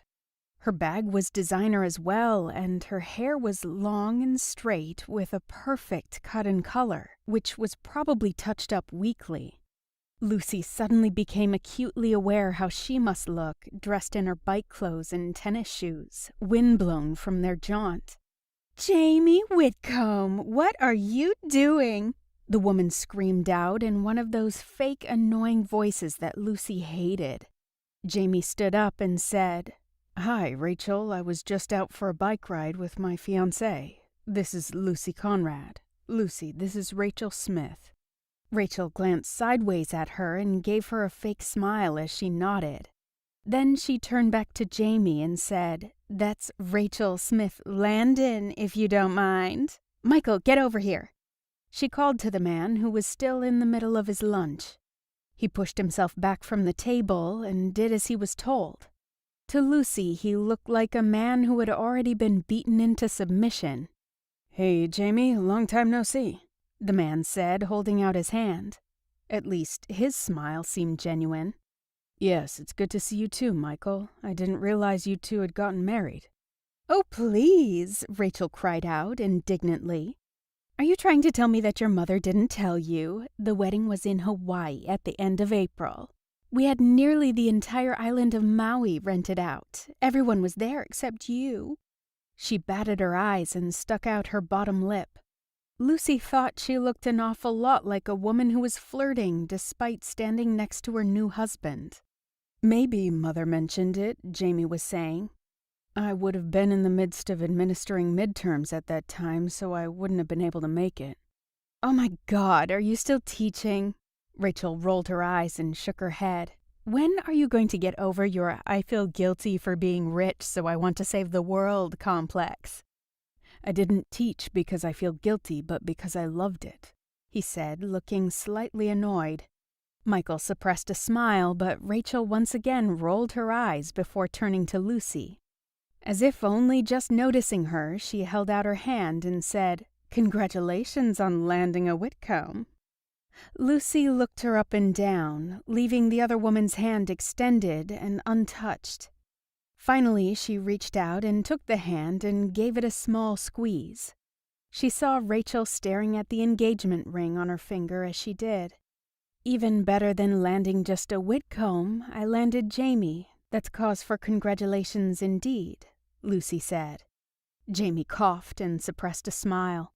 Rachel smiled tightly, gave Lucy a once-over, then turned back to Jamie and said, "You really should have put that ring in the safe if you're going to be peddling around town." Abruptly, Lucy pushed back from the table and looked at Jamie. "I'm going to use the ladies' room." As she walked away, she heard Rachel say, "Is she always that rude? Really, Jamie, couldn't you have found a woman with a little more class?"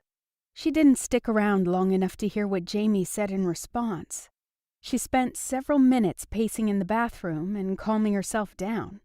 She'd had a great day with Jamie. She didn't want to spoil it by getting into a cat fight. When Lucy finally walked back onto the patio, Rachel and Michael were gone. Jamie stood and immediately said, "I'm sorry. I wouldn't have blamed you for ripping Rachel a new one. In fact, I would have enjoyed seeing it. I settled for telling her you had more class than she could ever dream of having." She grabbed his head and jerked him down so she could plant a passionate kiss on him. Chapter 14. The next day, Lucy felt half sad and half elated to be leaving the island. She'd expected everyone to be rich and snobby and the entire weekend to be unbearable. What she had found instead was that Jamie's family was warm and welcoming. His parents hadn't looked at her like she was beneath them.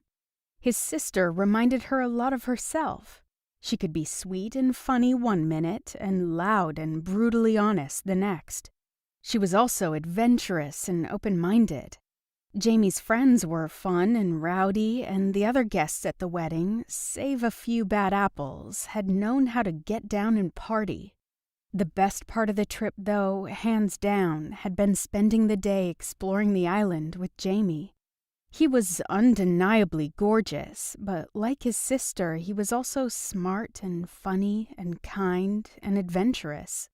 God, she could write copy on the benefits of being with a man like Jamie. For most women, his money would be a huge benefit. More and more, she was beginning to wonder if she was a fool for letting such a thing stand between them. She sat down on the bed next to her half-packed suitcase and looked down at her heavy engagement ring. Then she looked up at her reflection in the mirror and couldn't deny it. It was there in her eyes, that wistful longing to belong to a man who loved her enough to swear eternal fidelity to her in front of his family and friends. It shocked her.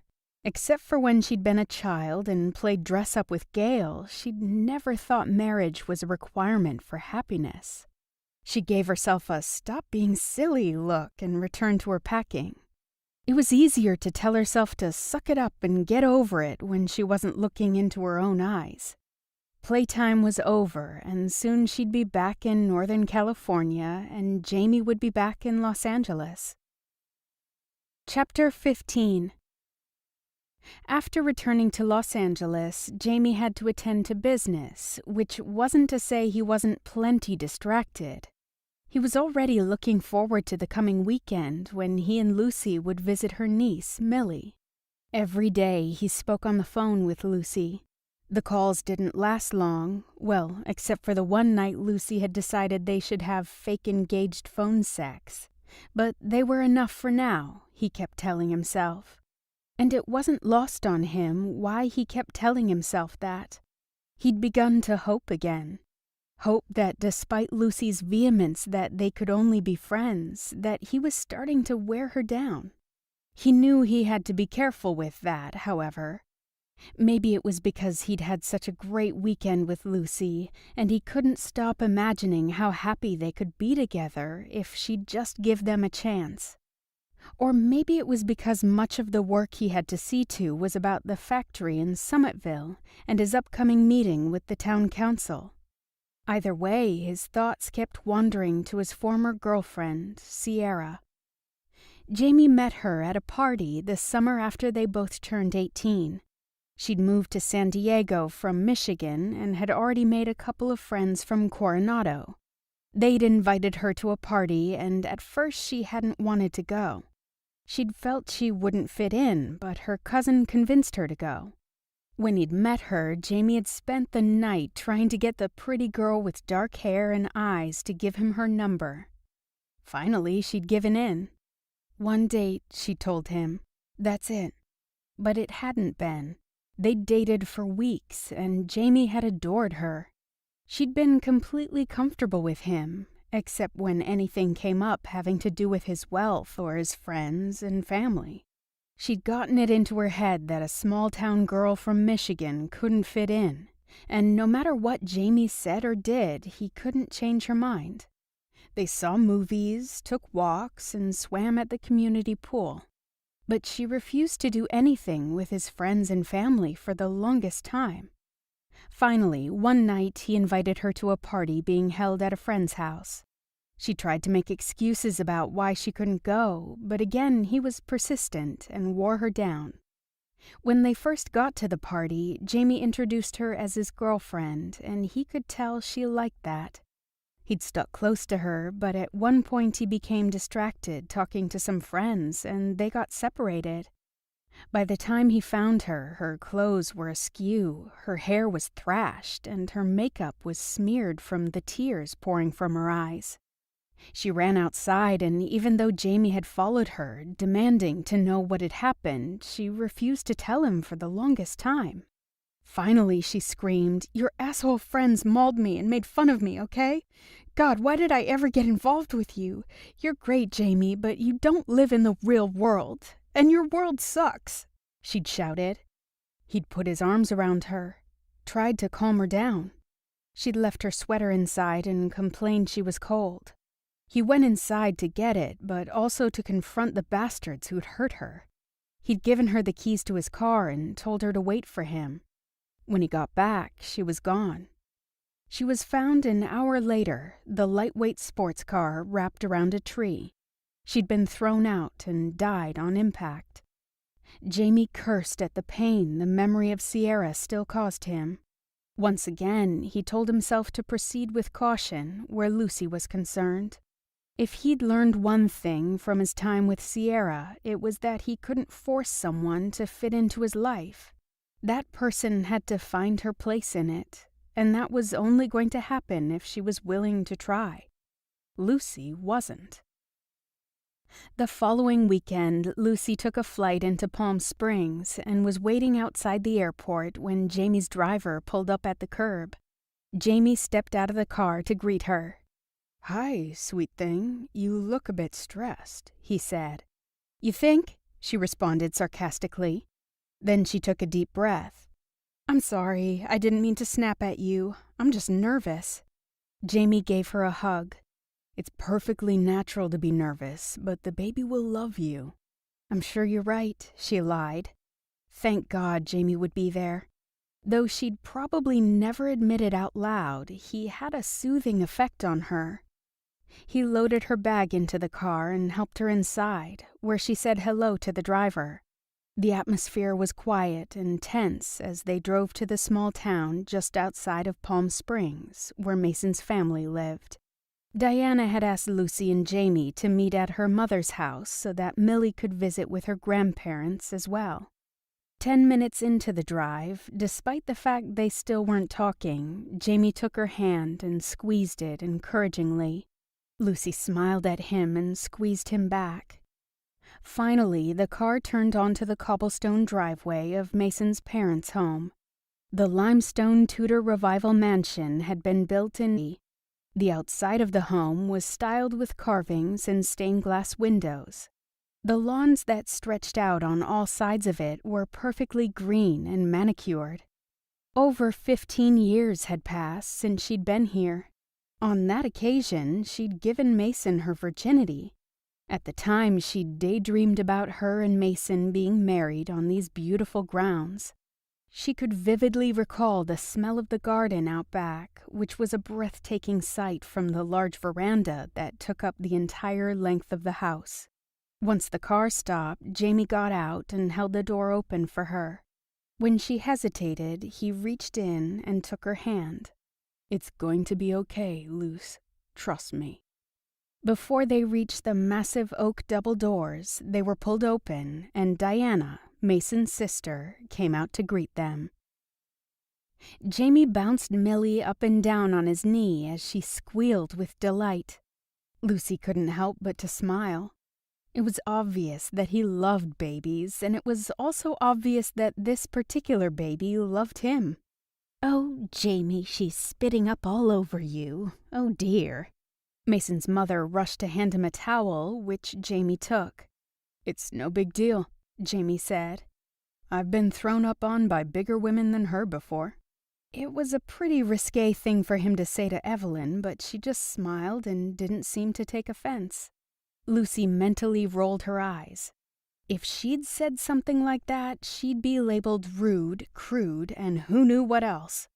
Jamie cleaned up Millie's face and his suit, then began talking in baby talk, saying, "It's no big deal," over and over while making a funny face.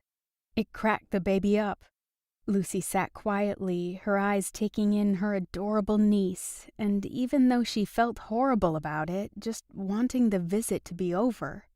She adored babies, was good with Melina's twins. But for some reason, she felt awkward and out of place when it came to visiting her own niece, who was a dead ringer for both her parents. She had Gail's brown hair and Mason's blue eyes, and her cheeks were so chubby Lucy longed to kiss them. But so far, she'd let Jamie take care of that. Mason's parents and sister had greeted her warmly, but Lucy was on guard. They were contesting her competency to care for Millie, and all of a sudden they were giving her hugs because she was marrying a billionaire. Did they really think that changed the person who she was inside? "I'm sorry, Luce. I didn't mean to hug the baby," Jamie said. "Why don't you hold her?" She smiled at him. Millie was so cute. He was so cute. They both belonged here. They both fit in. She didn't. "It's okay," she told him. "The two of you are having fun." Suddenly, with tears in her eyes, Mason's mother said, "Mason used to play with her just like that. It was such a beautiful thing to see." Her shoulders shook while she tried to get her emotions under control. Lucy felt a pang of guilt for her earlier thoughts. Mason was gone, and they were all connected by Millie. Wasn't it time she worked on getting past her hard feelings and mistrust? Jamie got up and carried Millie over to where Lucy was sitting. Before he could hand her to Lucy, Diana said, "Maybe Millie feels comfortable with Jamie because he and Mason are so alike. They even resemble each other." Lucy stiffened. What was Diana talking about? Jamie looked nothing like Mason. Feeling anxious at the comparison being made, was Diana making it deliberately to make Lucy uncomfortable, she wondered? Lucy reached up to take the baby from Jamie. She stared at her adorable niece, who had Gail's sweet smile. She was like a beacon of light at the end of a dark tunnel. If she and Mason's family, and maybe even her own family, were ever going to find common ground, she was certain this little girl would be it. Jamie tried handing her Millie, but the little girl started struggling almost immediately. She clung to Jamie, even as Jamie soothed her and told her how great Aunt Lucy was. Finally, the girl was in Lucy's arms, but the baby began to whine. Lucy tried bouncing her like Jamie had, even tried using the same sugary sweet baby talk, but soon the baby's whimpers turned into a full-blown cry. Suddenly, all eyes in the room were back on Lucy. Jamie, who was sitting next to her, leaned in and whispered in her ear, "She senses you're nervous, that's all." Lucy smiled stiffly at Mason's sister, who was staring at her. To Jamie, she said in sotto voce, "She doesn't like me. Quit worrying about them. Just enjoy her. Have fun. Be yourself." "Would you like me to take her, Lucy?" Diana asked. Lucy smiled tightly and said, "No, we're fine." She stood and started to walk the room, jiggling Millie even as she tried talking to her. "Hey, baby, I'm your Aunt Lucy. I'm so excited to see you. We're going to have lots of fun together." Diana, whose husband had left the room 10 minutes ago to work in his office, took the opportunity to sit next to Jamie. Their thighs touched, and Lucy immediately wondered what she was up to. Whatever it was, Lucy was sure it was no good.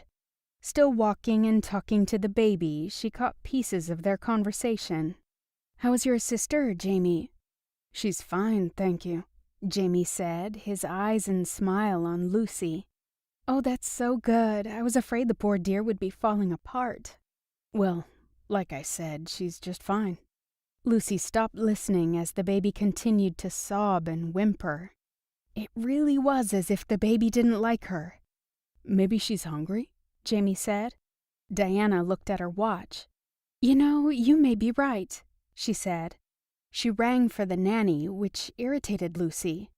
This woman was going to fight her for custody of Millie, and she couldn't even feed her herself. At least she doesn't make the baby cry when she holds her, though. "Yes, ma'am?" The nanny, a pretty young Russian girl, stepped into the room almost immediately. "Tatiana, can you fix the baby a bottle? I think she's hungry. We're going to have lunch in a few minutes, so you can take her upstairs for a bit." Lucy frowned. She hadn't been planning on staying for lunch. More importantly, she'd only gotten a few minutes with the baby. "Perhaps Lucy could feed her?" Jamie asked. Lucy was feeling more and more awkward with every second that passed. Jamie was actually speaking for her. And though that galled her, she didn't know what to say or do. If she opposed what Diana wanted, or if she said she didn't want to stay for lunch, would that offend the other woman? Would she stop being polite and threaten to keep Millie away from her again? "Sure, Lucy, you can feed her, but don't you want to join us for lunch?" Lucy hesitated for a second more, then thought of a compromise. "I'd love to feed her and then come down as soon as she's finished. I'd just really like the chance to hold her and rock her for a bit." She wanted some time with the baby, away from all these prying eyes. "Okay, sure. Mother has a nursery set up upstairs. Tatiana, show Lucy up to the nursery and take the baby's bottle up. Stay close in case she needs anything." Translation, in case she's utterly incompetent or tries to abscond with the infant, Lucy thought. Lucy looked at Jamie again, and he gave her a smile that said he would be fine at lunch without her. That much she had already known. Even if he and Mason's family weren't both rich, Jamie was charming and intelligent and could talk on almost any topic. The question was, would Lucy be okay with the baby? She followed Tatiana up the stairs even as Millie continued to fuss and cry. "She's not used to me," Lucy told herself. "When she gets to know me better, she'll love me." "But what if she doesn't?" another part of her countered. "Just because you're related doesn't mean she'll love you. Your own mother and father were embarrassed of you." Lucy never made it down for lunch. While she was feeding Millie, the little girl fell asleep in her arms. The nanny tried to take her and put her in her crib, but Lucy objected. She rocked her and just watched her sleep. It was the most peaceful sleep she had ever witnessed. And during that peaceful sleep, Lucy gathered her courage. "Your Aunt Lucy loves you," she whispered to the baby as she slept. "I will always be here for you, no matter what happens. I will make sure that wherever you live and whomever you live with, you are happy, always." She kissed her little forehead and then carefully transferred her to her crib. By the time she made it down, lunch was over. She and Jamie thanked Mason's family and asked if they could visit again soon. "Of course," Diana said. "Anytime, Lucy." But Lucy knew what she really meant was, anytime so long as you're still engaged to Jamie. Chapter 16. On the drive back to the airport, Lucy was so quiet that Jamie became worried. "Everything go okay when you were upstairs?" She smiled and nodded. She was just hungry. As soon as I started feeding her, she calmed down. I held her while she slept. Oh, Jamie, she's so beautiful. Even when she's crying, but when she's not crying, she's breathtaking. She reminds me of Gail so much, and when I think of all the time that passed between us. She sobbed and covered her mouth with her hand to try and stifle the sounds. Jamie enfolded her in his arms and held her. After several minutes, she pulled away and swiped at her tears and then smiled brightly, obviously embarrassed by her show of emotion. "So, how did lunch go?" "It wasn't bad," he said. "Mason's father and I actually talk business for the most part." Lucy stiffened. "He wants you to do business with him?" "He's looking for a place to invest some money, and I was telling him about the project we have going on in Summitville." "Excuse me? You suggested he invest in your family's business?" "He was going to invest somewhere," he said. "So I just thought." "You just thought that your business and his money were more important than my feelings? Great, you've all found kindred spirits in each other. Before I know it, you'll be treating me like crap too." Jamie had to work hard to keep a lid on his temper. "Lucy, that's ridiculous. It upsets me that you would even imply such a thing, let alone come straight out and say it."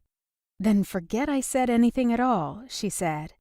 "What is taking us so long to get to the airport? Can't this bolt bucket go any faster?" "Tell me why you're so upset." "Why? It doesn't matter how I feel." "Of course it does." "No, it doesn't. If Mason's father wants to invest in your business, then he'll invest. It won't matter that I don't like him, that he's a pompous ass, that he told his son—" She looked away. "Told his son what?" "Never mind." "Not only can I not fix something if you don't want to talk about it, but neither can you." "Geez, Jamie," she sneered. "You really missed your calling. I'm convinced now that psychology is your thing," she said. "And sarcasm is yours," he said. "Instead of dealing with your feelings about Mason's father, you're spewing sarcasm and try to hurt me instead." "I'm not trying to hurt you. This isn't about you." "Oh, really?" he said. "Because it seems to me this is just one more excuse for you to push me away again. What's wrong? Have I been getting too close again? Did Millie get too close? What's next? You going to run away from her too, just like you do me?" "That's a horrible thing to say. To think I used to think you were nice." "I am nice, Lucy. What I'm not is a pushover. I see what you're doing." "I'm not doing anything." "You're shutting down. You're refusing to share yourself with me. Again. God, you continue to do this, and it's not going to matter if we pretend to be engaged or not. You will never be able to win Mason's family over." "Is that just dawning on you? Well, sorry, this whole thing has been a waste of time." "Lucy, can we just not talk for the rest of the drive? I'm tired and I have a headache." With that, she stared out the window. Eventually, the driver pulled up in front of the airport. She grabbed the door handle and opened it before the car was even completely parked. As she stepped out, she slipped the engagement ring off. Turning, she tossed it at Jamie before walking away. Jamie slid out of the car and told his driver, "You can take off. I'll call when I'm ready." "Yes, sir." Jamie caught Lucy just as she was getting into an elevator that would take her to the check-in area. She frantically pushed buttons, obviously trying to get the elevator doors to shut before he got there, but he stepped inside just in time. The doors slid shut as he crowded her into a corner. "I just want to go home," she told him. "Well, you're not going home until you hear me out. I make myself available to you whenever you need me, Lucy. All I ask of you, all I've ever asked, is that you talk to me, share your true feelings." The door slid open and Lucy slipped around him and stepped out. Before she could get any farther, he grabbed her arms and held her still despite her struggles to get away. Raising her chin, she glared at him. "You want to know how they make me feel? I don't know how it will help, but I'll tell you. They make me feel like nothing I ever do will be good enough for them.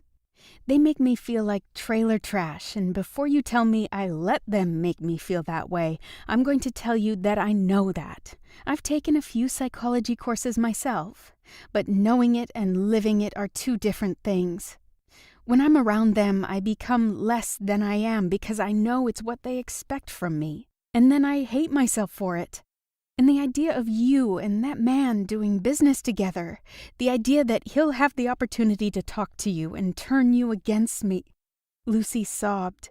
Unable to cover her face with her hands, she leaned forward and buried her face in Jamie's chest. "Oh, Lucy," he murmured. He couldn't stand that this woman who was normally so confident thought he'd be so easily swayed by others' opinions of her. He kissed the top of her head, then lifted her chin so she had to look into his eyes. "I'm sorry they make you feel like that.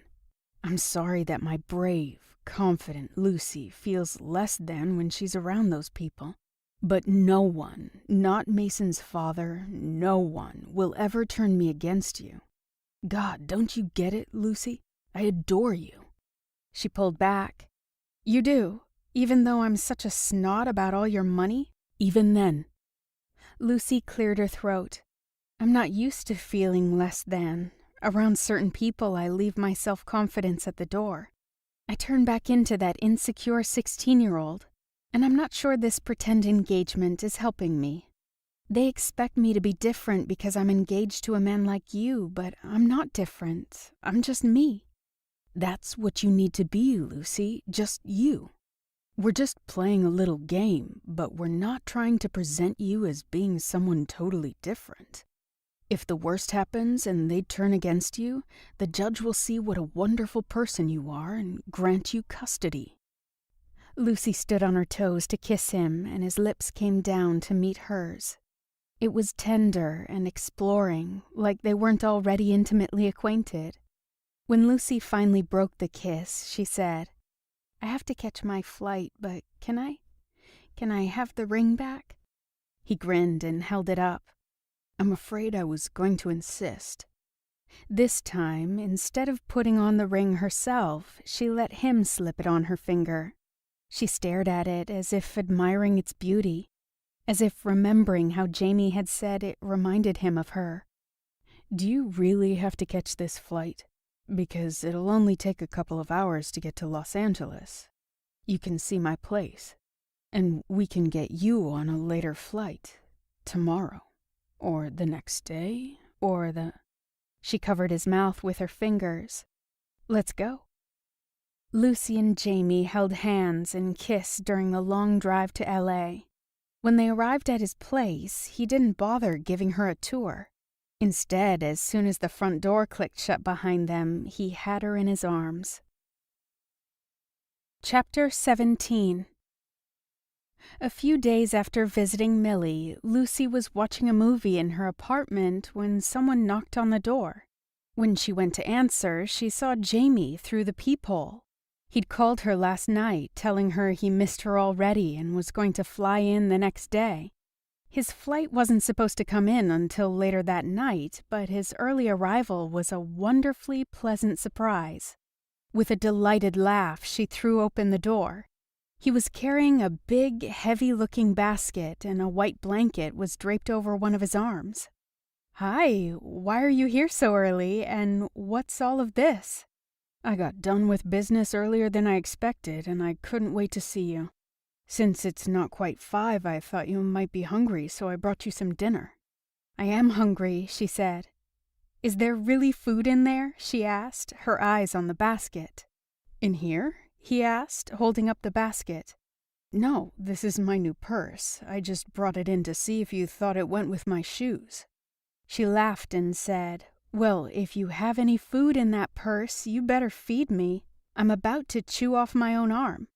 As he spread the blanket out on the floor of her living room and set the basket down, he said, "Why didn't you think there'd be food in here?" "I don't know, I thought maybe it was just utensils, plates, that kind of thing, and that you'd want to order delivery." "Don't think I can put together a picnic?" She shrugged. "No, I just didn't think you'd—" "Go to the trouble to put a picnic together?" he asked. She frowned and shook her head. "Never mind, I don't know why I asked. Now, what do you have in there?" Lucy sat down on the blanket and watched as he unpacked the picnic basket. He took out a white candle and set it in the middle of their blanket and lit it. You seem to be setting the mood. What else do you have in there? And if it's anything like I'm thinking, what would the folks at your country club think?" "Why, are you going to snitch me out?" "Depends. I've been thinking of your visit all day. I'm hungry for food and sex," she said. "Both of those appetites have to be satisfied or I might just sing like a canary." "Good to know," he said. He finished setting the food out. He had green olives, ham, salami, bruschetta, a fresh loaf of French bread, assorted cheeses, condiments, and chocolate mousse pie. He'd also brought sparkling cider and 2 plastic champagne flutes. "Wow, this is an incredible spread," she said, already fixing her sandwich. "Will this buy me silence for the candle and whatever else I might have in this basket?" he asked. "Between this and what I got from you the last time we were together, I think you've bought my silence for at least a year." They ate and chatted, and then Jamie said, "How do you feel about baseball?"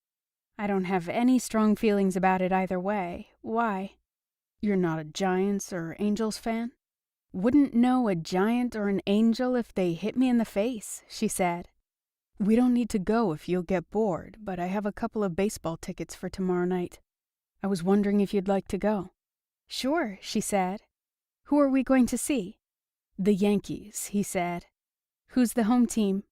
"Ah, so you do know some of the lingo." Lucy held up her finger and thumb with a small space between them. "Just this much." "Cool, but the Yankees are the home team." "What? I don't—" "Oh, you want to fly us to New York for a baseball game?" "I'd like that, yes," he told her. "If we have time, I'd also like to have dinner in Soho." She was shaking her head. "You're crazy, you know that?" He had just taken a bite of his sandwich, but she could see his eyes dancing as he said, "Why, I just want to spend more time with you before this has to end." She swallowed hard. "I'd like to spend more time with you, too." The next day, they ended up taking his jet to New York and having dinner at an amazing little sushi restaurant in Soho. They watched the Yankees game from a private skybox. Then they flew back home, a little bit tipsy from the few beers they'd had. Lucy confirmed that Jamie's jet had a bedroom. They made love throughout the entire flight home. It had been the perfect ending to a day filled with taking silly pictures in baseball gear they bought in the gift shop, singing "Take Me Out to the Ballpark" during the 7th-inning stretch, and eating foot-long hot dogs, even though she spilled mustard all over the front of her shirt, thus leading them to visiting the gift shop in the first place. But when she was back in her apartment, alone, she started to worry. She was falling hard for Jamie. It had nothing to do with him flying her in a private jet to a ball game, and everything to do with how much fun he was to be with when they got there. She didn't want their time to end, and she didn't know what to do about it. 2 days after flying Lucy to New York, Jamie was in his office when his father called. "Well, I got a call from Tom Landry over at the EPA offices today. At your request, we've been checking into the practices of the old auto manufacturing plant in Summitville, and it looks like your suspicions were correct. Even though its distillation system technically met EPA standards, the runoff from the plant significantly diminished the quality of the land around it. That includes fields that were previously used for farming and are now lying empty." "Right," Jamie said. And that means even though our distillation system is environmentally friendly, there's going to continue to be reduced plant production and profit from those nearby farms. Can we rehabilitate the land before we begin operation? Assuming that we're even granted that right by the town council? We could, but that would be expensive. Very expensive. I'm not sure I'm willing to spend that kind of money on a project that may or may not get off the ground. If the town council commits beforehand, maybe. Otherwise. You know this project is important to me, Dad. My goal isn't just to profit our company, but to help the residents of Summitville. I'd like to explore repairing the land that's been damaged. Before we're guaranteed a presence in the town? That's right, it's a calculated risk, but it's also something I feel strongly about. And his father knew why. After only a brief hesitation, his father said, You do what you think is right, Jamie. Thank you, Dad. That means a lot to me. You mean a lot to me, son. It's good to be working with you again. I'm proud of you. Proud of what you stand for. After ending the call with his father, Jamie finished packing up his things, then called Lucy. Hi, I'm about to catch my flight and should be at your apartment within the next few hours. How does shrimp scampi and rice sound? Fabulous. Great, the restaurant's close to the airport. Do you want me to send a driver over to pick you up and drop you off at the restaurant? She chuckled. I let you fly me across the country to one ball game, Jameson, and suddenly you think you need to send a car to drive me to a restaurant? I can get there myself, but thank you. Glad she hadn't really been offended by his offer to send a driver, Jamie said.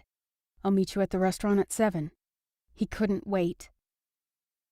On her way to the restaurant, Lucy stopped at her favorite bakery and bought some cookies and a can of whipped cream, which she secreted in her purse.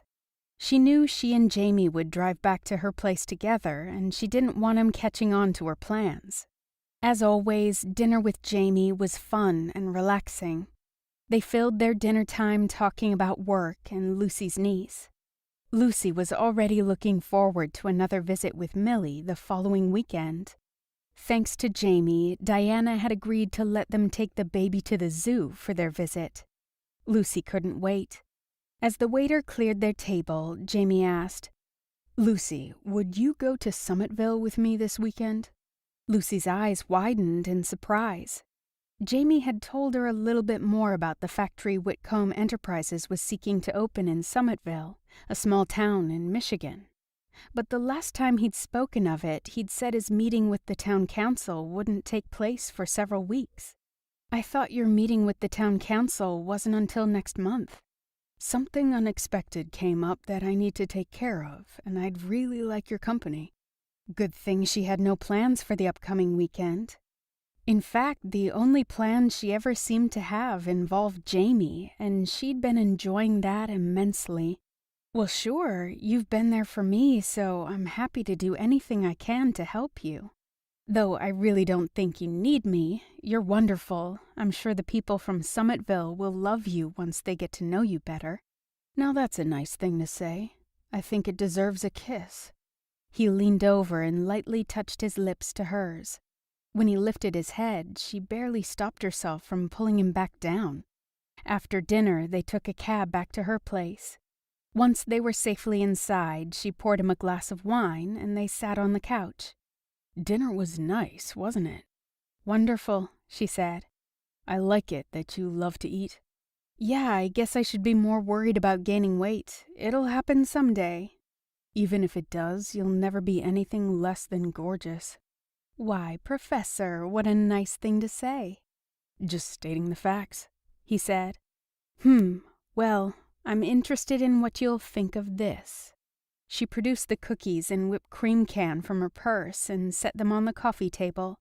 He stared at them for a minute, then picked up the cookies, handed her one, and said, I think we should eat these cookies so we can move on to that whipped cream. He took a huge bite of his peanut butter cookie, then held it out for her to try. She did the same with the white chocolate macadamia. After the cookies had been devoured, Nice, but I'm still hungry. Me too, she whispered. Chapter 18. Jamie woke up to an empty bed and the smell of bacon. He smiled, thinking about Lucy cooking. He'd never even thought to ask her if she cooked. He'd never admit it to her, but for some reason he'd assumed she didn't. He got up, pulled on his pants, and followed the scent out to the kitchen. He stopped in the doorway and just watched Lucy for a few minutes while she didn't know he was there. She was wearing his shirt. Her legs were bare, she didn't have on any makeup, and her hair was disheveled. She looked so pretty he immediately considered picking her up and carrying her back to the bedroom. He smiled when she stuck her tongue out the side of her mouth, concentrating as she measured pancake mix and poured it into a bowl. She must have sensed him standing there because she suddenly looked up and smiled. God, this woman took his breath away. He smiled back. "Good morning, beautiful." "Good morning. I wanted to surprise you." When that wonderful smell wafted down the hall, I was surprised. "Well, go sit on the balcony and I'll bring you your coffee. I don't want you in the kitchen." Jamie laughed. "I had no idea what a domestic goddess you were." "Get out before I hit you in the head with a frying pan," she said with a sweet smile. "Kinky, but I'm game if you are." She narrowed her eyes and flicked a kitchen towel at him as he walked to the sliding door of her balcony. It was a gorgeous, sunny morning. Lucy brought him his coffee and a kiss, and then she went back to the kitchen. Minutes later, the food on the table, she sat across from him. "Do your parents have servants, like housekeepers and cooks?" "Yes, they do," he answered somewhat cautiously, not sure where she was headed. She shrugged and said, "We had all of that too, so I never really learned how to cook. When I started living on my own, I had to eat a lot of top ramen while I learned. I know she's just a baby, but I want Millie to be self-sufficient. Make sure she knows how to cook, how to do her own laundry, how to survive in the world and make it on her own." "That's a great idea, but you can still hire help and be independent. My sister and I could cook by the time we were teenagers. I worked on the cars with my dad's mechanic, and I mowed lawns on the grounds. My father had a very similar view to yours. Other than a housekeeper that comes in twice a month, I pretty much take care of myself." He held up a fork with a piece of pancake on it. "But it's nice to be taken care of occasionally, too." He was both surprised and pleased when she first hooked an eyebrow up, then allowed it to settle as a genuine smile crossed her face. Chapter 19. The next day, Jamie and Lucy flew to Summitville. During the flight, Lucy asked Jamie about the plant and the townspeople and what their objections were to his company reopening the factory. "Basically, they don't want a corporation of our size to come in and ruin their small-town feel. When the automotive plant was there, it offered them a lot of jobs, but it was run by a couple of brothers who'd gotten tired of working for GM and went their own way. The townspeople liked that idea and they welcomed them. Overall, the plant was good for the town, but once the brothers passed on, their heirs closed it down. It wasn't until several years passed that the town realized the company's waste removal system wasn't the best for the surrounding land. So now they're already mistrustful, especially when it comes to a bigger company coming into town. They're looking for negatives rather than thinking about the positive impact it will have on their job and housing markets, on the economy in general." "What about the damaged land? If your company opens here, will your waste system ensure the land is repaired?" "No," Jamie said. "Our system won't damage the land further, but it can't repair what's already been damaged."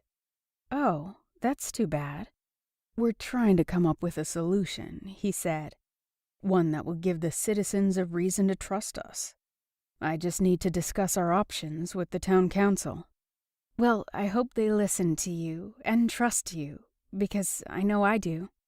He lifted her hand to his mouth and kissed it. "And that, sweet thing, means the world to me."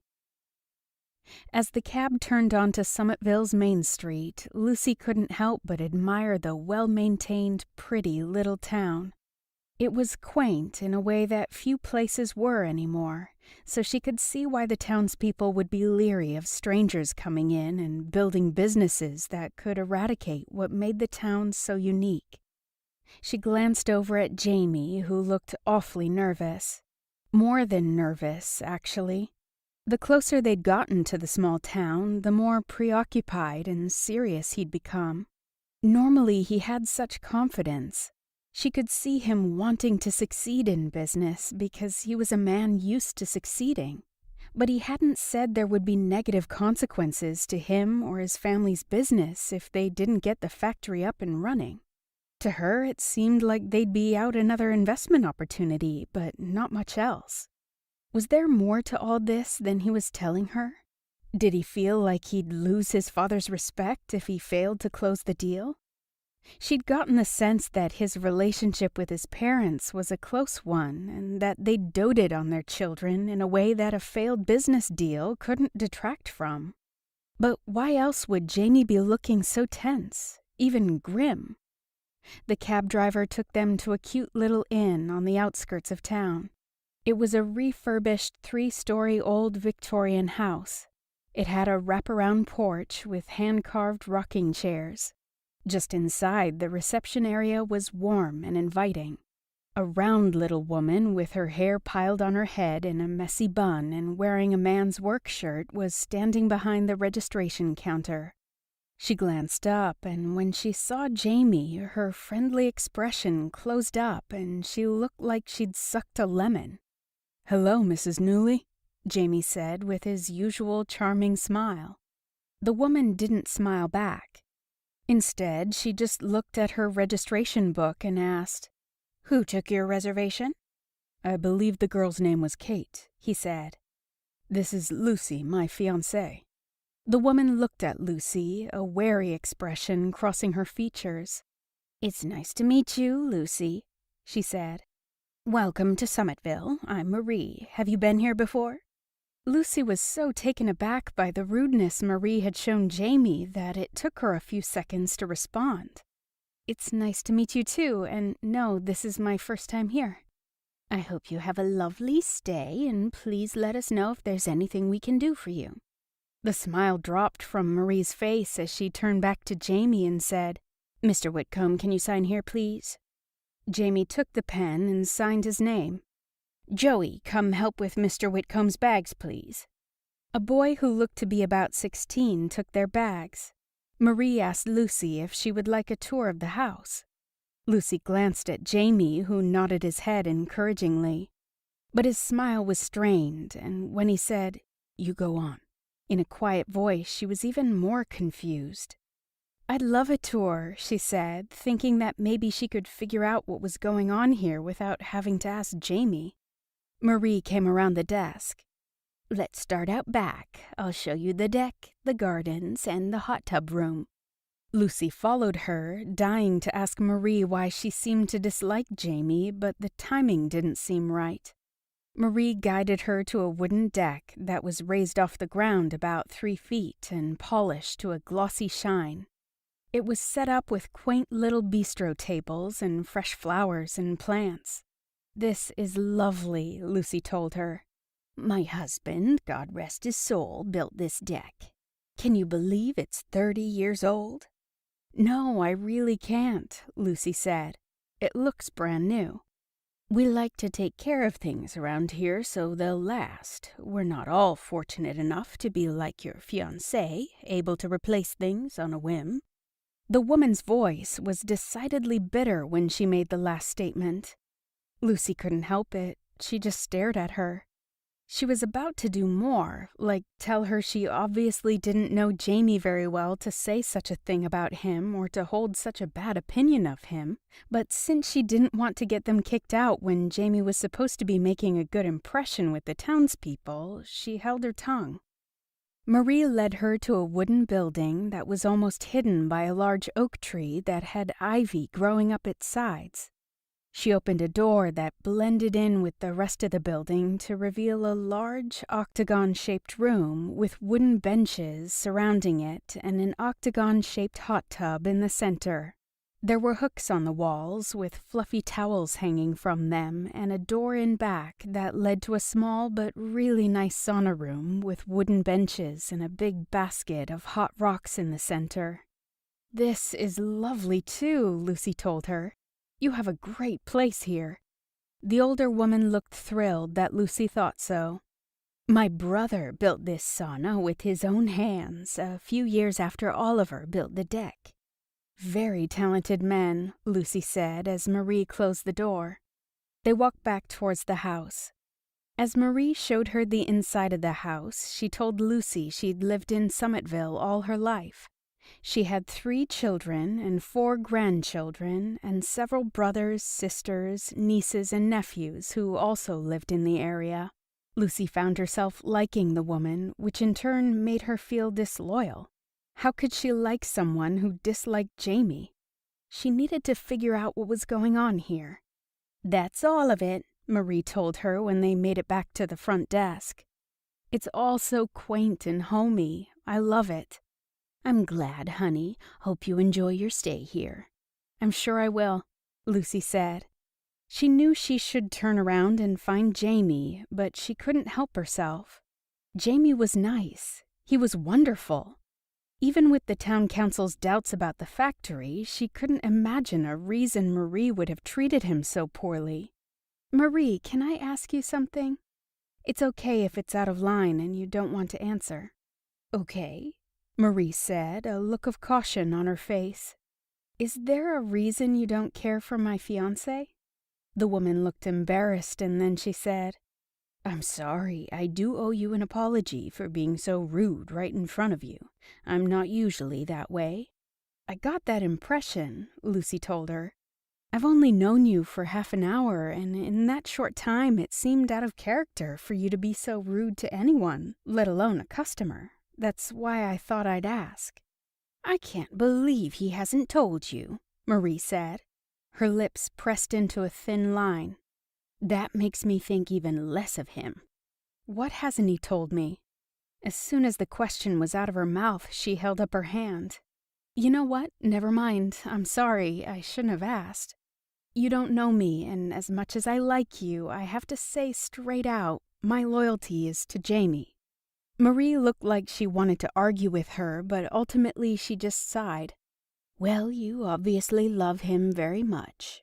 But if he hasn't told you about Sierra, I can't imagine you truly know him. Not in a way that counts." Marie's eyes drifted to a silver frame that held a photo of a beautiful young girl with straight black hair and big brown eyes. "Is that Sierra?" Lucy asked. "Yes, she was my niece." "Was?" "She was only 18 when she died." "Oh, I'm so sorry for your loss," Lucy told her. "Thank you. Her death was a tragedy." "What happened, if I may ask?" "I think you need to talk to your fiancé about that." When Lucy got to the room, Jamie was standing at the window, his back turned toward her. He seemed to stiffen when he heard her come in. "How was your tour?" he asked. "Interesting."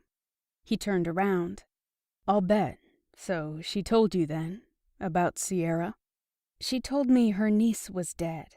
She was going to tell me more, tell me why she obviously holds a grudge against you, but I told her I wanted to hear it from you." "Why?" "Because you're my friend, Jamie, not her. I don't like the way she treated you. I know you didn't do anything to deserve that kind of treatment." He smiled bitterly. "In this particular case, sweet thing, you're wrong." "Am I? So tell me. And then tell me why you didn't tell me before bringing me here." Jamie sighed, then settled down on the bed. "Will you sit with me?" Without answering, she walked to the bed and sat down, only to notice he was shaking. What in the world? Lucy had always thought she was strong, but at that moment she realized that it was Jamie who was the strong one. He wasn't showy or arrogant or a braggart because he didn't have to be. In his quiet and kind way, he was strong enough to help her when she needed him, to be there for his family, to try to help the people of this town despite the fact they rejected him. In all the time she'd talked about not wanting to fit into his world, not once had he struck out at her for her prejudice. Instead, he'd tried to gently point out those prejudices and encourage her to work past them. She was so ashamed of how she'd walked away from everything he'd been offering her and had continued to offer her because she'd been afraid. He didn't deserve that. He deserved to be with a woman who was as kind and strong as he was. Maybe she wasn't that person, but she could at least be a little brave.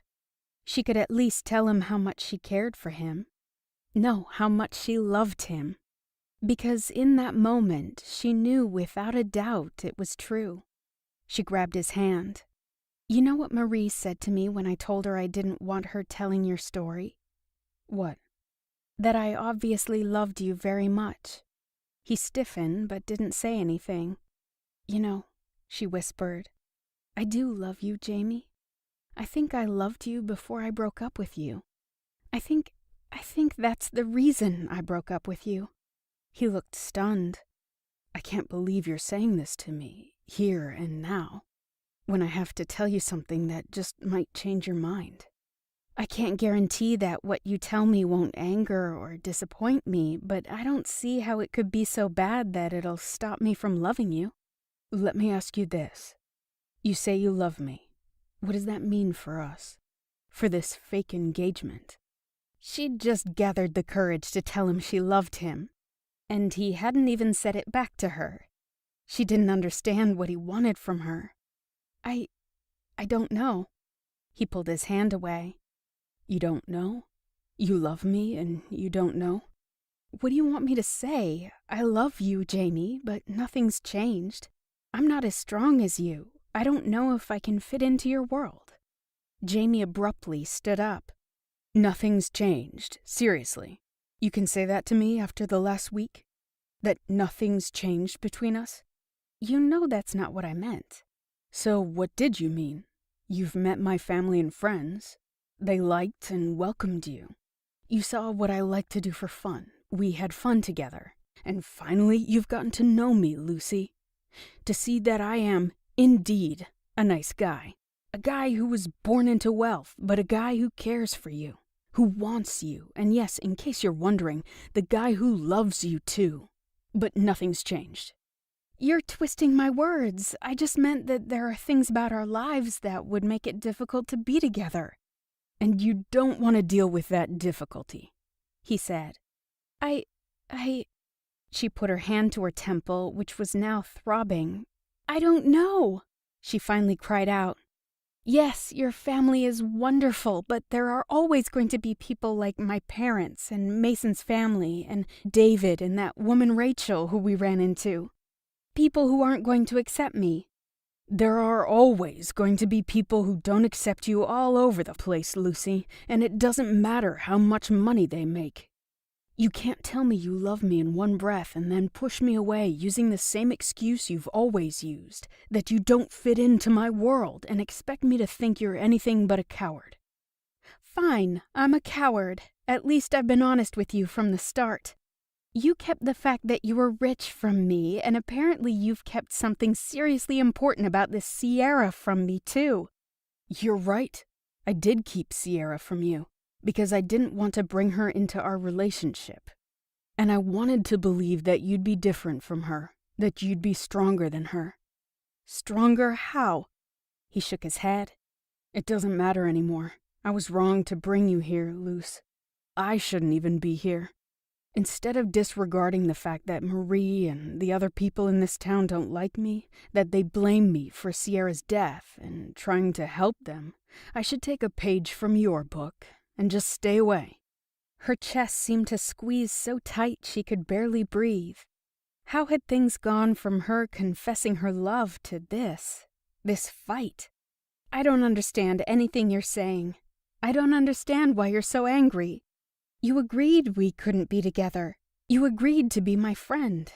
That's the whole reason I let you help me with this fake engagement. You knew I had issues about your money, and now you're throwing it in my face, making me feel like I did something wrong. He shook his head. You haven't done anything wrong, Lucy, and I'm sorry I made you feel that way. I guess at some point it just felt so natural, us being together, us being engaged. I guess I just started to believe that things could be different. He shook his head yet again and muttered, I need to go for a walk, clear my head. Then I think we should pack up and go. He started to walk in front of her to go to the door. Lucy grabbed his arm and said, Absolutely not. He raised a brow. Excuse me? You are not calling me a coward and walking out of here without telling me about Sierra. And you are certainly not fleeing this town until you explain why the townspeople blame you for Sierra's death. You don't get to demand anything from me, Lucy. As your pretend fiancée and the woman who spent the last week with you, I beg to differ. She raised her hands, cupped his face, and said, But even putting that aside, if nothing else, I'm your friend, Jamie. You've wanted me to share this whole time when you obviously haven't shared a part of yourself with me. Can't you do what you've asked me to do all along? Can't you trust me? Jamie reached up, took her hands in his, and then nodded. Fine, I'll share, but then we need to talk about us. Okay, Lucy said. She sat down on the bed and he sat next to her. Then he told her about Sierra, about how Sierra hated that she came from a different background, about the party they'd attended and how some of the girls told her she looked cheap because her clothes weren't as nice as theirs, about the boys who'd assumed she was cheap and tried to touch her, about how upset she'd gotten and how she'd told him they didn't belong together, and how she didn't tell him that just that night, but multiple times before that, and how he wouldn't listen to her. At the party, she was upset. I tried to tell her it didn't matter what other people thought, but she refused to listen. She left and ended up driving the car into a tree. It was an accident. She wasn't trying to commit suicide, just lost control of the car. She died at the scene. Her death isn't your fault, she said immediately. I know that. Jamie, it wasn't, and it's horrible for Marie and anyone else to suggest it was. I think they blame me for not letting her break up with me when she first tried to. So they blame you for being a nice guy. He laughed, then grew serious. I thought you viewed my niceness to my detriment. You have a lot more to who you are. You're super smart and super funny and sexy and fun to be with. Jamie put his arm around her and pulled her into his chest. He held her there for a few minutes before he said, So, would you ever consider overlooking my niceness because of all my other redeeming qualities and actually being with me? For real? I've been considering it a lot lately. She was going to say more. She was going to say, but before she could, Jamie kissed her, making her toes curl. The kiss was akin to an overwhelming expression of emotion that made her chest swell and her head spin. The kiss was akin to a declaration of love, one that was unnecessary because they'd already told each other they loved one another. The problem was she still didn't know what they should do about it. Lucy kept her thoughts to herself because she didn't want to upset Jamie any more than she had.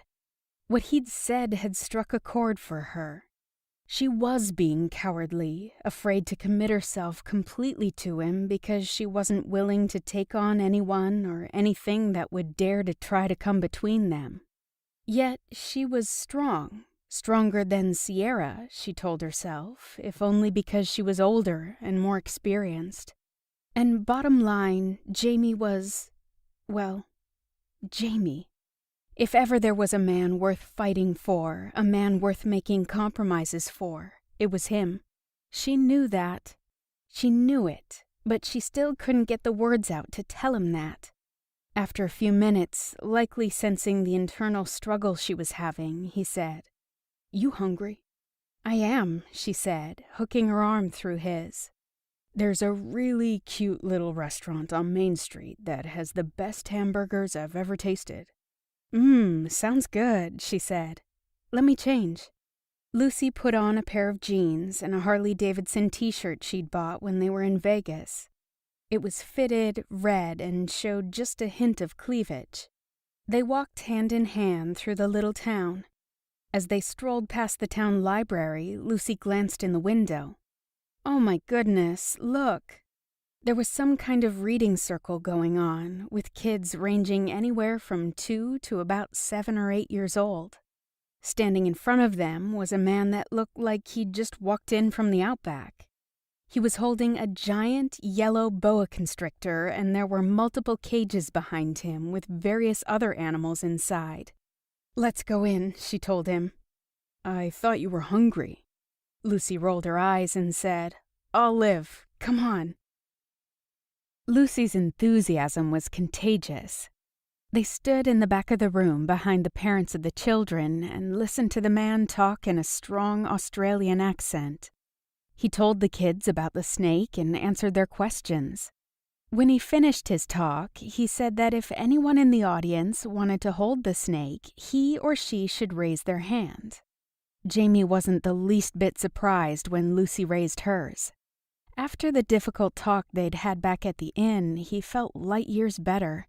He hadn't missed the fact that Lucy had failed to answer his question about being with him for real.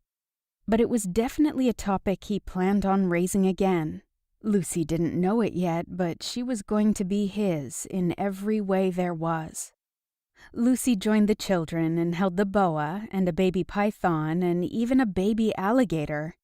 Jamie chatted with the crocodile hunter for a few minutes and decided that even though he was looking at Lucy like he wanted to eat her with a spoon, he wasn't half bad as far as hunky Australian tough guy types went.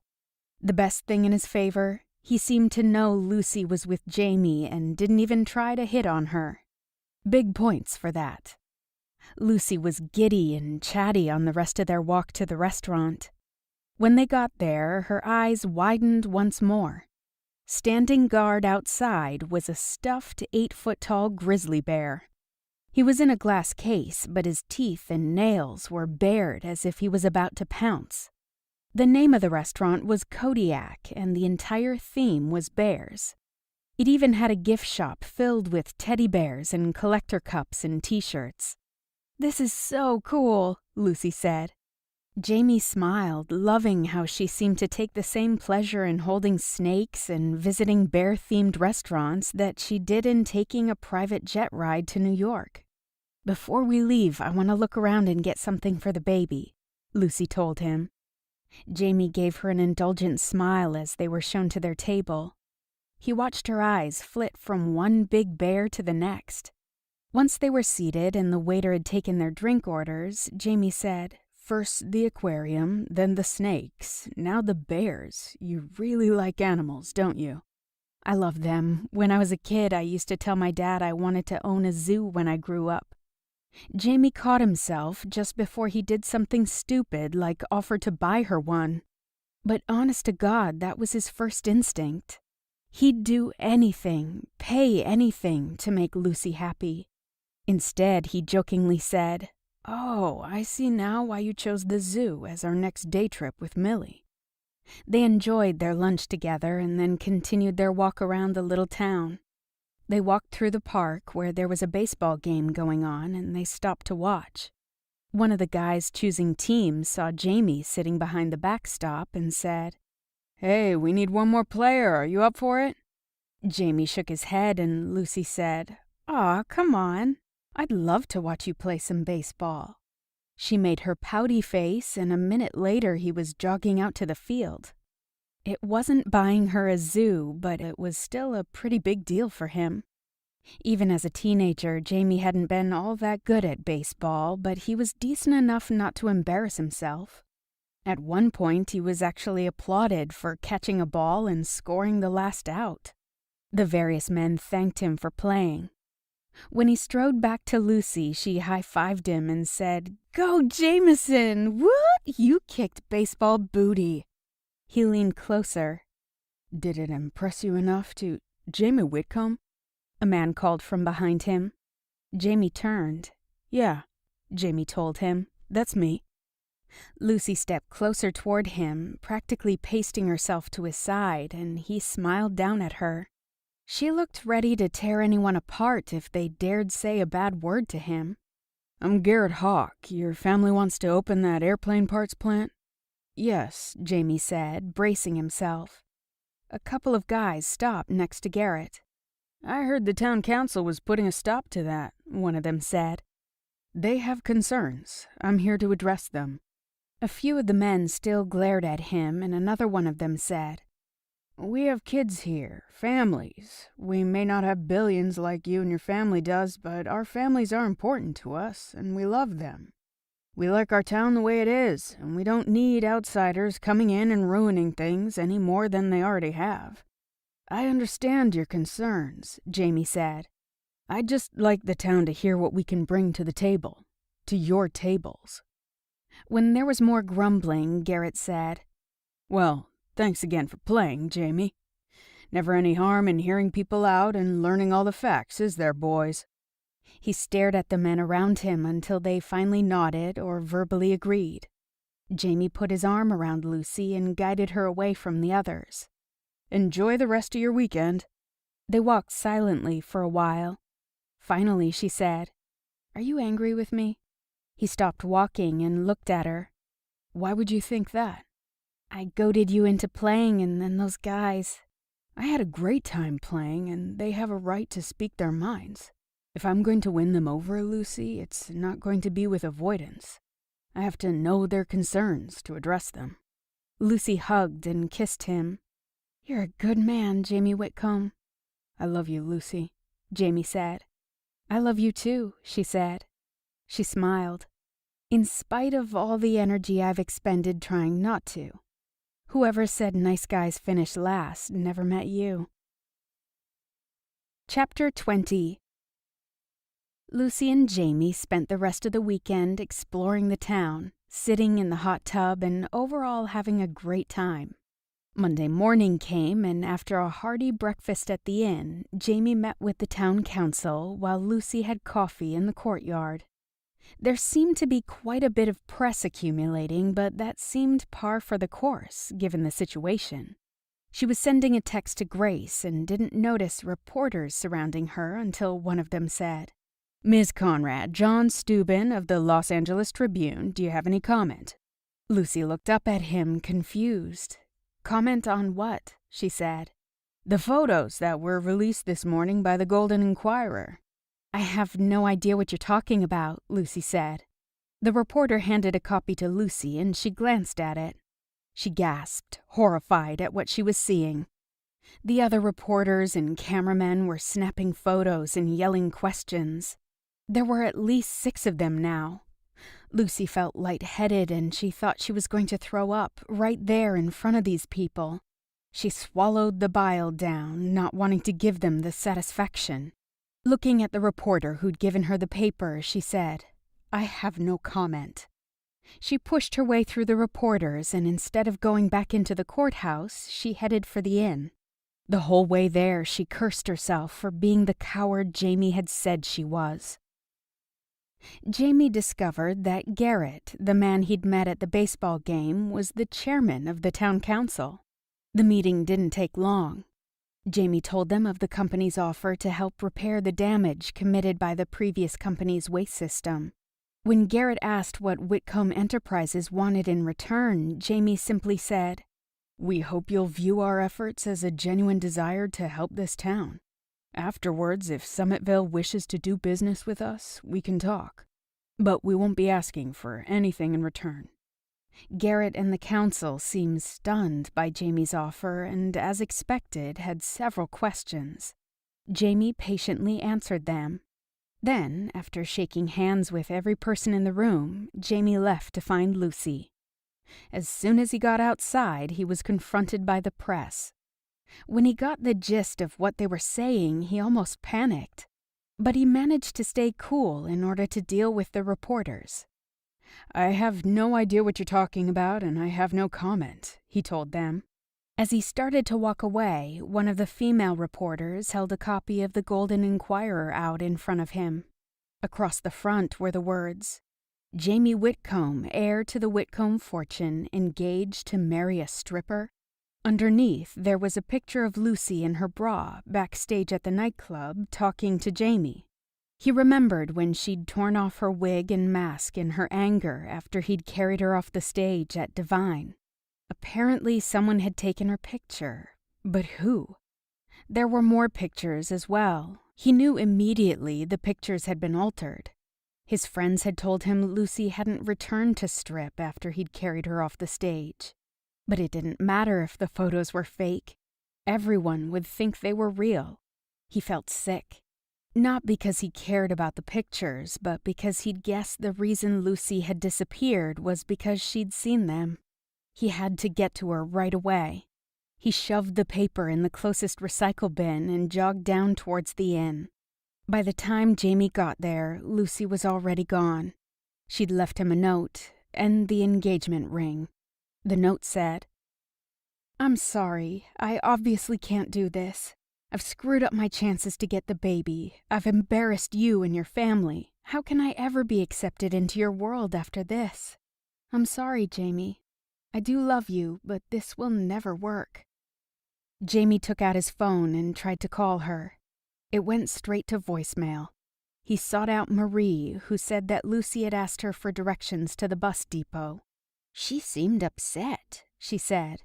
And in spite of everything, she didn't look pleased or even judgmental. She just looked worried about Lucy. "I've got to go after her." "I was going to say the very same thing." Lucy refused to take his calls, and she never returned to her apartment. When Jamie finally called Grace, the other woman said Lucy was staying with her for a few days. "She doesn't want to talk to you or see you right now, Jamie. I'm sorry." And he could hear how sorry she was over the phone.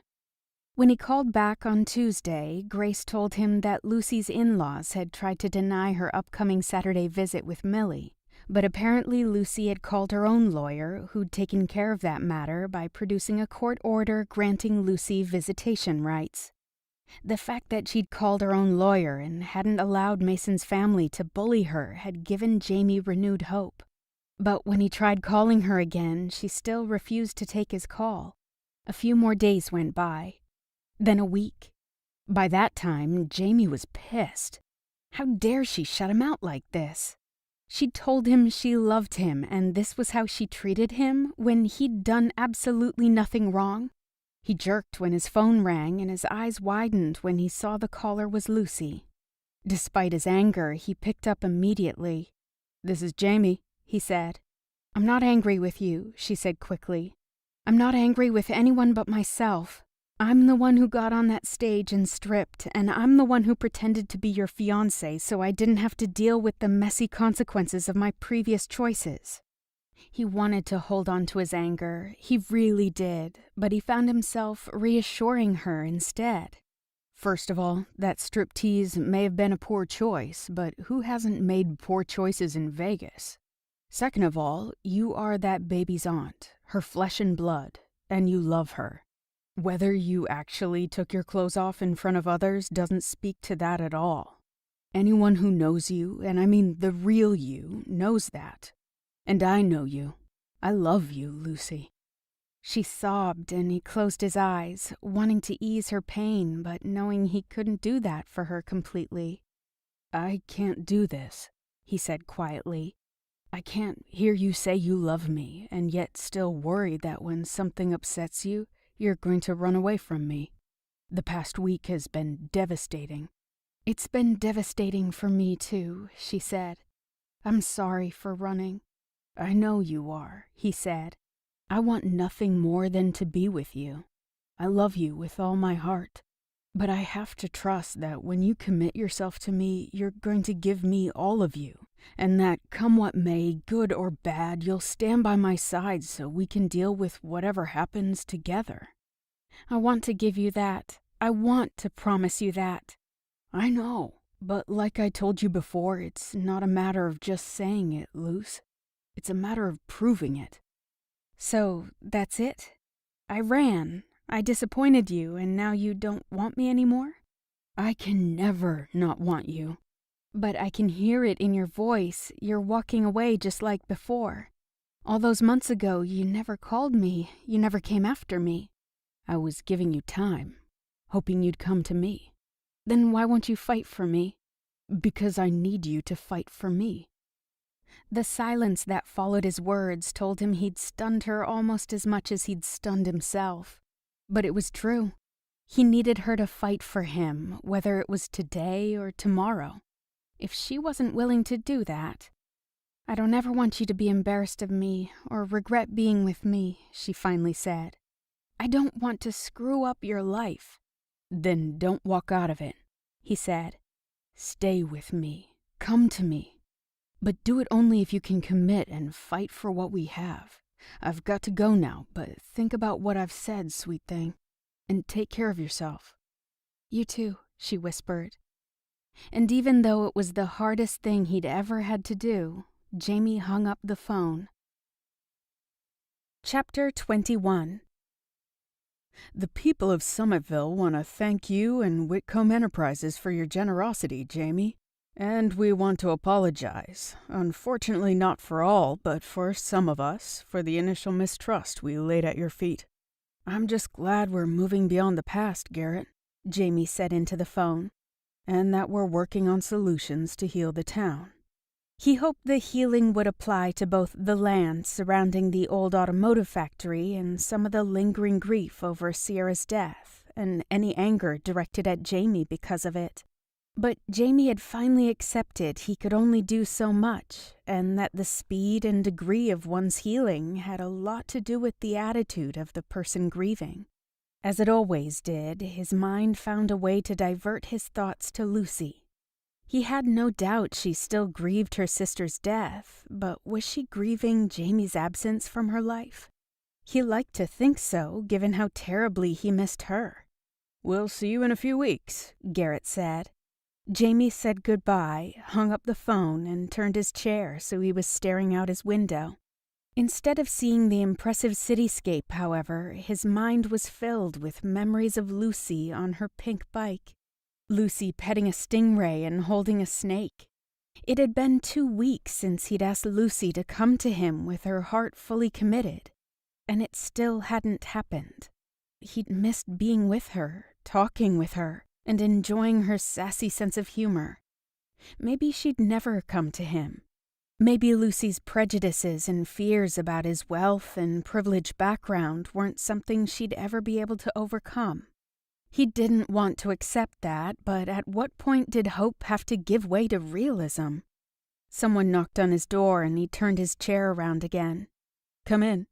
It was his assistant, Annabelle. "Just bringing you your mail." He took the pile of envelopes. "Thanks," Jamie said. He started to sort through the mail, but sensed Annabelle hadn't moved away. "I'm sorry, was there something else, Annabelle?" Just, She hesitated, then reached out and withdrew a bright orange envelope from the middle of the pile and put it on top. "You'll want to open this first." He looked down at the envelope, his eyes widening when he saw the beautiful black and fuchsia print on the front. It was addressed to Jameson Whitcomb IV. The return sender, Lucille Conrad, soon to be Mrs. Jameson Whitcomb IV. After her last conversation with Jamie, it had only taken an hour of serious contemplation for Lucy to conclude that she could commit herself to him and everything that came with him, for better or worse. All she'd had to do was replay the last few weeks they'd spent together and recognize his willingness, even after those horrible pictures came out and she ran away, to give her a second chance. But she didn't just want to tell him that. Like he said, words didn't mean anything unless they were backed up with action. So she'd enlisted Melina and Grace to help her start planning. Thus began a whirlwind of activity. Time and again, she'd almost given in to her desperate urge to contact Jamie and beg to see him. She knew he was probably worried that she hadn't done so yet, but she hoped that in the end, he'd think the surprise she had planned for him had been worth the wait. The ball had started rolling as soon as Lucy had contacted the event planner by Melina. Ariana Castillo had her own reality show and had become famous by taking people's thoughts and dreams, mixing them with their personality, and turning them into the most fabulous, awe-inspiring parties anyone had ever seen. She was normally booked at least a year in advance, but Jamie's father was somehow involved in the production of her show, so she'd happily put Lucy's event at the top of her list. When Lucy had called her, the voice on the other end of the line sounded too young for a woman who'd been planning high-profile parties for the last decade. When Lucy told her that, Ariana had laughed and said, "I guess the party lifestyle keeps me young. Do me a favor, Lucy. Close your eyes and tell me what you envision for this party." And Lucy had, starting with the fact she wanted it held not at a posh hotel, but someplace old Hollywood, like a Sunset Ranch. Ariana had taken everything from there, checking in often with Lucy to make sure the event came out the way she wanted. They'd enlisted the talents of some of Los Angeles's best caterers, florists, and set designers, and set out hundreds of invitations after Brienne had helped her with the guest list. Now the time had come for what Lucy hoped would be one of the most talked-about engagement parties LA had seen in decades. A reality star with the initials KK was even rumored to have tweeted about it. It was less than an hour before the event began. She knew Jamie was coming because he'd sent in his RSVP. She couldn't wait to see him and the expression on his face when he walked in. She wanted him to love it. She wanted him to still love her. And she hoped and prayed he'd see the party for what it was, her over-the-top pledge that she was committed to blending their two worlds, their two selves, to create one incredibly fun, passionate, and unique life together. As the limo pulled into the long driveway leading to the Dandelion Ranch, Jamie stared at the invitation Lucy had sent him. Against the elegant black background, the fuchsia-embossed lettering read, "Lucy and Jamie." Then, right underneath it, read, "Engaged," in white scroll lettering. He smoothed his fingers across the one word, telling himself the tightness in his chest was solely excitement, but he knew some of it was nerves.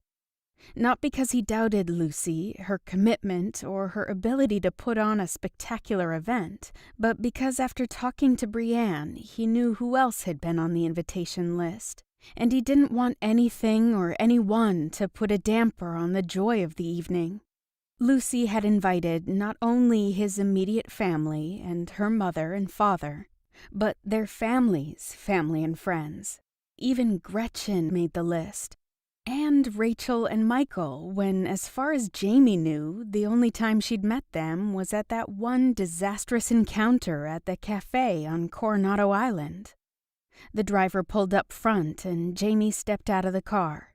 The exterior of the ranch house was rugged and well-maintained, but there were no fussy trappings announcing an engagement party was taking place inside. When he opened the door, however, he could see the outdoor patio and how it had been transformed. "Oh my God," he said in a breathless voice. From behind him, he heard Lucy say, "Is that a good, oh my God, or an I want to run back outside one?" she asked. He turned around to face her. "I'd say that it is the best oh my God I've ever uttered, but it's not true." Her beautiful eyes flashed with worry. "It's not?" "No, because I hadn't seen you yet." He twirled his finger so she'd spin around. She looked glorious. She'd put her nose piercing back in and wore a black and fuchsia dress that reminded him of a pin-up girl. The neckline was cut low, but not plunging, and it maintained a scalloped pattern all the way around the back. The silky material ended just below her upper thighs, where about 2 inches of orange petticoat peeked out.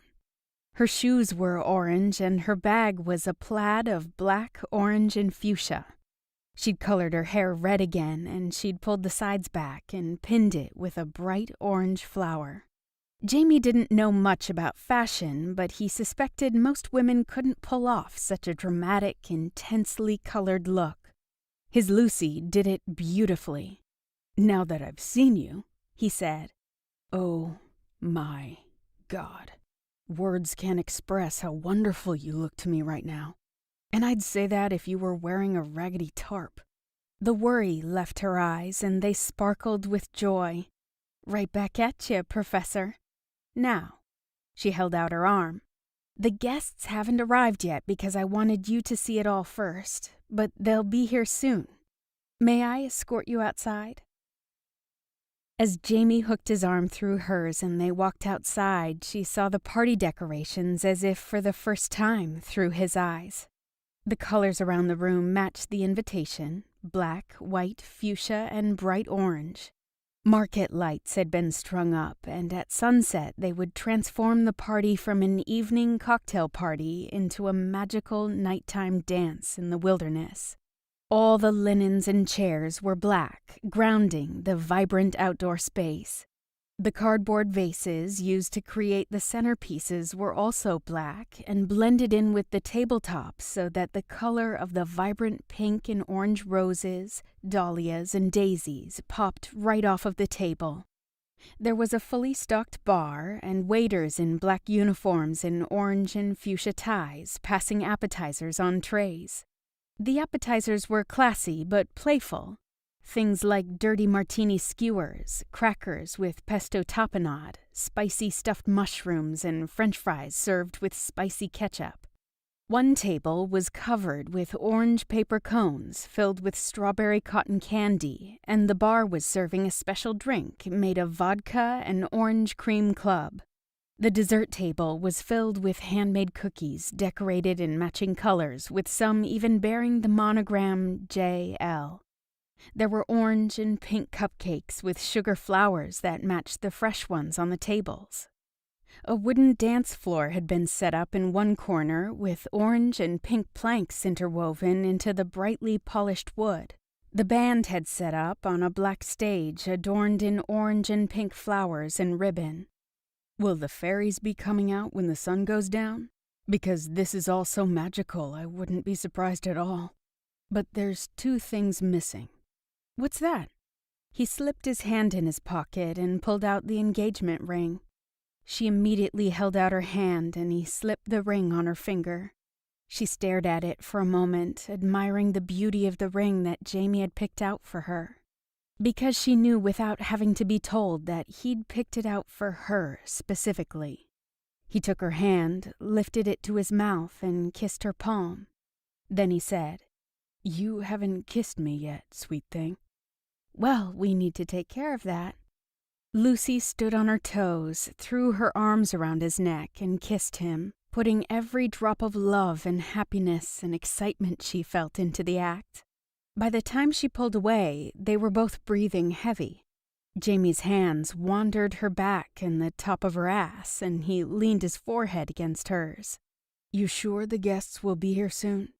No sooner did the words leave his mouth than they heard Brienne shout, "Oh my God, Lucy, it came out even more beautiful than I expected."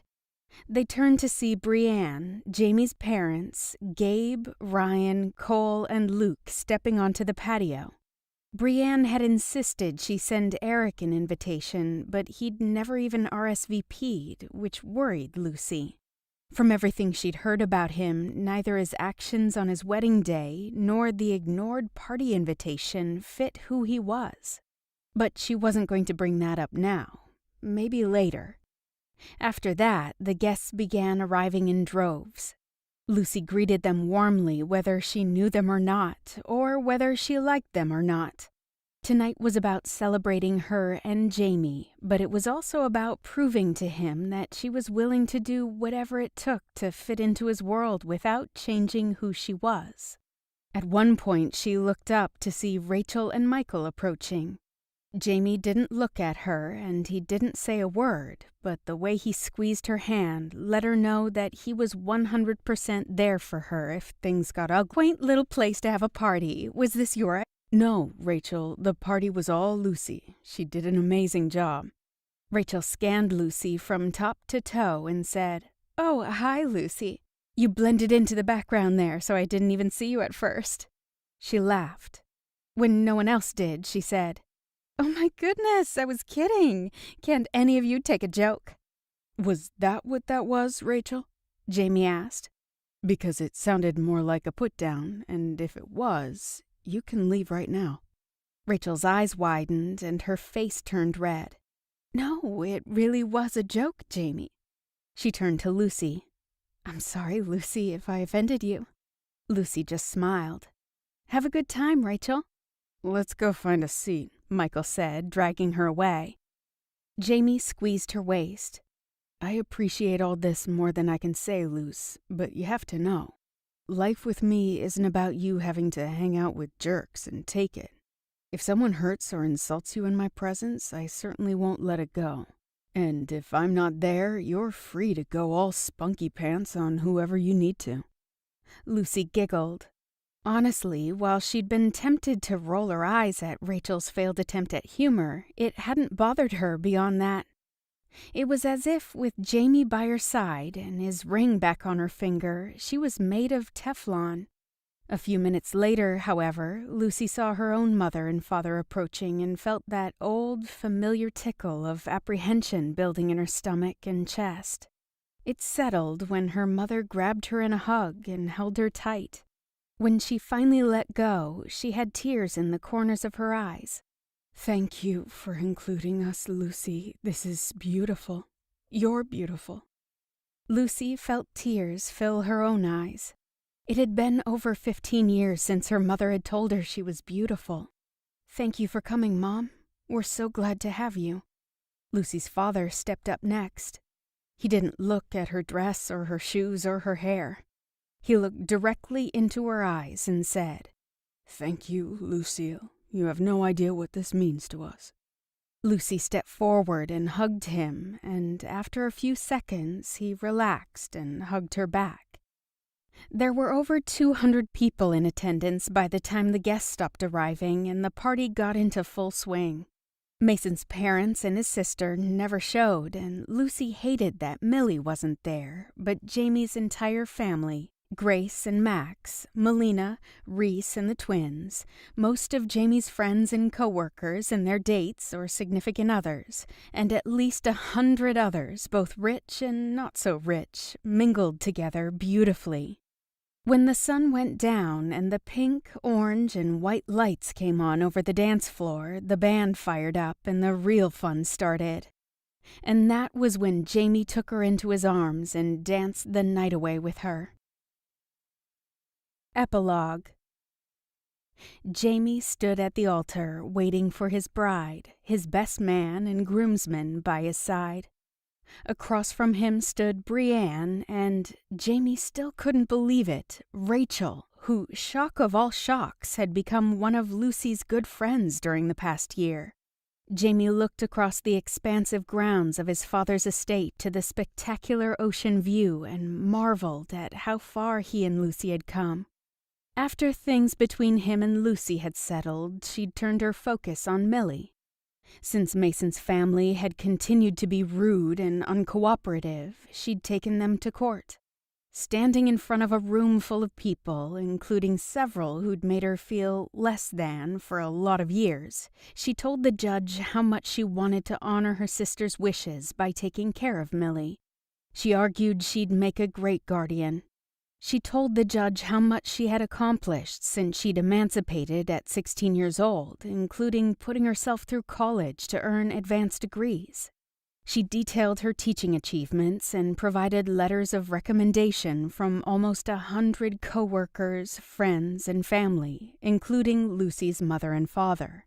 She admitted she liked to have fun, but said that made her well-rounded and an even better role model for Millie. The judge granted Lucy full custody with the right to decide visitation with the rest of the family as she saw fit. When she finished kissing Millie and hugging Jamie, she told Mason's family they could visit as often as they wanted. Her parents were at the wedding, although Lucy had asked Melina and Grace to walk her down the aisle. Her father had rolled his eyes when he'd heard that news, but he was sitting in the front row and every now and again even had a hint of a smile on his face. He and Lucy would continue to butt heads, but at least they were trying, willing to fight for a better relationship for a change. Jamie heard the sound of the wedding march and turned to see his bride coming down the aisle. She wore a traditional white gown that had wide satin straps over the shoulders, was fitted in the bodice and waist, was covered in lace, and had a huge skirt with a 10-foot train. On her head she wore a wreath of white orchids, and in her hands she carried a bouquet of the brightest red and purple roses he'd ever seen. They matched the 6-inch heels she wore under the dress, and with each step she took, everyone could see a flash of red or purple. Jamie smiled. He'd been surprised she'd wanted to go the poofy white dress route, not at all surprised by her choice in flowers and shoes. The woman who was about to become his wife was sweet. She was a feminist and a fighter. She cussed a lot. She was a wild woman, and despite the fact she was working hard to overcome it, he knew she still cared far too much what other people thought about her. And he wouldn't change her for the world. This has been Flirting with the Billionaire, written by Verna DePaul, narrated by Ellen Lang. Copyright 2014 by Verna DePaul. Production copyright 2015 by Verna DePaul.